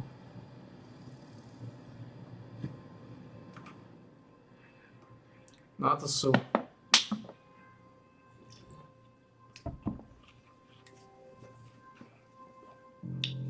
Je malá šanca, že niekedy urobia lepšie skiny. Lepšie skiny, ako sú tieto. Ako neladí to, stále to má inú farbu, ale je to close enough. Je to close enough zatiaľ, je to close enough.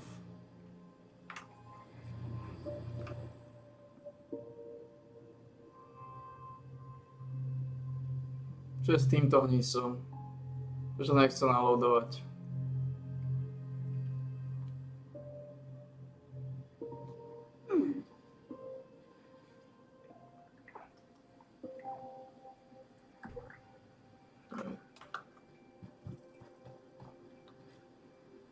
Koľko mi to nesmí naloadovať, zmečkal som sračku.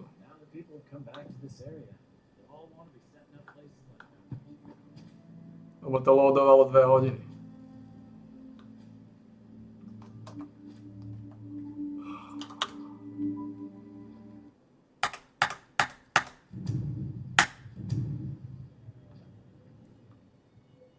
Vydám to jeden pokoj, posielam to do pogody.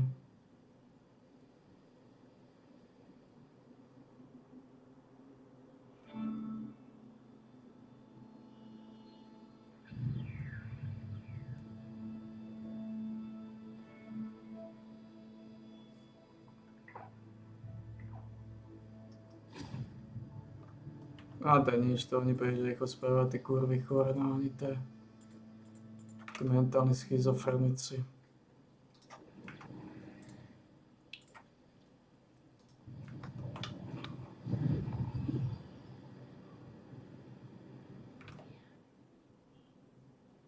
Máme tu nejaký podmas.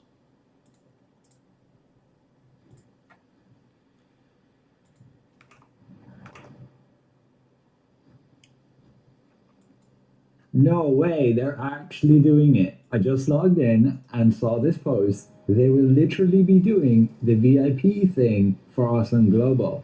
Now, I know many of you will be happy with that, but we can see it's actually going to be for Lucent, giving a ton of huge quality of life improvements. If you didn't notice, I showed off all these benefits from the Korean server, as they've had this for a long time. It's called Silezium's Blessing here, and you purchase it with real-world money. As a viewer pointed out, this is Taiwan currency because I'm playing from the Taiwan region. I suspected this may come because they just had a pretty big update to it that's releasing next week. We will initially get this for free from July the 10th to July the 31st, and then we can extend this by spending 450 Lucent in the in-game shop to add another 28 days. And I assume we can do that repeatedly. I'm very thankful they decided, yes, they will make it cost Lucent, not actual real-world money. Otherwise it would have been about €7. But let's quickly have a look at these benefits and are we missing anything?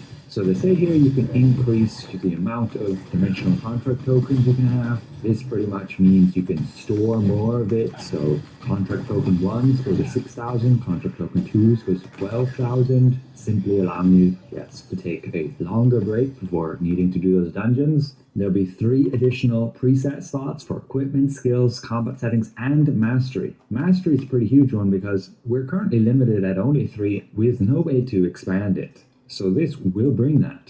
And it is indeed already a bunch of benefits that are there on the Korean server. There'll be a remote summoning for crafting, merchants, and storage. Again, that's already listed here in the Korean server. You can see Solia's workshop, the shop, storage, and even contracts. will get increased Amatoy pickup speed and range for looting. That's also listed here in the Korean server. Players will be able to open one additional reward chest after completing co-op dungeons. It requires you to actually have those tokens to open it. So I assume this will be in addition to what we currently can open.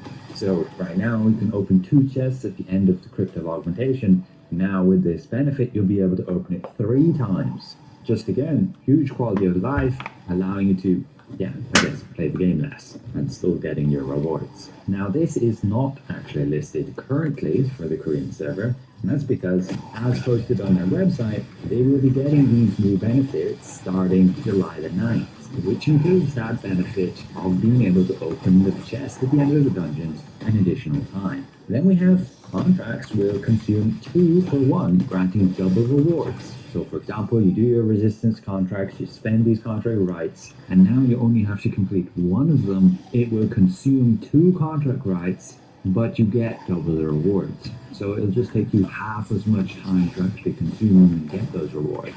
You'll only have to do half as many cooking contracts for the same amount of rewards, or half as much of those contracts where you go fetch stuff. So you only have to actively do 5 per day instead of 10. Again, this is not a benefit currently on the Korean server, but was announced earlier on Tuesday. From there, your current storage capacity will increase by 100. I assume this is just a direct increase to whatever you've unlocked already. And again, it's a new thing coming also to the Korean server, so not currently listed. Then we have 90% teleportation cost reduction. I don't think this one is too impactful, but yes, it'll save you a little bit of salt here and there. And it is listed on the Korean server. Then the maximum Abyss token capacity will be going to 80,000. So you'll be able to save up twice as much before needing to spend it.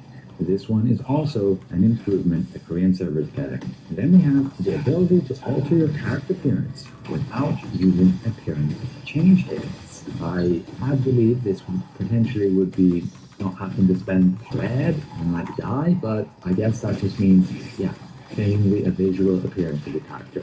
If you aren't too happy with it, you'll be able to change it without having to buy these tickets. Now, this is a really big one. Weapon Mastery. Weapon Mastery gathered from Abyss dungeons will be deposited in the Weapon Mastery UI, allowing players to distribute that experience to the weapon of your choice. So now, if you're running a weapon set that you've pretty much maxed out, you don't want to level them further, you will still be able to use those weapons, gain all that XP in those open world dungeons, and it will simply all go here. And then you can simply save that for new weapons or distribute it how you wish on different weapons. That is massive quality of life. It will also be a new thing coming to the Korean server. Then we have the additional weapon sync slot. Unlocking other slots is not required for this benefit. Another huge quality of life boost. Say you're a new player and these sync slots are quite a bit to obtain. You simply need to level up 1 weapon and then use that sync slot. And it allows you to have a bunch of other builds and not have to worry about continually switching gear between. So yes, another massive quality of life boost. And then players can have 7 contracts held, both from the contract manager and for Abyss contracts. So this is indeed a benefit that is already available for the Korean server, as you see here, please do. And finally, there'll be some new and improved seamless animations for morph acceleration, transformations, and teleports on the Korean server listed at the bottom here. And that's pretty much it. What we can expect to see with the new VIP system, Da Vinci's Favor, as they're calling. Again, very happy to see it was simply cost Lucent. You just need to make 450 Lucent every 28 days, and you can avail from all of these huge quality of life improvements. As a full free-to-play player, you don't necessarily have to have these in order to still play the game efficiently. These just help you save a little bit of time here and there.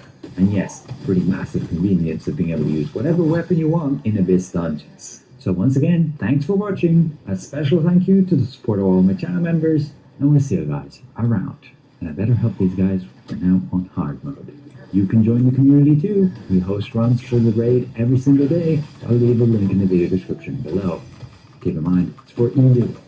The list of broken champions that have existed throughout League's history is very long, and whenever Riot announces a new champion, that list seems to get longer. I've covered a few broken champions in past videos, but there is one specific champion that I've been requested to cover way more than any other. This champion could be the most overpowered No way, they're actually doing it. I just logged in and saw this post. They will literally be doing the VIP thing for Awesome Global. Now, I know many of you will be happy with that, but we can see it's actually going to be for Lucent, giving a ton of huge quality of life improvements. If you didn't notice, I showed off all these benefits from the Korean server, as they've had this for a long time. It's called Silysium's Blessing here, and you purchase it with real-world money. As a viewer pointed out, this is Taiwan currency because I'm playing from the Taiwan region. I suspected this may come because they just had a pretty big update to it that's releasing next week. We will initially get this for free from July the 10th to July the 31st, and then we can extend this by spending 450 Lucent in the in-game shop to add another 28 days. And I assume we can do that repeatedly. I'm very thankful they decided, yes, they will make it cost Lucent, not actual real-world money. Otherwise it would have been about €7. But let's quickly have a look at these benefits, and are we missing anything? So they say here you can increase the amount of dimensional contract tokens you can have. This pretty much means you can store more of it. So contract token 1s go to 6,000, contract token 2s goes to 12,000, simply allowing you, yes, to take a longer break before needing to do those dungeons. There'll be 3 additional preset slots for equipment, skills, combat settings, and mastery. Mastery is a pretty huge one because we're currently limited at only 3 with no way to expand it. So this will bring that. And it is indeed already a bunch of benefits that are there on the Korean server. There'll be a remote summoning for crafting, merchants, and storage. Again, that's already listed here in the Korean server. You can see Solia's workshop, the shop, storage, and even contracts. We'll get increased Amatoy pickup speed and range for looting. That's also listed here in the Korean server. Players will be able to open 1 additional reward chest after completing co-op dungeons. It requires you to actually have those tokens to open it. So I assume this will be in addition to what we currently can open. So right now you can open 2 chests at the end of the Crypt of Augmentation. Now with this benefit you'll be able to open it 3 times. Just again, huge quality of life, allowing you to, play the game less and still getting your rewards. Now this is not actually listed currently for the Korean server, and that's because, as posted on their website, they will be getting these new benefits starting July the 9th, which includes that benefit of being able to open the chest at the end of the dungeons an additional time. Then we have contracts will consume 2 for 1, granting double rewards. So for example, you do your resistance contracts, you spend these contract rights, and now you only have to complete 1 of them. It will consume 2 contract rights, but you get double the rewards. So it'll just take you half as much time to actually consume and get those rewards. You'll only have to do half as many cooking contracts for the same amount of rewards, or half as much of those contracts where you go fetch stuff. So you'll only have to actively do 5 per day instead of 10. Again, this is not a benefit currently on the Korean server, but was announced earlier on Tuesday. From there, your current storage capacity will increase by 100. I assume this is just a direct increase to whatever you've unlocked already. And again, it's a new thing coming also to the Korean server, so not currently listed. Then we have 90% teleportation cost reduction. I don't think this one is too impactful, but yes, it will save you a little bit of salt here and there. And it is listed on the Korean server. Then the maximum Abyss token capacity will be going to 80,000 to be able to save up twice as much before needing to spend it. So this one is also an improvement the Korean server is getting. Then we have the ability to alter your character appearance without using appearance change tickets. I believe this potentially would be not having to spend thread and dye, but I guess that just means, changing the visual appearance of the character. If you aren't happy with it, you'll be able to change it without having to buy these tickets. Now, this is a really big one. Weapon Mastery. Weapon Mastery gathered from Abyss dungeons will be deposited in the Weapon Mastery UI, allowing players to distribute that experience to the weapon of your choice. So now, if you're running a weapon set that you've pretty much maxed out, you don't want to level them further, you will still be able to use those weapons, gain all that XP in those open world dungeons, and it will simply all go here. And then you can simply save that for new weapons or distribute it how you wish on different weapons. That is massive quality of life. There will also be a new thing coming to the Korean server. Then we have the additional weapon sync slot. Unlocking other slots is not required for this benefit. Another huge quality of life boost. Say you're a new player and yeah, these sync slots are quite a bit to obtain. You simply need to level up one weapon and then use that sync slot. And it allows you to have a bunch of other builds and not have to worry about continually switching gear between. So yes, another massive quality of life boost. And then players can have 7 contracts held, both from the contract manager and for Abyss contracts. This is indeed a benefit that is already available for the Korean server, as you see here, these two. And finally, there'll be some new and improved seamless animations for morph, acceleration, transformations, and teleports on the Korean server listed at the bottom here. And that's pretty much it. What we can expect to see with the new VIP system, Da Vinci's Favor, as they're calling it. Again, very happy to see it was simply cost Lucent. You just need to make 450 Lucent every 28 days and you can avail from all of these huge quality of life improvements. As a full free-to-play player, you don't necessarily have to have these in order to still play the game efficiently. These just help you save a little bit of time here and there. And yes, the pretty massive convenience of being able to use whatever weapon you want in Abyss dungeons. So once again, thanks for watching. A special thank you to the support of all my channel members, and we'll see you guys around. And I better help these guys out on hard mode. You can join the community too. We host runs for the raid every single day. I'll leave a link in the video description below. Keep in mind, it's for EU. Which would you prefer, eternal life or unlimited wealth? No way, they're actually doing it. I just logged in and saw this post. They will literally be doing the VIP thing for Awesome Global.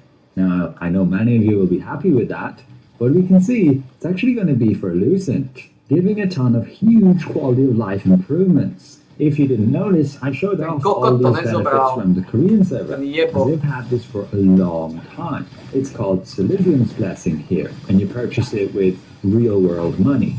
As a viewer pointed out, this is Taiwan currency because I'm playing from the Taiwan region. I suspected this may come because they just had a pretty big update to it that's releasing next week. We will initially get this for free from July the 10th to July the 31st. And then we can extend this by spending 450 Lucent in the in-game shop to add another 28 days. And I assume we can do that repeatedly. I'm very thankful they decided, yes, they will make it cost Lucent, not actual real-world money. Otherwise it would have been about €7. But let's quickly have a look at these benefits and are we missing anything? So they say here you can increase the amount of dimensional contract tokens you can have. This pretty much means you can store more of it, so contract token 1s go to 6,000, contract token 2s goes to 12,000, simply allowing you, yes, to take a longer break before needing to build dungeons. There'll be 3 additional preset slots for equipment, skills, combat settings, and mastery. Mastery is a pretty huge one because we're currently limited at only 3 with no way to expand it. So this will bring that, and it is indeed already a bunch of benefits that are there on the Korean server. There'll be remote summoning for crafting, merchants, and storage. Again, that's already listed here in the Korean server. You can see Solia's workshop, the shop, storage, and even contracts. We'll get increased Amatoi pickup speed and range for looting. That's also listed here in the Korean server. Players will be able to open 1 additional reward chest after completing co-op dungeons. Requires you to actually have those tokens to open it. So I assume this will be in addition to what we currently can open. So right now you can open 2 chests at the end of the Crypt of Augmentation. Now with this benefit you'll be able to open it 3 times. Just again, huge quality of life, allowing you to yeah, I guess play the game less and still getting your rewards. Now, this is not actually listed currently for the Korean server, and that's because, as posted on their website, they will be getting these new benefits starting July the 9th, which includes that benefit of being able to open the chest at the end of the dungeons an additional time. Then we have contracts will consume 2 for 1, granting double rewards. So for example, you do your resistance contracts, you spend these contract rights, and now you only have to complete one of them. It will consume 2 contract rights, but you get double the rewards. So it'll just take you half as much time to actually consume and get those rewards. You'll only have to do half as many cooking contracts for the same amount of rewards, or half as much of those contracts where you go fetch stuff. So you'll only have to actively do 5 per day instead of 10. Again, this is not a benefit currently on the Korean server, but was announced earlier on Tuesday.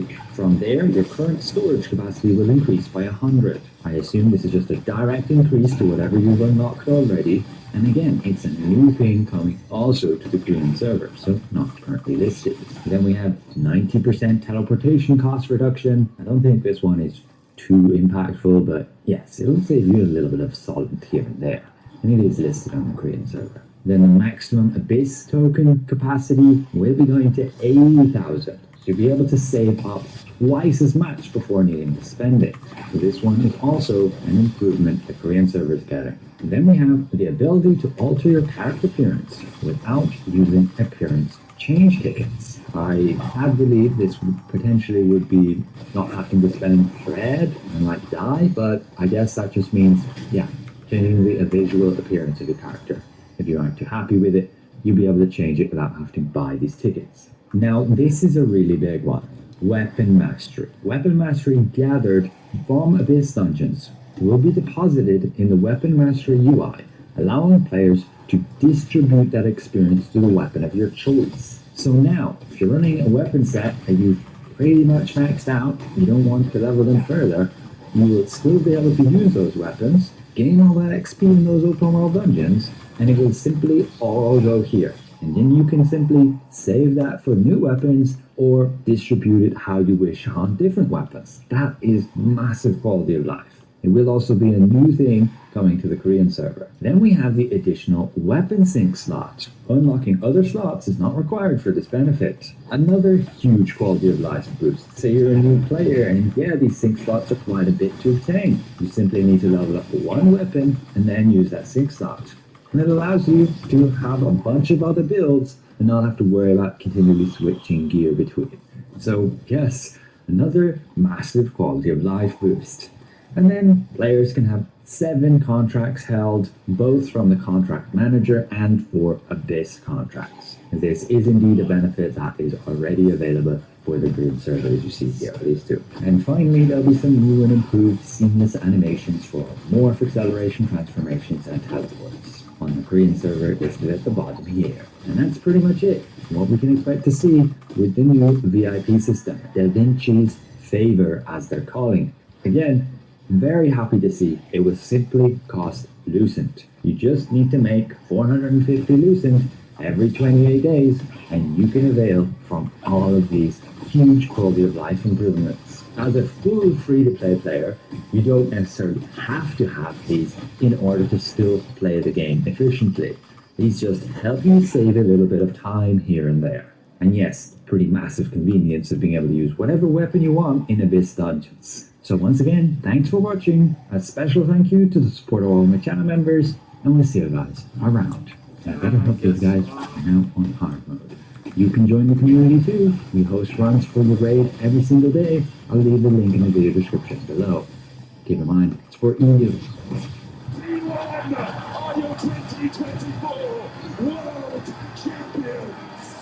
T1 has just won another world.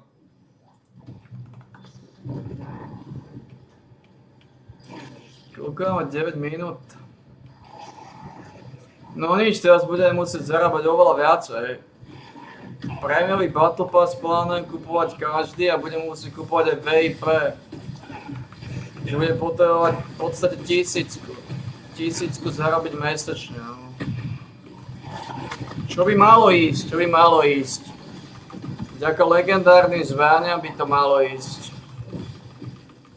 Vďaka legendárnym zbraniam by sme mali byť schopní zarobiť 1000.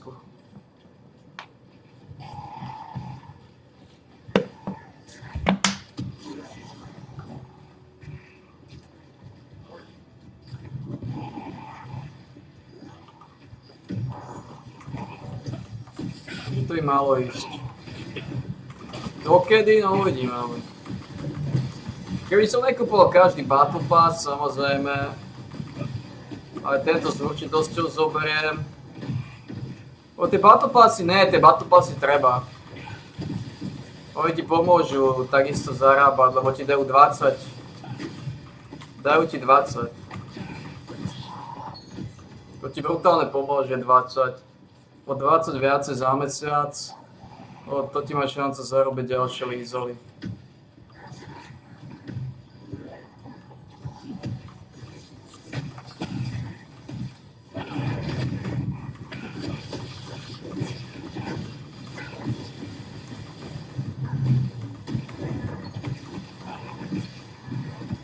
Ti má šancu zarobiť ďalšie lízoly.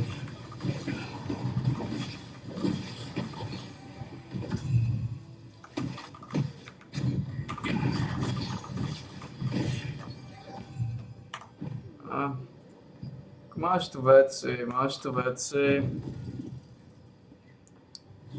Napadali počty.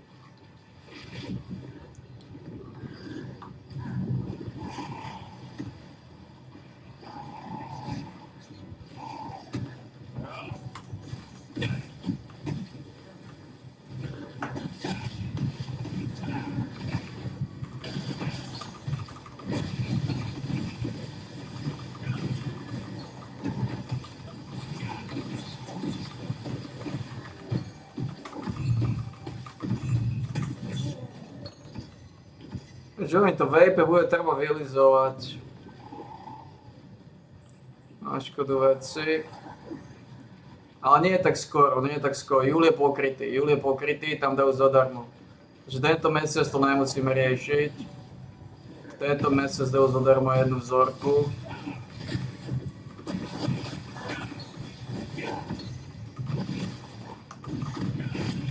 Takže až august sa kúpuje.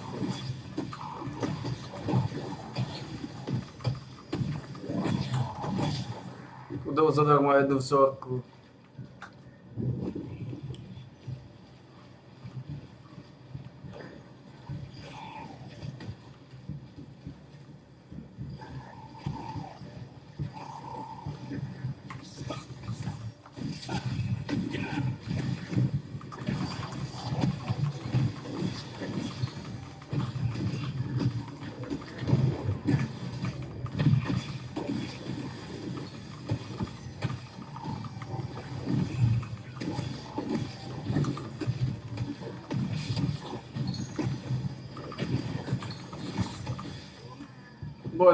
Bude treba zarábať aj tých 200... 250 za malé zbrane. Ink nakúpiš. A zatiaľ sme v závetri.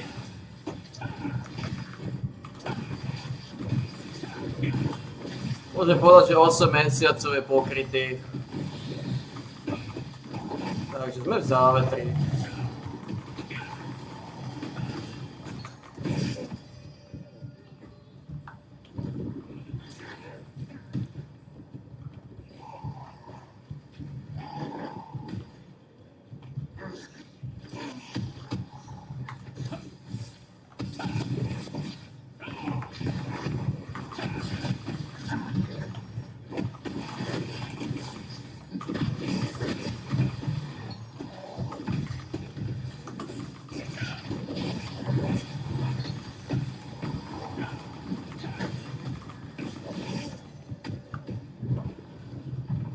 Takže v podstate môžem povedať, že sme v závetri z tohto aspektu. Z toho, čo nie sme, že žijeme v strašnom svete.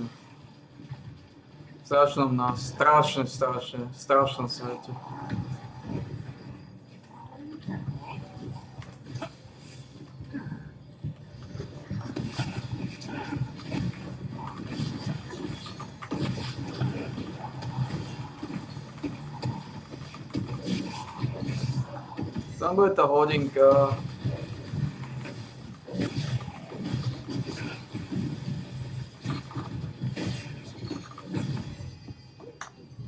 Webmaster máme ako 47 od 74. Potom môžeme vraziť bodiky z týchto abysalov, kde chceme. Vrazíme a ideme.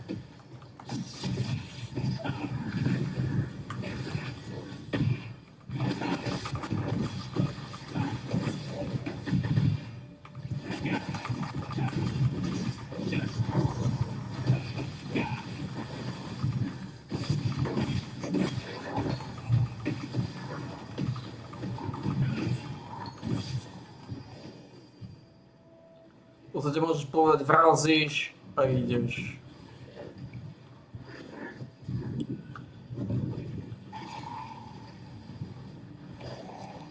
Možno to nájde.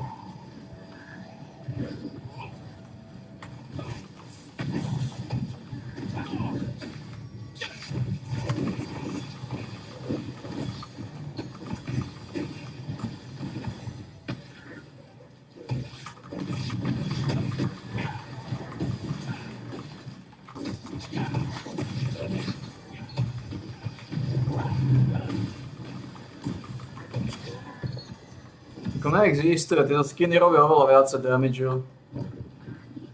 Tieto skiny majú tajne zakodovaný, to nie je len skin. Odkedy mám tento skin, tak dávam väčšie bomby. Oni majú tajne zakodovaný damage v sebe. Tie bomby, ktoré vylizujem,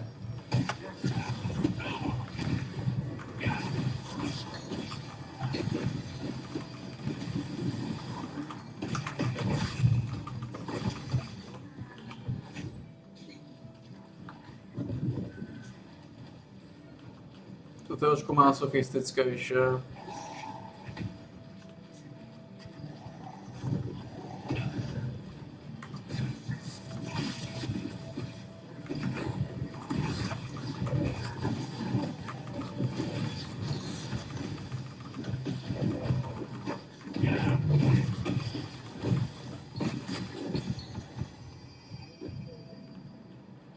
Musím zistiť, či Oblivion Wraith Helm má nejakú cenu.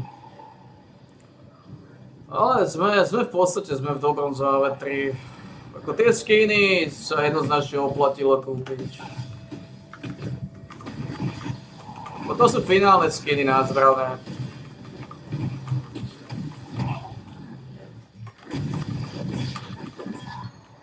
Čo ešte je šanca?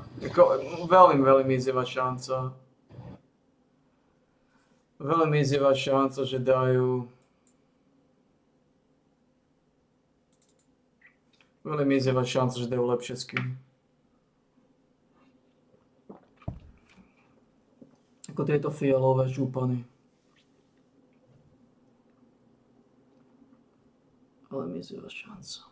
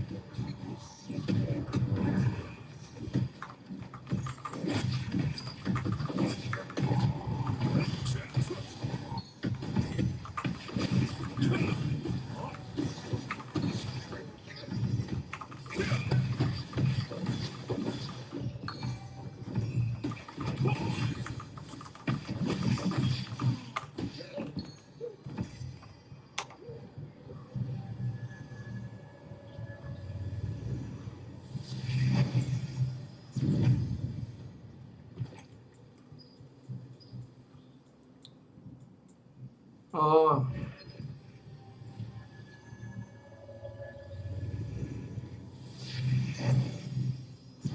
If you want to use the breeze line, please take the lift.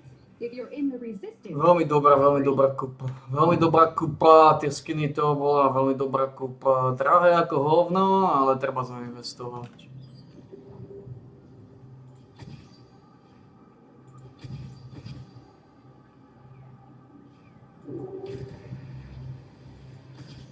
Ja, ty máš aj v difficulty odmeny. Ďalšie.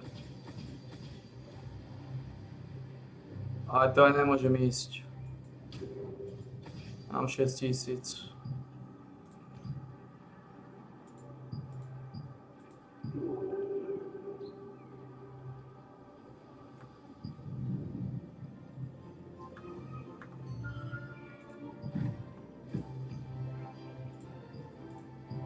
Čo je hovno?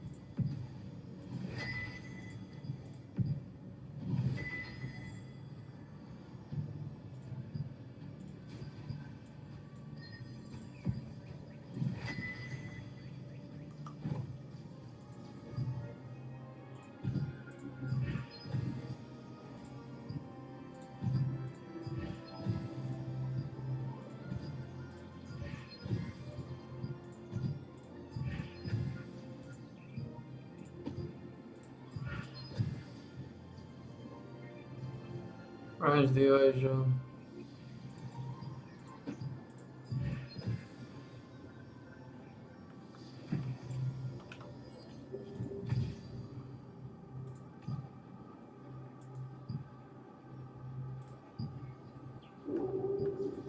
Čo hovoria kokotiny?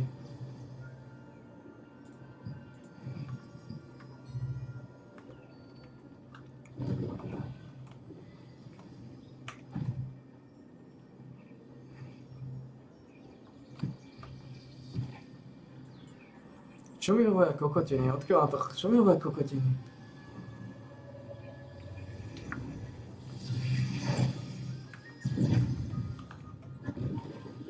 Sú zmyslo zbavený? Tie Void Stalkery, čo? Ukáž to. No, Rage Evasion. Takže tie Void Stalkery tam môžeme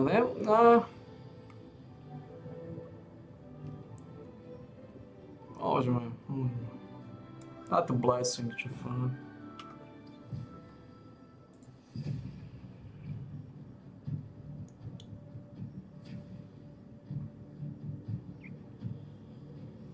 Sice iba jednotky, Void Stalker sú dvojky.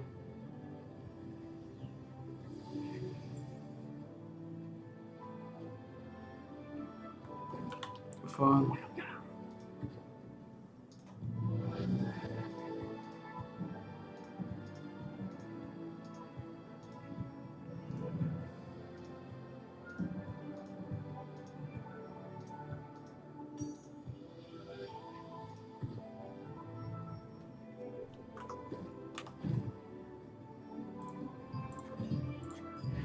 Čo je to kokotské topánky a gáte? Čo ich je toľko?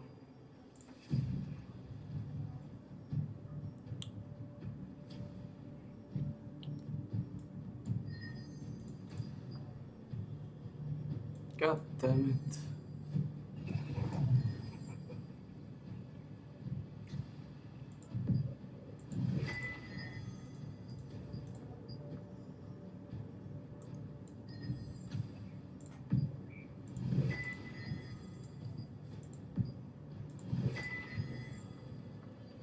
Môj to rozbiť.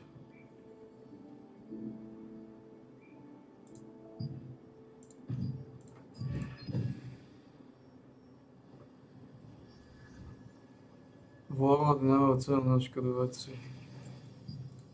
Your steps be light and your inventory lighter. Welcome! Čo tie je to Great Sword of the Banshee? Prečo ich to držím? Prečo ich tu držím?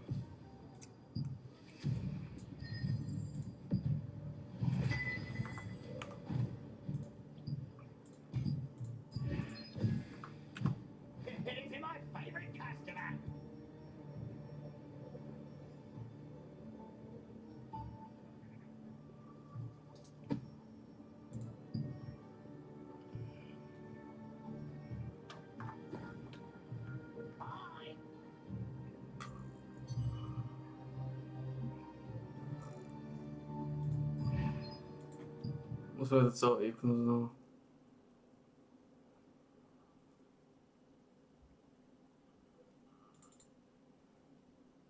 Dobre.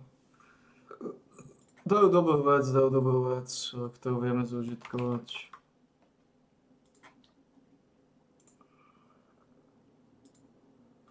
Toto.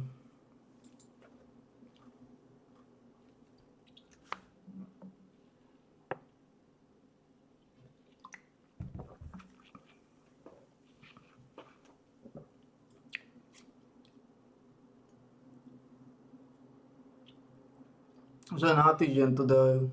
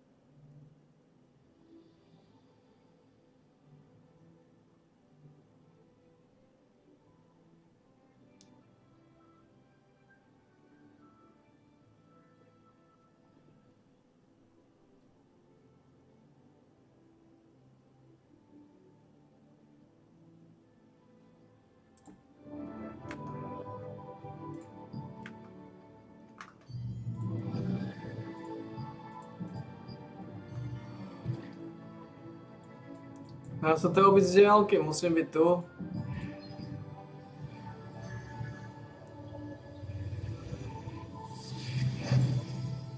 Dá to robiť odtiaľto. If you want to use the breeze line, please take the lift.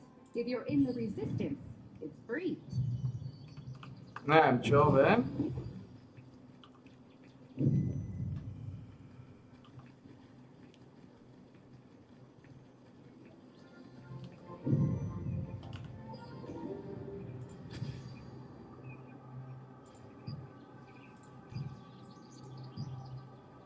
Je to raid, party matchmaking raid, podľa mňa sa to dá, ja.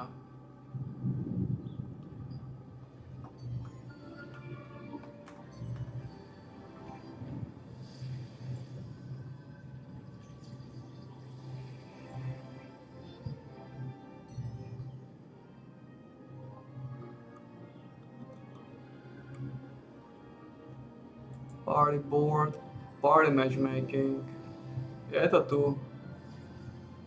V deleted by to malo byť, ja. Minimálne to vidím tu, keď si dám. A tu vidím raid.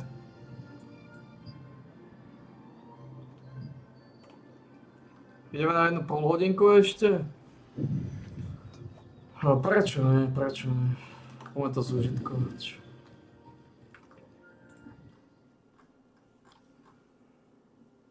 Takže to sú silné veci. To sú silné veci. Takže iba na 7 dní to dajú. To znamená 7 až 4.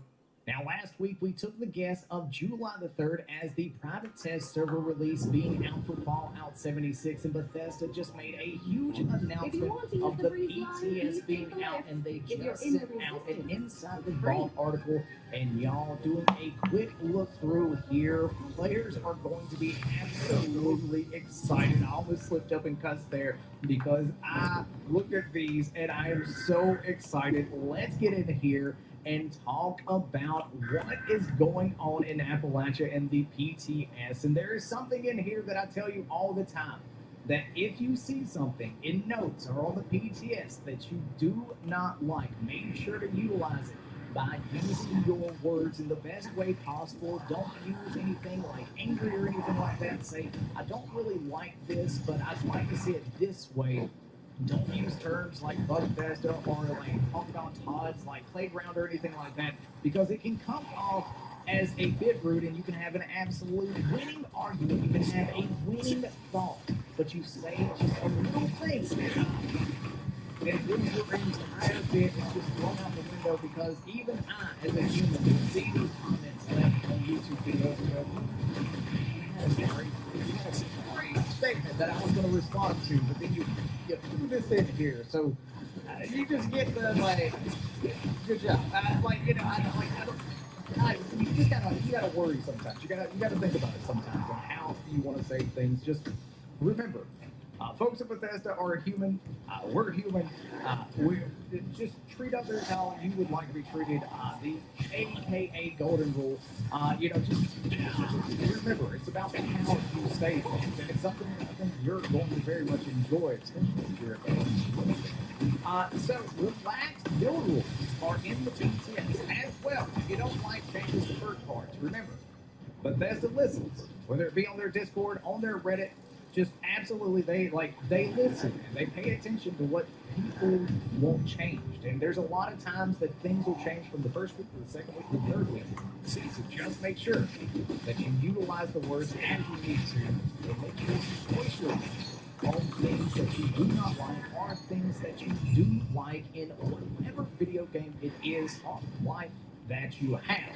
Now, if you want to get involved in the PTS, what you need to have is Fallout 76 on Steam, and then you can download and get in the PTS. One thing that we recently talked about in a video is the hints that you get that you can place on the wall and the titles, because you can, if you spend about 30 minutes to an hour inside of the PTS, you get this cool little hang up on the wall that you can put in there. And if you do it on PC, just go to the account that is tied to the Bethesda account that you were playing on PC. So if your PC on Steam account is the same Bethesda account for PlayStation as Xbox, you'll also have a cool little title and stuff and some things that you can place on the wall that your other fellow vault dwellers will not have unless they take part in that.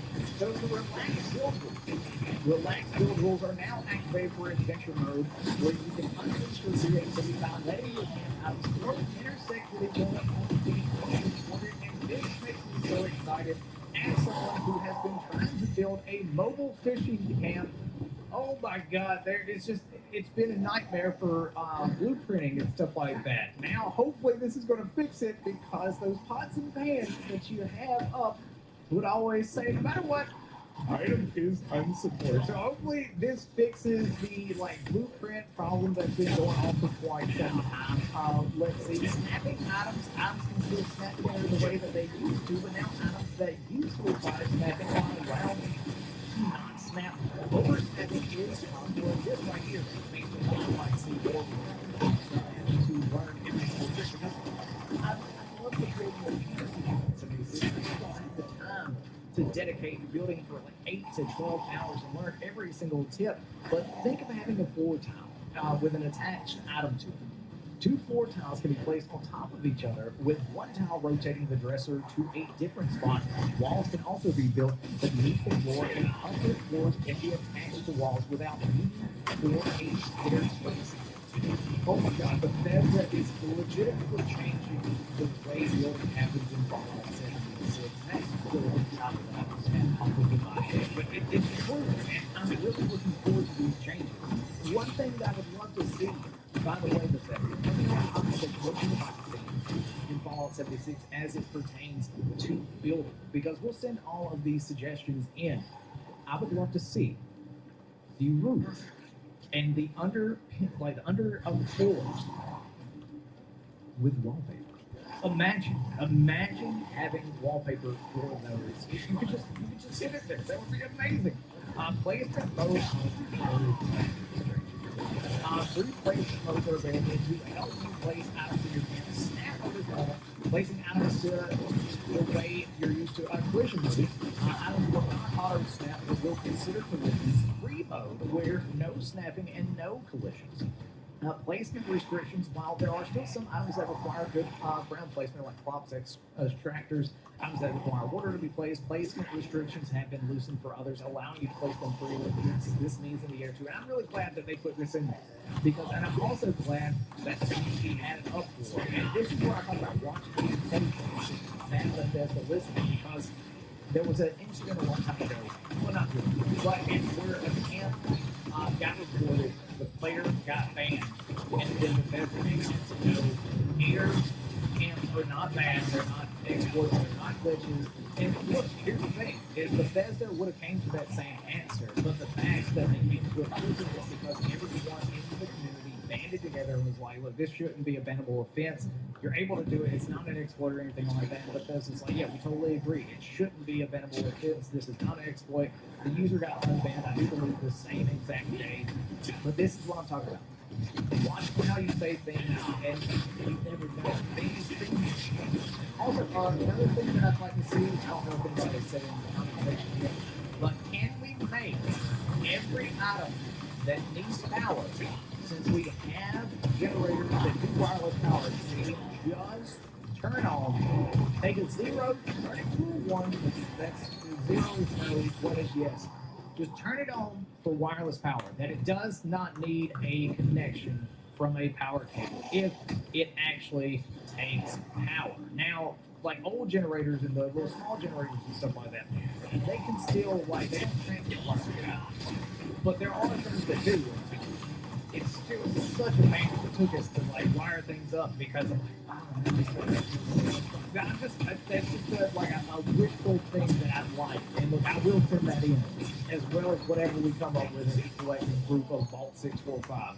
In the comment section below. Foundations, items that require foundation to be placed no longer have that requirement. Power cables can now be built even if the cable intersects with another object, which is absolutely amazing. Blueprints, no changes here in relation to how the build rules. You can still blueprint with intersected floating or installed objects in it. We expect that the laxing the rules on adventure mode servers are going to allow you to create some truly amazing camps, and we need your help pushing things through the minute insert. Top Gun. Workshop 2.0. Now, this is really cool with how they have everything structured in the menu. They're going to layer in the BTS and introduce a history category with new recent blueprint stores, kind of like how we have right now. But this is how they're going to right now, at least on first day 1 of the BTS being out for folks. This is how they're going to do it. But if we don't like how these are done, or we think it could be done in a different way with different thoughts, they do say let them know how we are feeling once we utilize the new UI. And I do like this for the simple fact that we have like decorations and stuff like that, and we do have like we can say like cool, stuff. It's really nice to me at least to see how these are done. Search for stuff. I will tell you, I did not see a search menu, like search feature in here. That is something that I would very much like to see in search where I can find flushing. We'll see how bad of a flushing problem I have. The Atomic Shop, I love flushing. I'm about to be 38 years old. I don't know why I like flushing. But it is what it is. I was outside of it again. I didn't really have a lot of toys. Maybe that's it. I don't know. I have to talk to a shrink or something like that. I have to go to a shrink first to have that conversation. Modified menu. Edit mode. Use this when you want to. Pick up and move items. Scrap and store items. Then you've already got. Also, there's another thing I forgot about until just now. I'm very excited about. Very excited about it. It's at the tail end of it. Wallpapers. You want to change the look of the walls. You can add wallpapers. You can change wallpapers. Locks. You can still do the same thing with the same way. There are some known issues where you can't place and destroy objects right now. The blueprint budget bar is missing. Placement error isn't clear. Sometimes it's still there, even when the issue is fixed. Some icons are missing in the variance panel. Jumping bug. Jumping may be disabled while on the build, but once you're out of it, everything's fine. And I don't know about you, but sometimes when I jump here,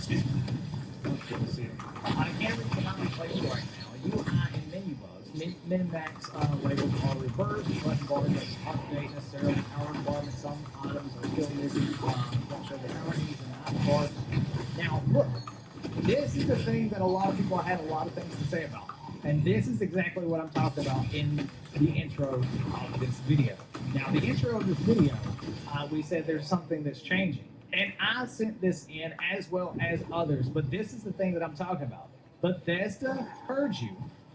Bethesda listens.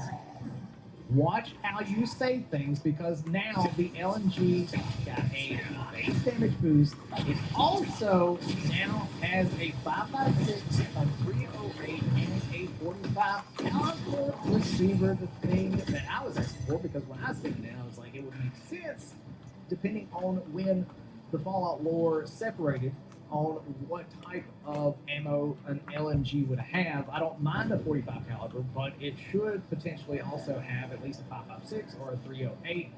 And we don't want to really create new ammo, so those would be my options for it. And look, a lot of people agree with this, because at what, 5.56, 308, 45. Remember, it's about how you think. Criticism is great. Criticism is amazing. Please, if you ever feel a certain way about YouTube content or the love of God, please help. Just do it in, like, you don't have to be nice about it. You don't have to, like, tiptoe, like, around bushes or anything like that. Just don't be a dick. You know, like, don't be a jackwagon. That's basically what I'm saying. Just, what is it? Don't be a dick. Do you put the A so it's DVD? Yeah, DVD. Don't be a dick. You know, but like, I'm super excited for this. And the 308 is going to give you more damage, slower fire rate, 45 higher fire rate with a lower damage, but the 5.56 is the base straight line bit of it. This is an exciting thing as well. Caravans now are going to maximum go 7 minutes to complete. They are not going to fix the issue with admin. But it's now going to complete. So you don't have to worry you're going to get stuck. It's 7 minutes. That's the longest it's going to run. And now Caravans will reward all players the same number of supplies regardless who started it. And you know the thing that I keep talking about always about, hey, Bethesda, if you just utilize the mods that I use every day on PC for quality of life and give it to everybody, I would never have to mod Fallout 76 for quality of life things. This is another one, because we've had this for a while on PC, the ability to, yes, you can now protect your favorite items by locking them. Lock your favorite items to protect them from accidental sale, scrap, or trade. Oh my god. I am straight off the bat, putting a lock on my power armor helmet.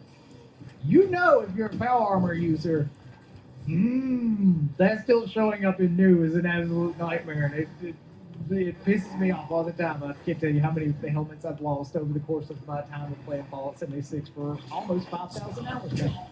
It's terrible. It sucks. But this is going to get locked. It's going to get locked. I'll unlock it when it's time to put my power armor away or something like that, or put it on the chassis. Yeah. Right. Just keep it on the chassis. But yeah, so let me know your thoughts in the comment section below. I will be live here in just a little bit, going over the BTS, going over some of these changes. I've got some meat on the grill right now. I'm doing a pork belly, so I don't want to go live just yet because I still have all of that going. But y'all, thank you so much for taking time out of your busy day to check this video out. Thank you so much to the channel members for the continued support. Y'all have a great wonderful day out there in the wasteland. Peace. Hey, fellow footballers, inside the turtle, and a new secret has just been discovered. Where we are outside of Lucky Hole Mine, and I will show you that. If you don't want to know, you want to go there yourself and figure out, you need to not forget that until you go there. And no, it's not about the old thing, but that was always there. There is something happening. Cultists are doing something. Is it a hint for the new content? So, some of you may not know about the old secret, so let me show you where you need to go. So, entering the Lucky Hole Mine. If you never was there before, you may not know what's in there. Otherwise, you know exactly what secret lies in there. That's the cultist headquarters. Now we are heading for the secret chamber deep inside. I will not be taking shortcuts with any of the closed doors in case you cannot lockpick. But there is a pathway without lockpicking any doors. So we're taking a pathway without lockpicking any doors. The Lucky Hole Mine itself was used in the past a lot for farming for the land. And yes, there are cultists, a lot of cultists that just clear them out, so there will be no problem. Oh, I didn't fully clear them out. I mostly cleared them out. So we are heading in, continue into the mine. Continue into the mines on the bottom. On the bottom here, continue with the tunnel. And soon, there, you see, that's a hidden pathway. When you enter, okay, when we are, if you get lost, I will sidetrack a little. When we are entering, though, this is an altar, and cultists can speak us in here. And then the sideway path flows to the right. On this turn, there's a little bit circular bush. You need to get through it. That's a hidden passage. That's the hidden passage number 1. This hidden passage leads to like a secret experiment they are doing. In here, there is workbench, and that was always in here. There is a loot trap, there is serious stuff out equals fun. Some of you may think that's it. You found a hidden room. No, it's not the hidden room. You need a hidden room inside a hidden room. So here, when we are exiting, you see those? Looks like a wall. It's not a wall. Okay, let me sidetrack it again. So that's where we enter, to the left. But we now go through that, through those bushes. And we are in. And we are in the second hidden tunnel. We are entering the final room with the interloper. There is the final room with the interloper. There's 3 cultists that are already cleared. Normally, do you see what's different? Okay, if you don't see what's different, I have 2 screenshots so you can see side by side what is changing, but maybe you already see. This is a screenshot from my old video when I was showcasing the farm for the land. I didn't actually took a good screenshot back then of the interloper, so that's what I have. I should have. I wasn't expecting I would need them. But pay attention here. Interloper, empty space, nothing in here. They are giving it blood, some kind of a ritual to bring it to life. It's like cultist god, interloper. Now, today, that's today. Do you see those baskets? Those baskets everywhere. There is a basket, there are baskets, there are baskets. Okay. Before the update, nothing in here. Just the jars. After the update, jars still there, still the skeletons, but lots of baskets on top of that. So what is going on here? What is going on with those baskets with fish? Those baskets are with fish. They are feeding the interloper fish now. They switch and doing something new. Is that like a hint for a new content? Interloper seems to be, not sure if it's actually growing or not, but it's on a new diet. Interloper is on a new diet. There are still those skeletons there for a while. There's the bubblehead, yes, it spawns here. Baskets of fish. 1, 2, 3, 4, 5 baskets with fish is being fed into the interloper. I was looking around, but I don't see any other major changes outside of those baskets. I switch off my people light. That's the natural lighting in here. That's the interloper. That's the interloper being fed with fish. Now, is that a hint for a new content? Will that be related to this deep underground boss? Will that be something? If you will find any notes, any new notes that you notice are not like before in the Lucky Hole Mine, definitely let me know. That's what we found so far. And huge thanks to Riley Hardy for letting me know, and all of us know. I didn't found it myself. I wasn't even thinking about going there, but I do read your comments as much as I can, and I found this one today when I wake up, and I went to investigate. So there is something happening. There is something happening. And you may say that's nothing, but I think it's a hint. something gonna happen. Something gonna happen. They wouldn't be intentionally putting all the fish around Interloper just out of random. Developers wouldn't do that. I don't think that would be random. 5 baskets of fish, that cannot be random. That cannot be random. Let me know what you think. Thank you all for watching, and see you all in the next one. Now, am I doing good damage? I started super late. Am I doing...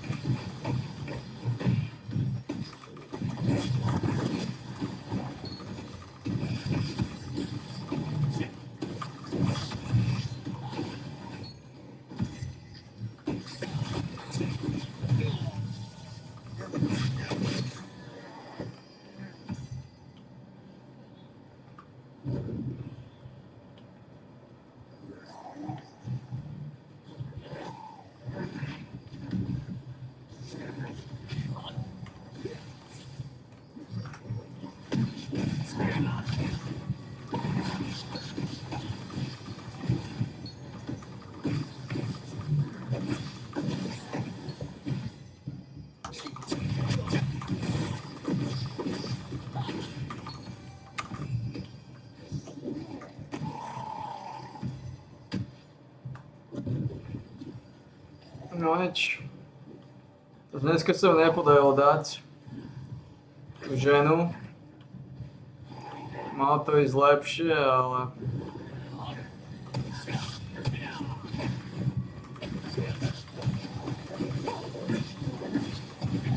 Mohli sme to teoreticky dať.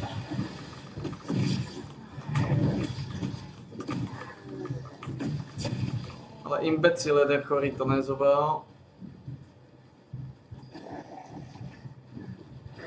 Čo zošrtovalo všetko.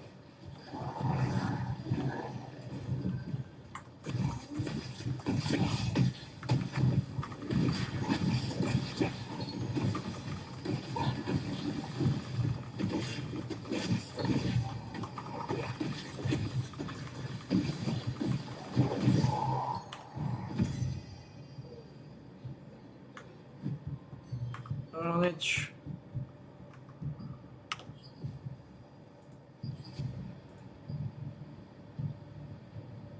A to ide dnu len...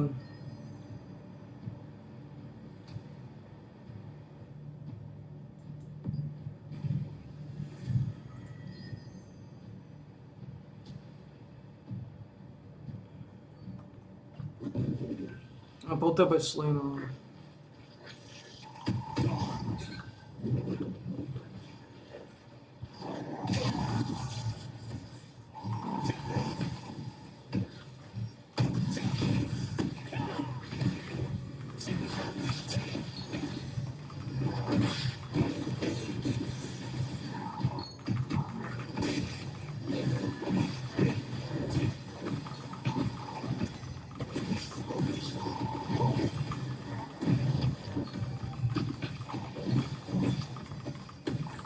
Strašne veľa času som strátil s tým druhým dungeonom, tam to boli hodiny srčkovania, ktoré to posrali.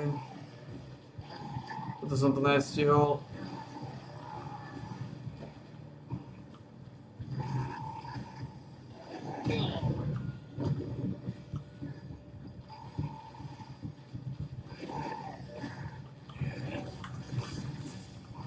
Záda sa pokračuje v tom mnisi. Dneska to zavalíme.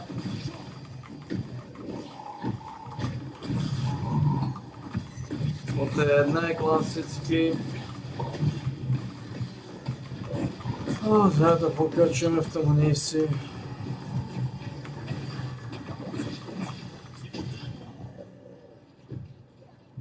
Tu budem potrebovať nejaké lízaly ešte.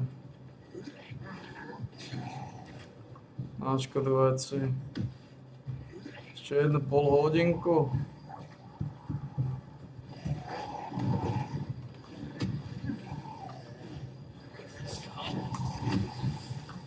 Alebo to vylízať.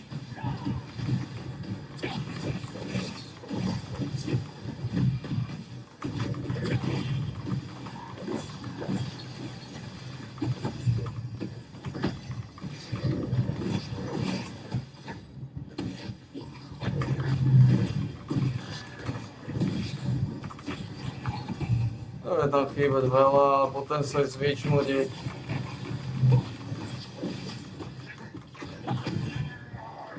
Ako nechýba mi veľa, problém, že potrebujem čmudiť. Lebo extrémne popíjam. A ich to dokončíme na jedného sväzáka. Máme si ešte jednu polhodinku. Najmenej.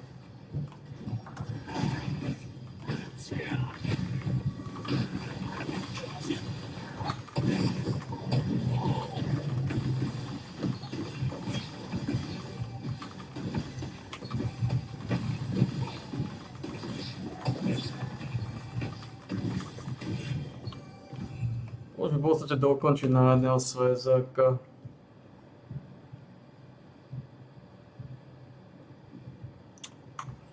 Dá sa to z teoretickej roviny, hej. Akurát, že veľa prepadne.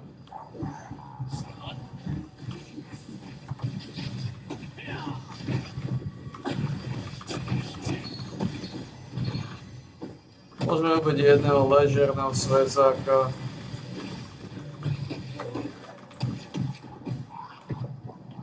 Alebo sa na to vykadiť, skúsiť to pučnúť. Mám 3 minúty, to nepučnem. To bude chcieť sväzák ešte jeden. Dobre, dám toto a idem sa vyčmudiť. To aj tak bude chcieť ešte jednu polhodinku.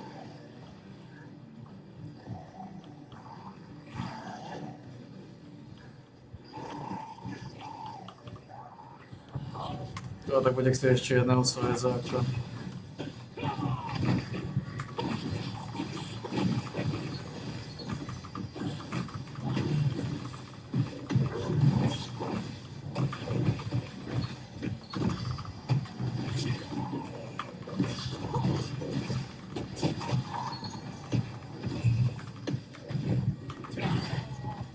To bude chcieť ešte jedného sväzáka.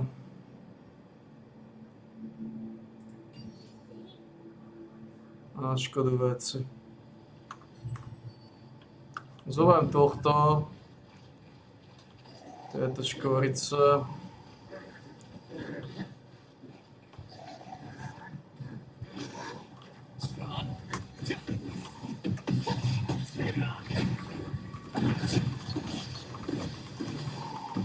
A tu už dorazím. Tu sú 2 minúty.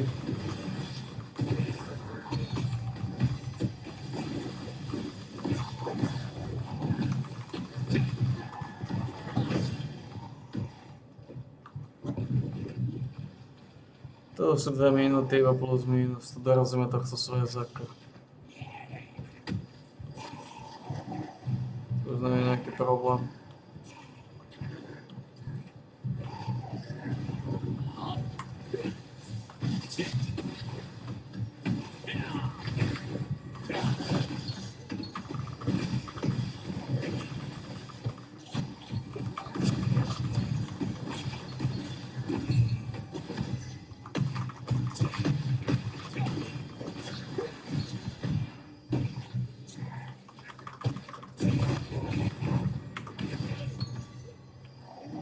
To sú trošku drsnejší sväzák, ale to dáme. A ďalšia polhodinka to fixne. Oj, trošku sme mali delay. Odpojilo ma.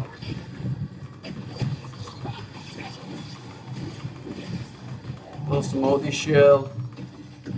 Keby ma neodpojilo, keby som odišiel, tak by som to pravdepodobne stihol.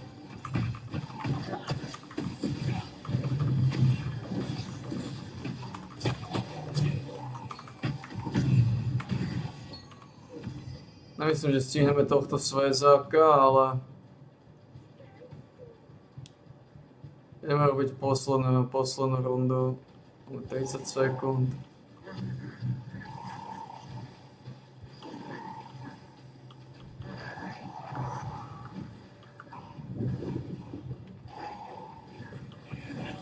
A posledný sväzok.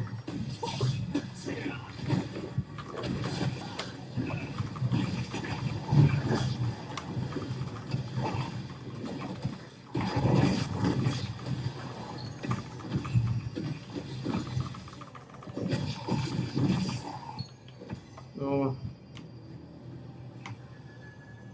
Mali sme tu jen sa vyčmudiť. Keby nejaké píkočky si zapamätajte, ja čmudím.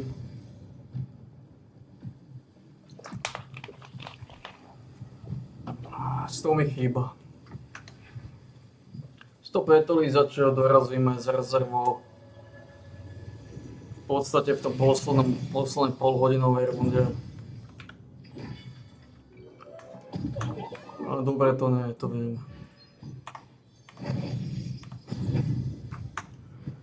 Pretože máme tu strašne veľa svezákov, znova strašne veľa svezákov. Vidíme tu koľko je týchto veľa.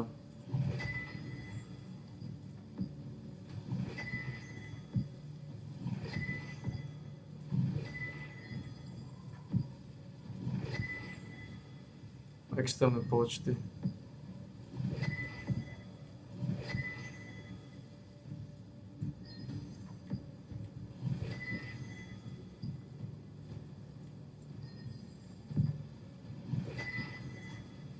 A toto je hotové. Máme strašne veľa týchto vecí, strašne veľa šrotov. Ale šrot vieme zúžitkovať, ale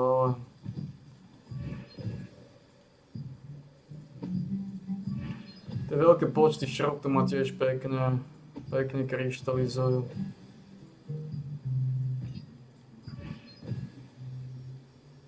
Veľké počty šrotových zámenov. Áno.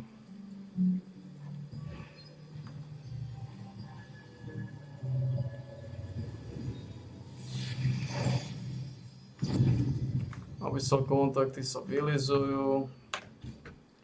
Máme 45, 53, 62, 62, 61, 58 regenerácie. Dneska sme nedokázali ísť všetky rundy.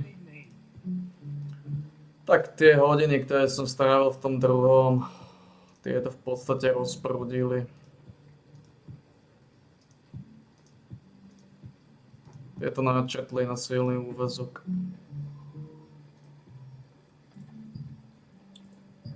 Ale ináč sme OK na to. Chcem sa vyčmudiť. Keby nejaké píkočky zapamätajte si, ja čmudím.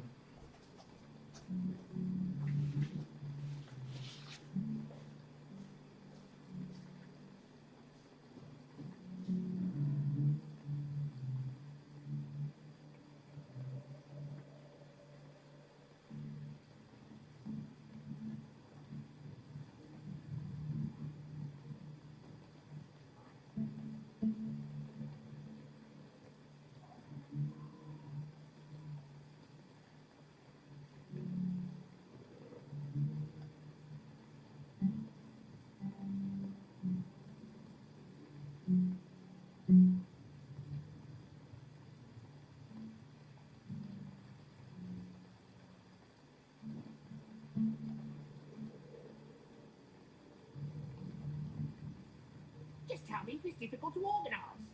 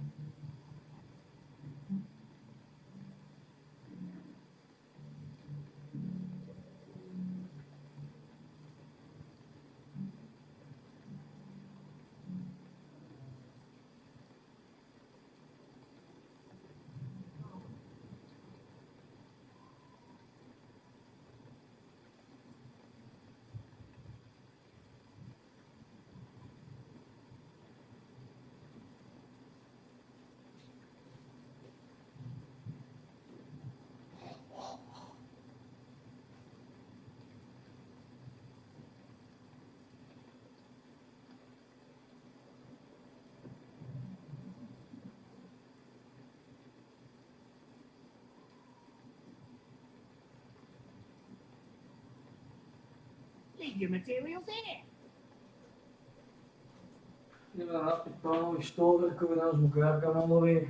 Dáme ešte pol hodinku posledného Štokerlíka.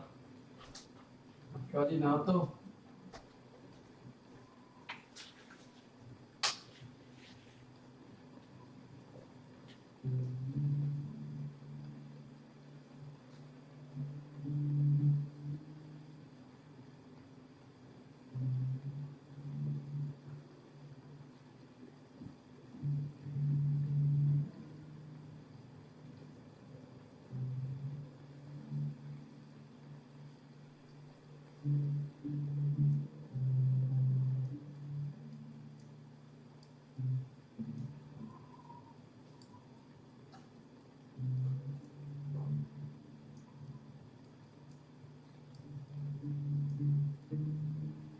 Leave your materials here.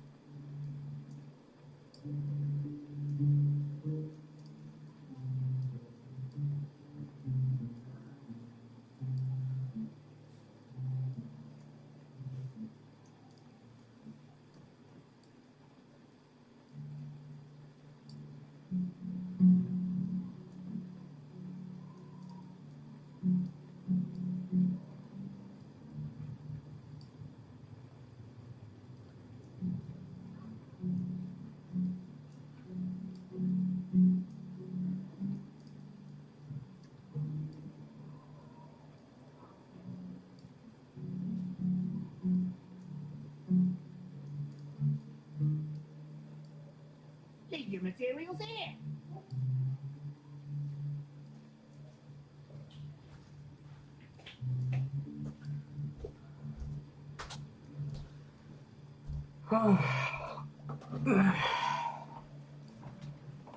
Poďme to doraziť. Poďme doraziť posledného Štokerlíka. Aký boss bude? Daj go.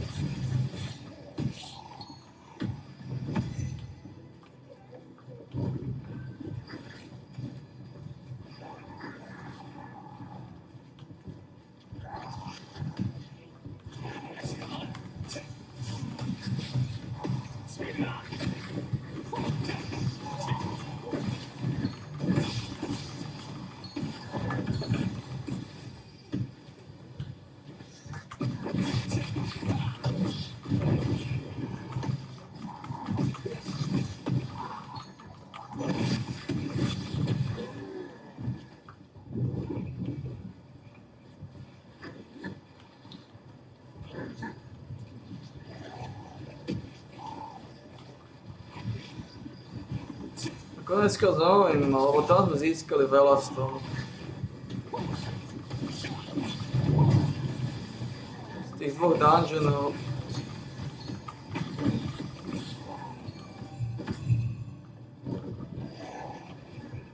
Z tých dvoch dungeonov sa vylízali extrémne počty.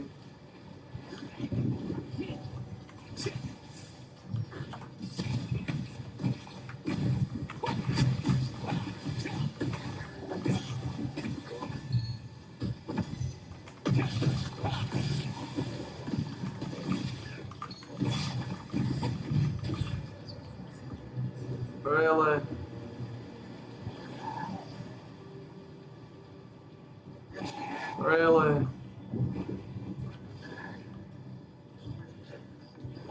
Fucking retard, man.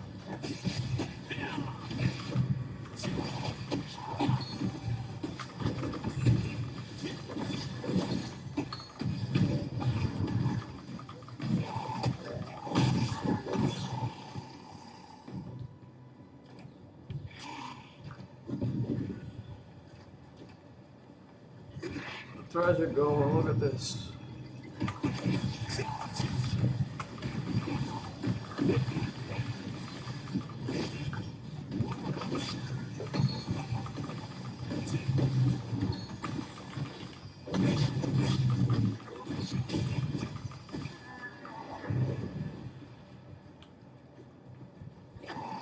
God damn it. Coco Donuts.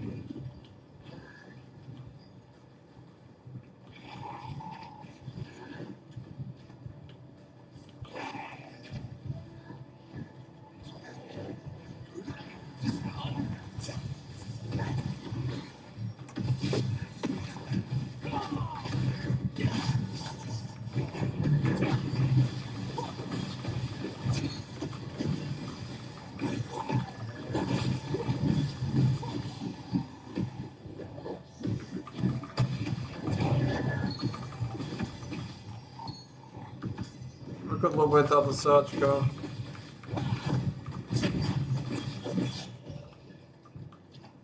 Ako dlho bude táto sáčka ešte? To nevyzerá, že tu niekto je, ale tak som stal nervózny.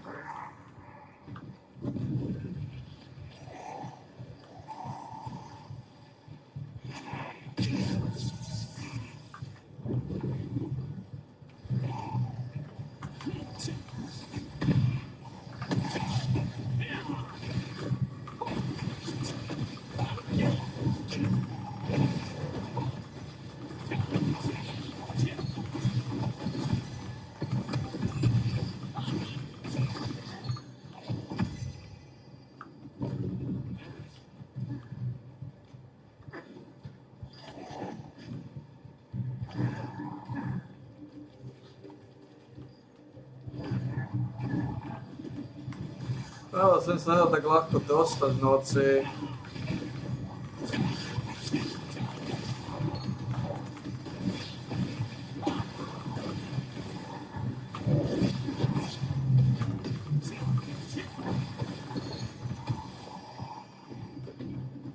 Teleporty vypnuté.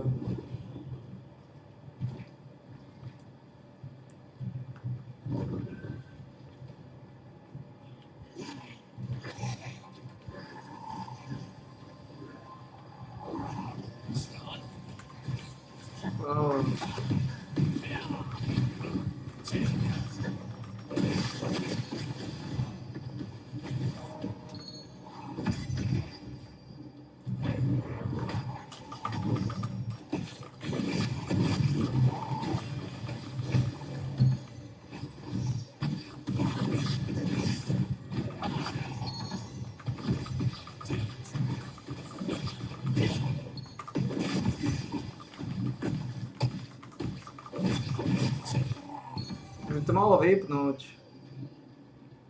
Jo, 4 minúty to vypne.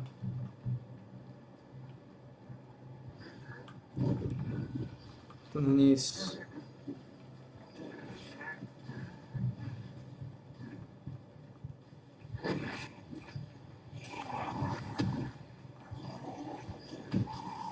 Čo je dole? Snáva nikto nedojde zabiť za 4 minúty.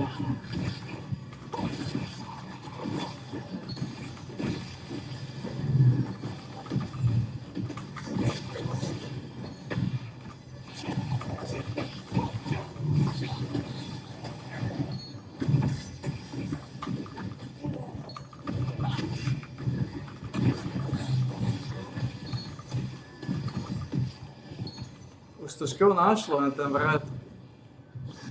Chýba jeden tank, to si robíš táčko, ale to našlo.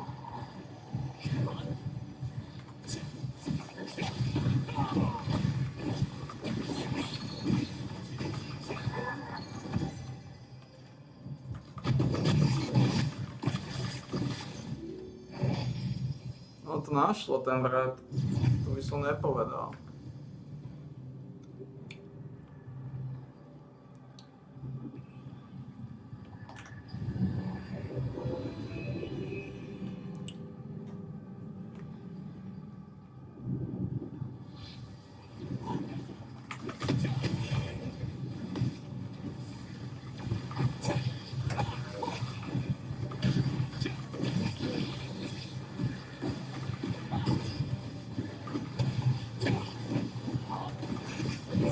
Piče, to tam zapnuté.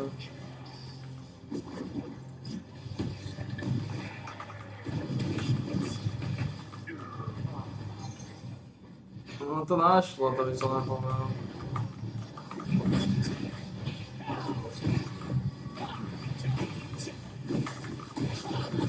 Boss sa nestíne. Boss spada.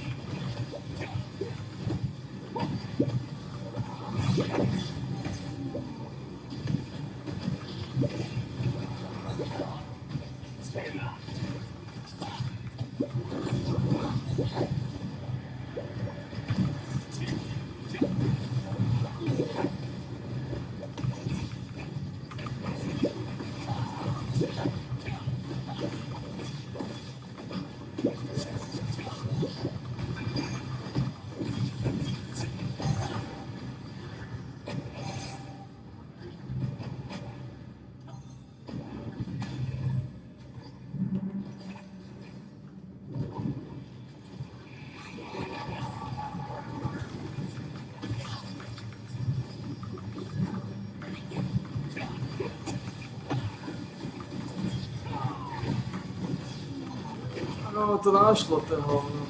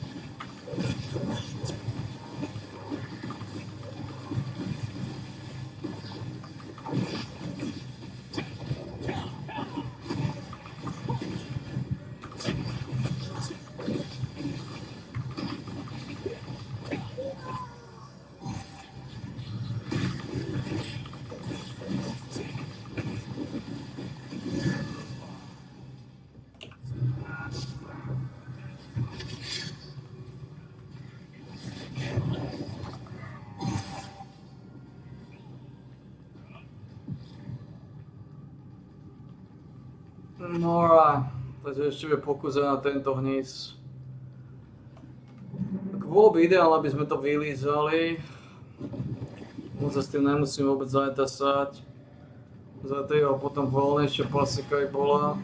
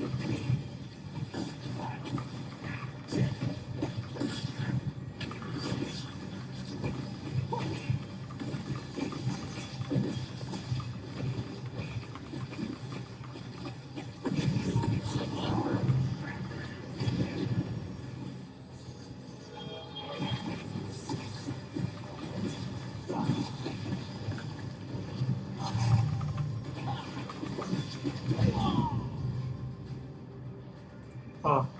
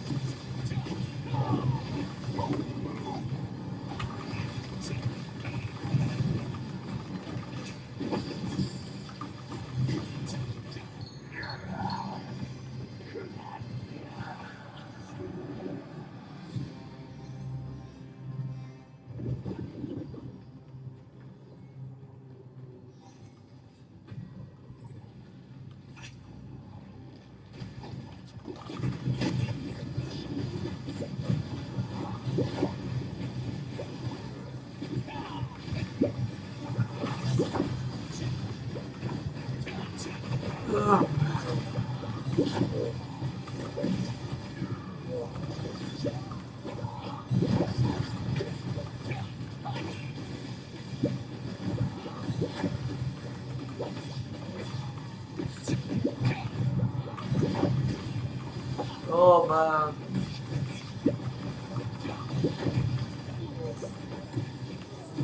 Koľko dostaneme z tohto? No, neviem. 5 snáď? Aspoň na to 48.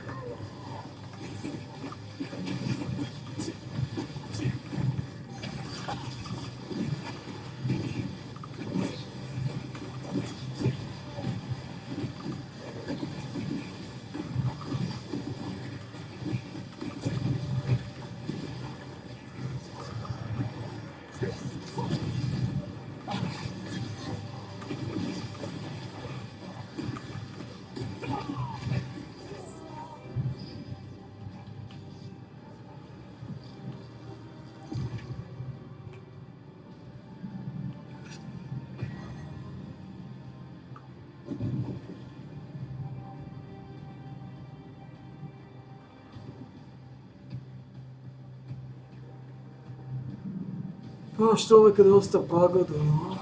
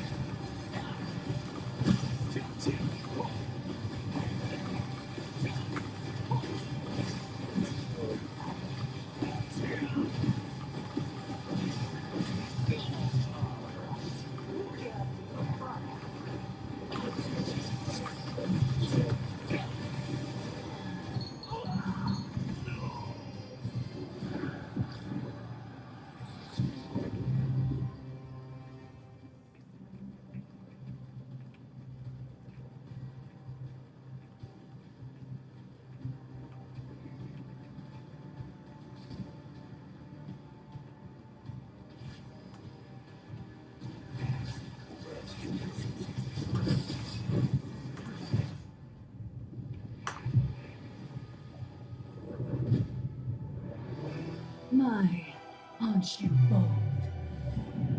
How dare you!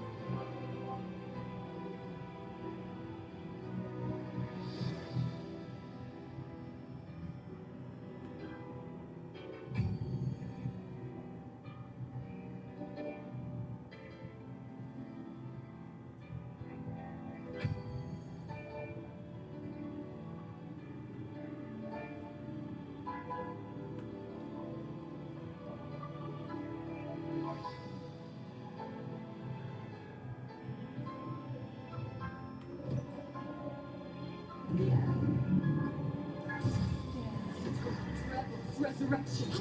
All around.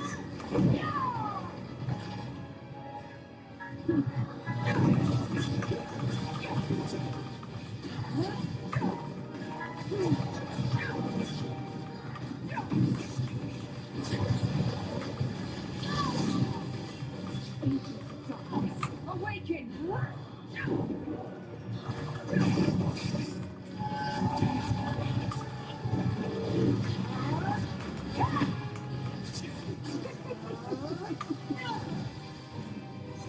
It's too late to run.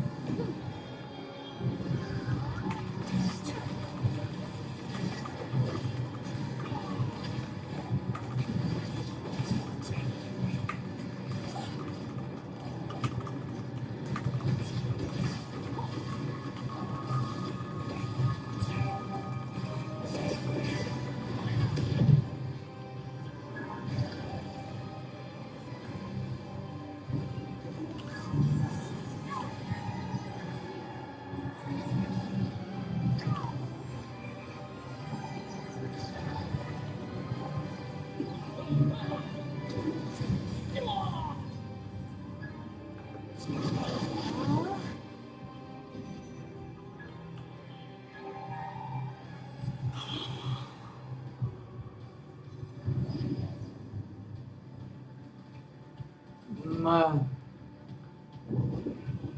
Nechám ako sa zbavím tých sračiek. Tie sračky mám stále, aj keď kliknem na kokoti portál.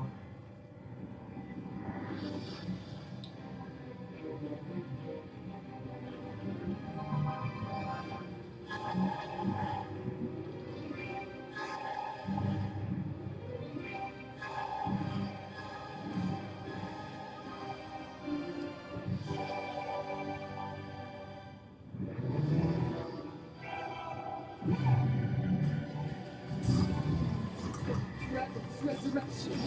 All around.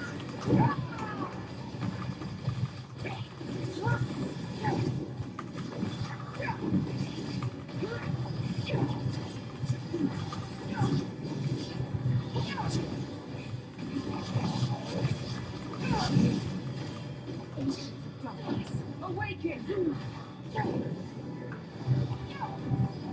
It's too late to run.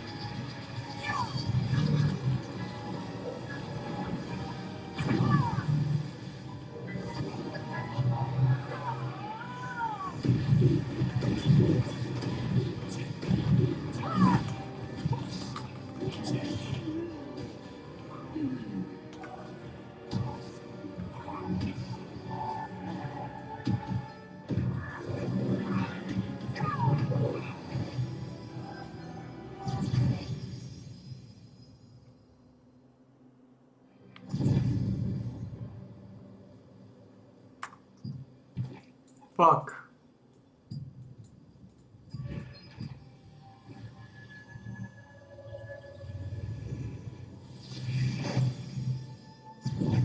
If you want to use the breeze line, please take the lift. If you're in the resistance, it's free.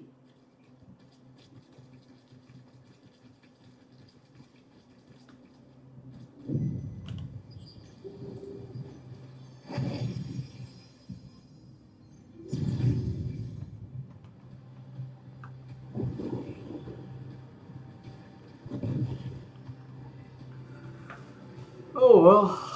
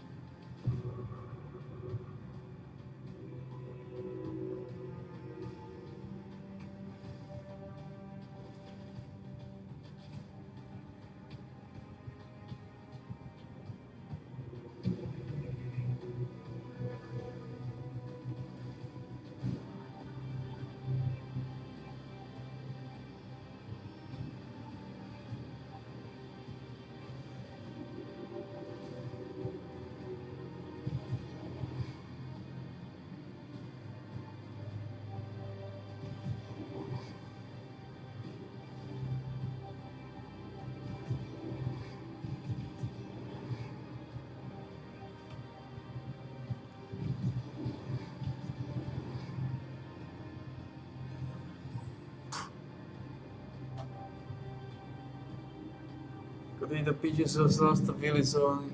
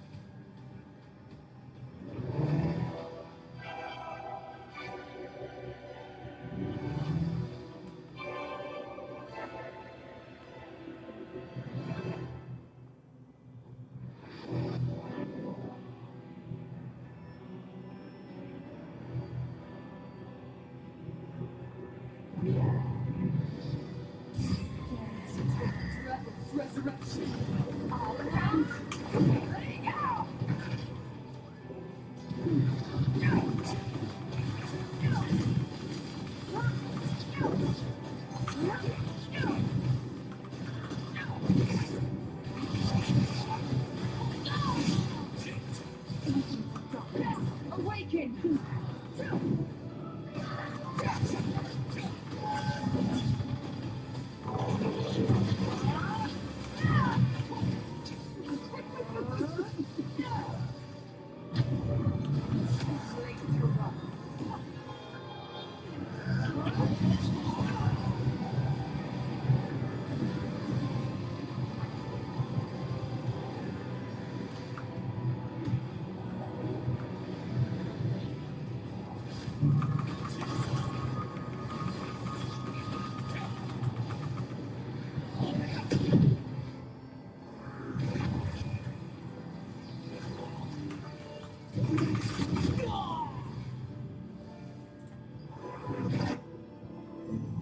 No ne.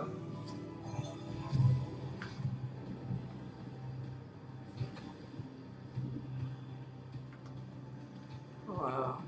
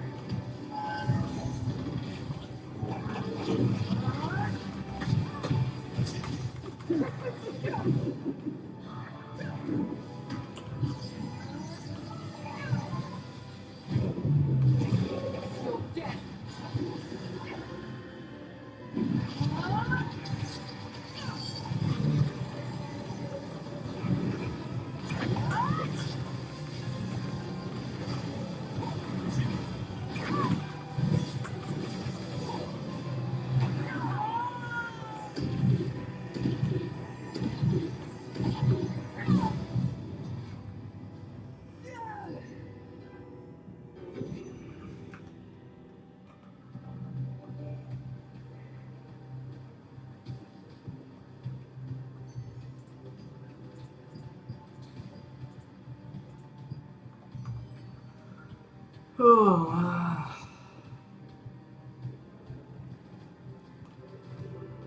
a shitstorm.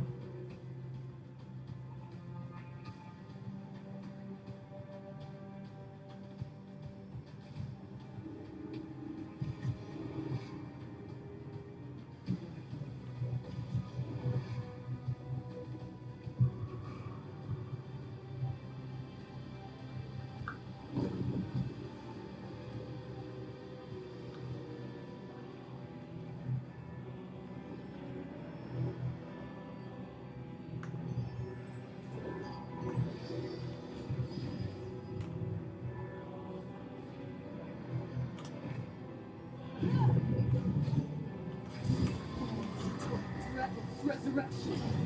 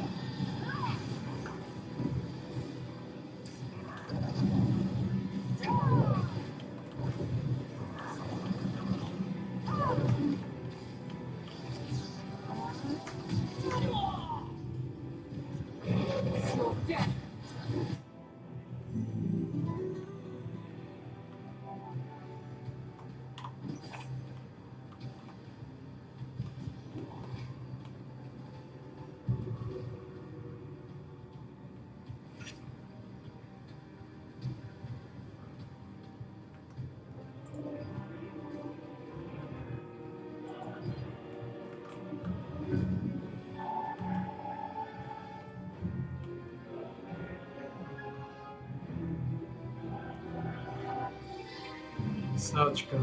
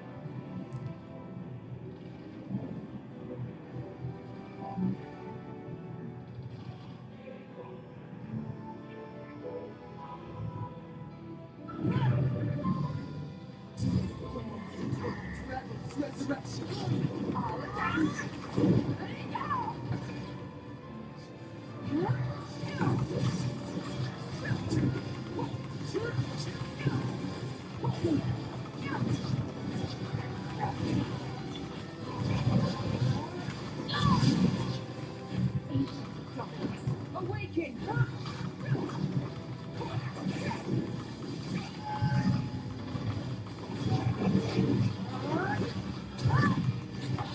It's too late to run.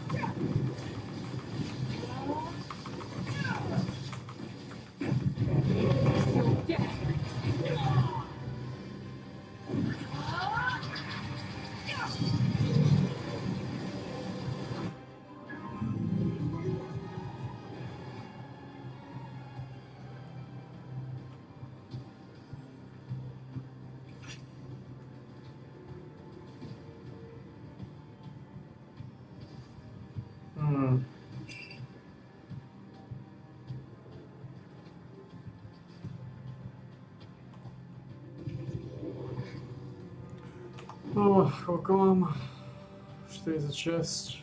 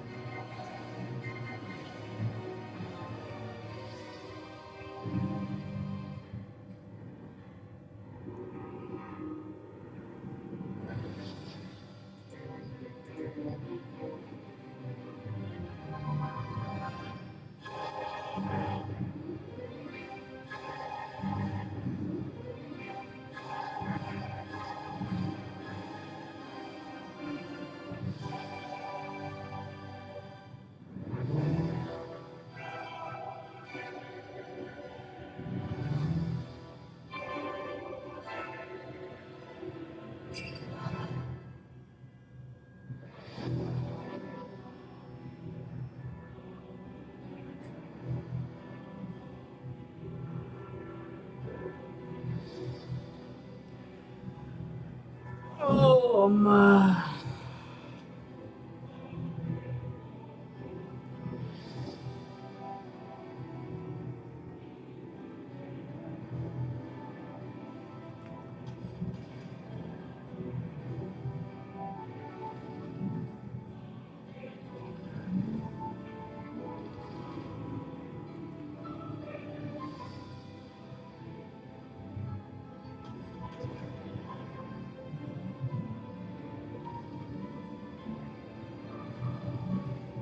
Odkiaľ toto? Čo je to za sračku?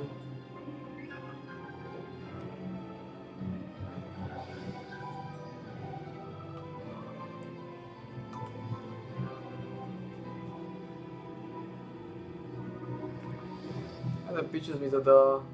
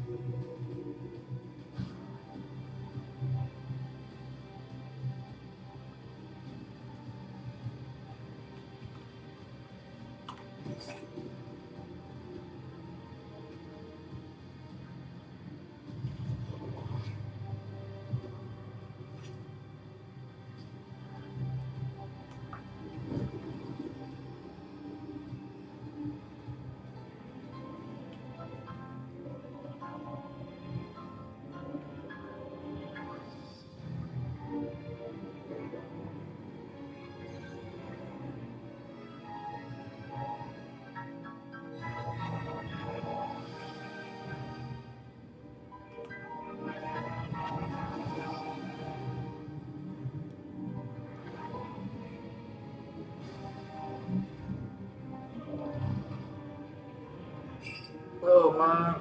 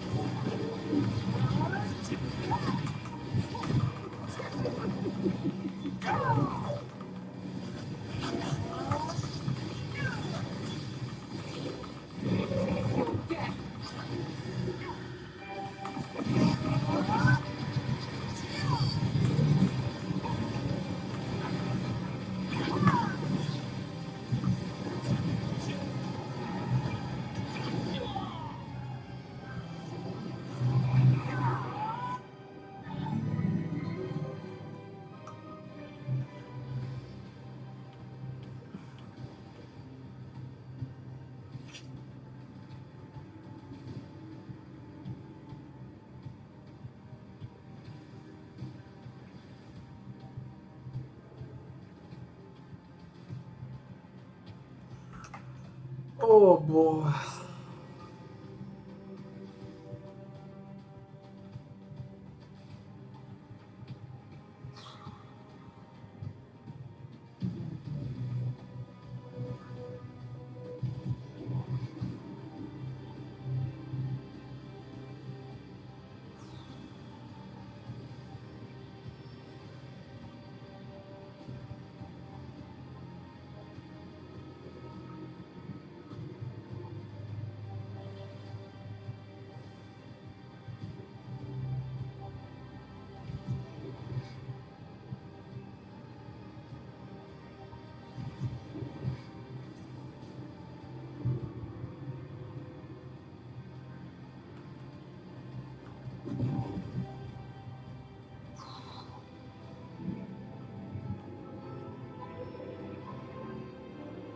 No, 10 stekov to stopne, to znamená, až to dáme na 10 stekov.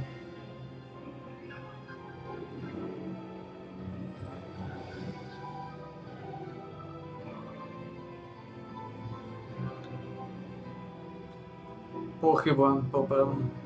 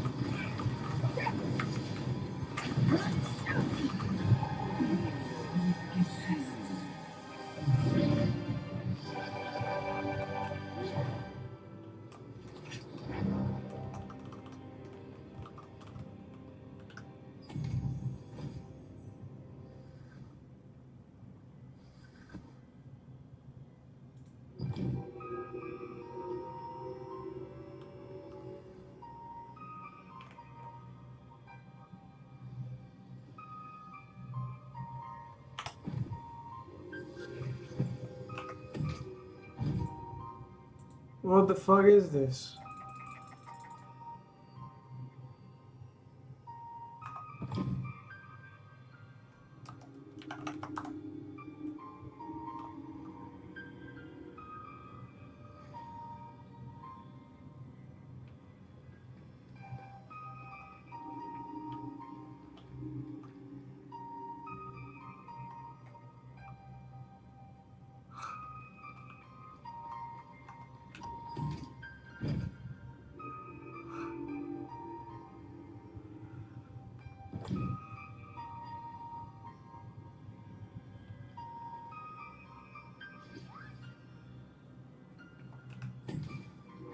Are you fucking kidding me, man? Are you fucking kidding me, man?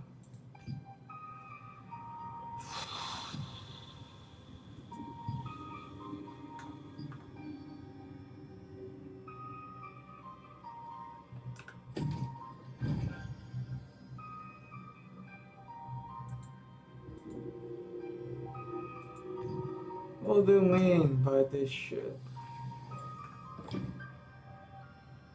God, fuck.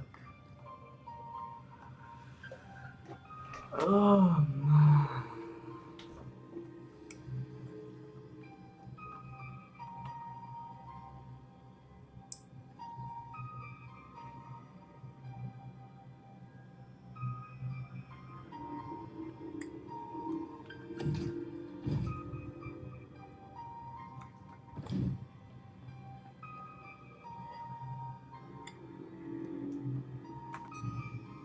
What do you mean, you retards?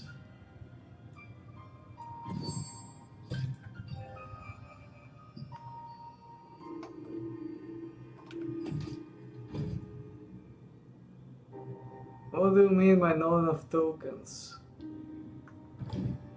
Are you serious?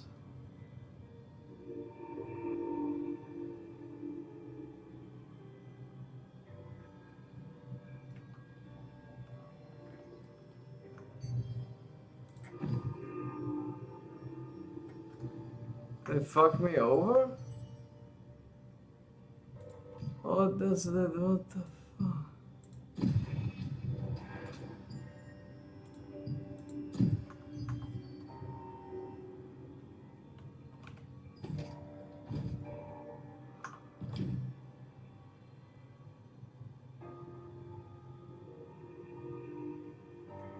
Oh man, what a shitstorm this is. Som sa trápil s týmto hneď som úplne zbytočný.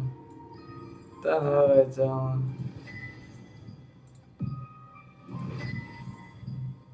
Not enough tokens podľa nich.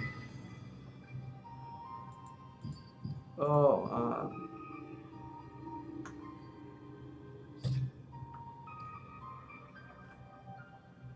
Not enough tokens. Man. What?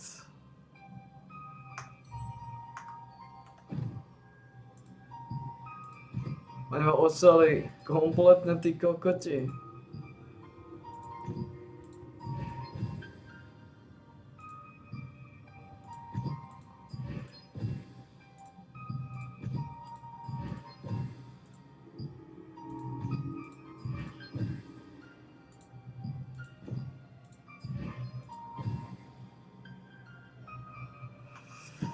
Oni ma osali asi kompletne.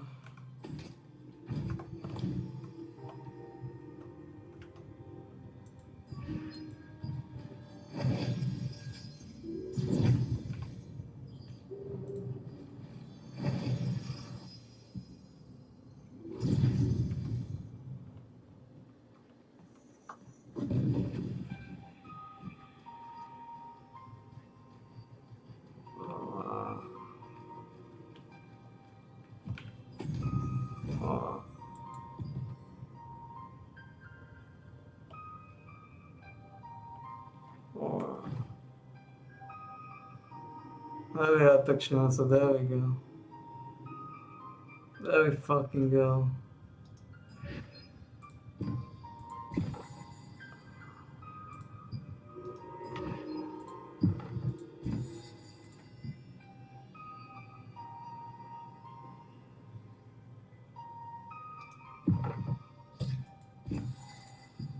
APT is heavy attack chance, so there we go. Zase sa zablislo tuto. 58.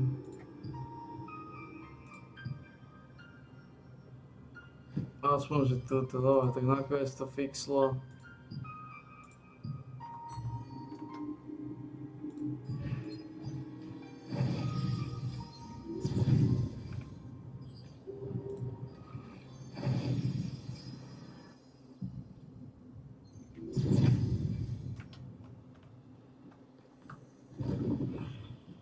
Dobre, to rozbijeme.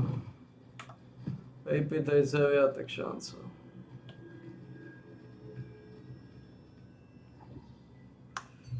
To je dobré. To má cenu. Takže toto sa blíslo. Myslím si, že veľmi dobré.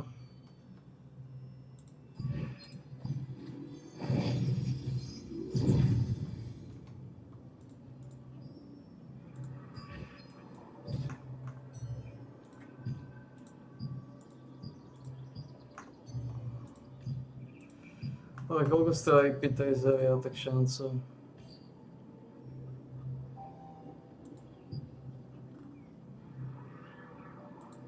Not much, but good enough, good enough.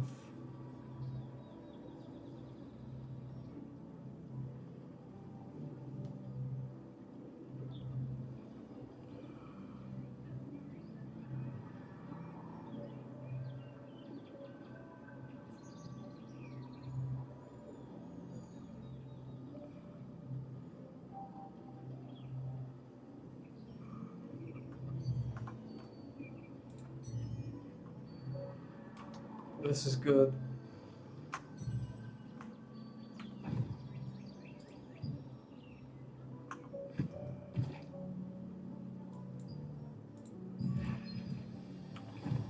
Pripýtaj si viac, tak šancu sa zabádať. Takže tento týždeň sme dali nejaké pantofle, to sa predá. It's raining. You have something to leave with me. Hand it over already.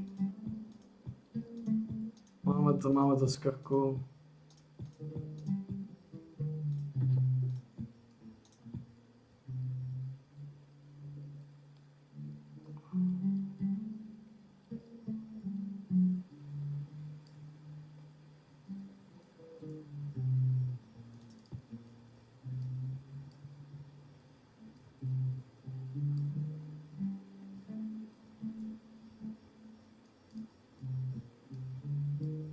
Vypitej z heviatek šancov. To znamená...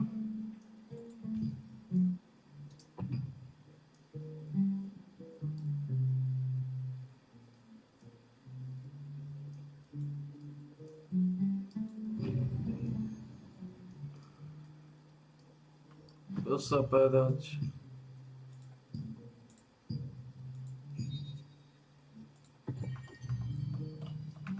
You had something to leave with me. Hand it over already.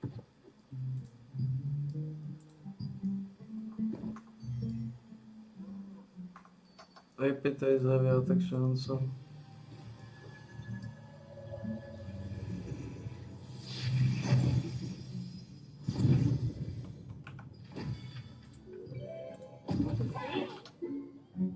Veľmi dobre. To sa dá pekne zúžitkovať.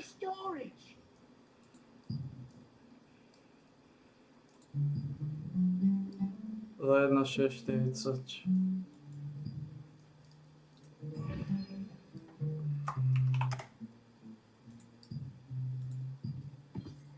Jedna 6,40 zatiaľ. Uvidíme za koľko to vylížeme, ale toto vylížeme.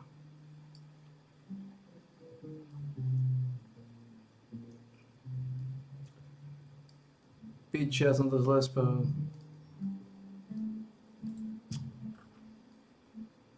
Ja sice nie.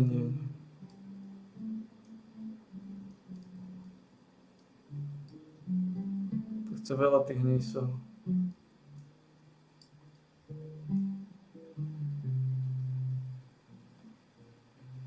A tak není isté, že by som to predal. Leave your materials here.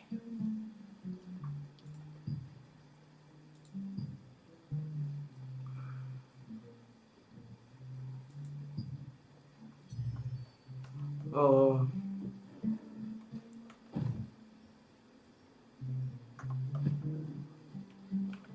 You had something to leave with me. Hand it over already.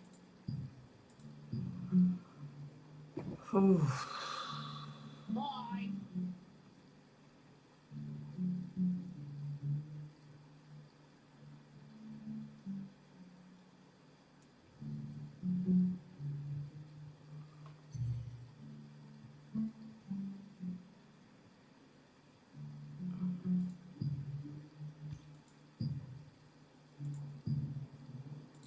Uvidíme. Ale dole môže byť toto išlo.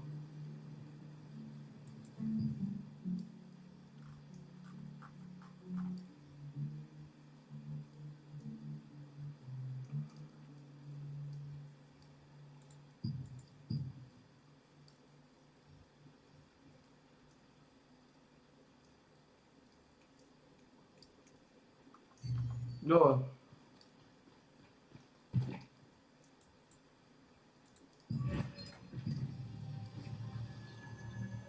Dole to zabaviť.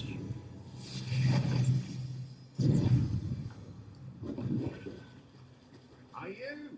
Check out this view. Reliable? It is my favorite customer. Got a mountain of contracts. Rain can't stop us. Utočil som 100 extrakčných stónov.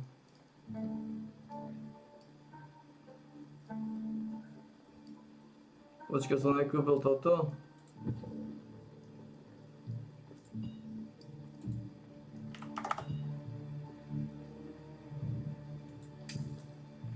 No.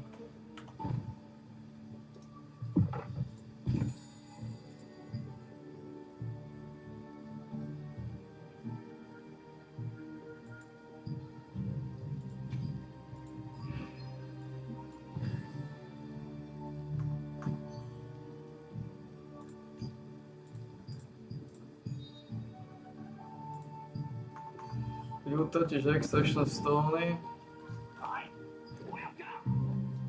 Potrebuješ získať náspäť extračné stóny.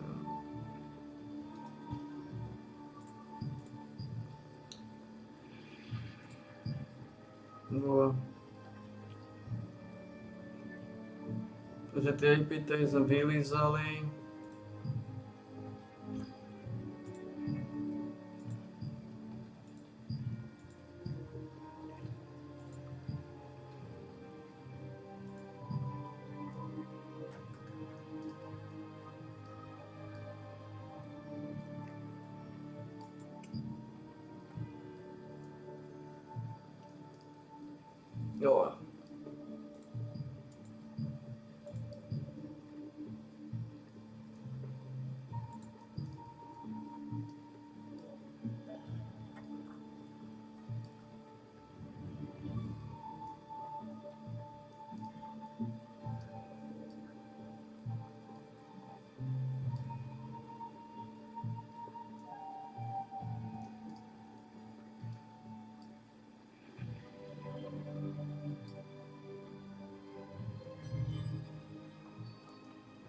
Malo by to byť OK.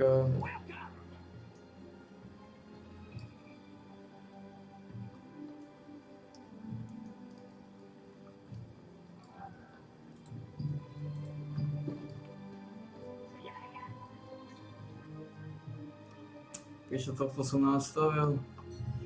No nič, balím.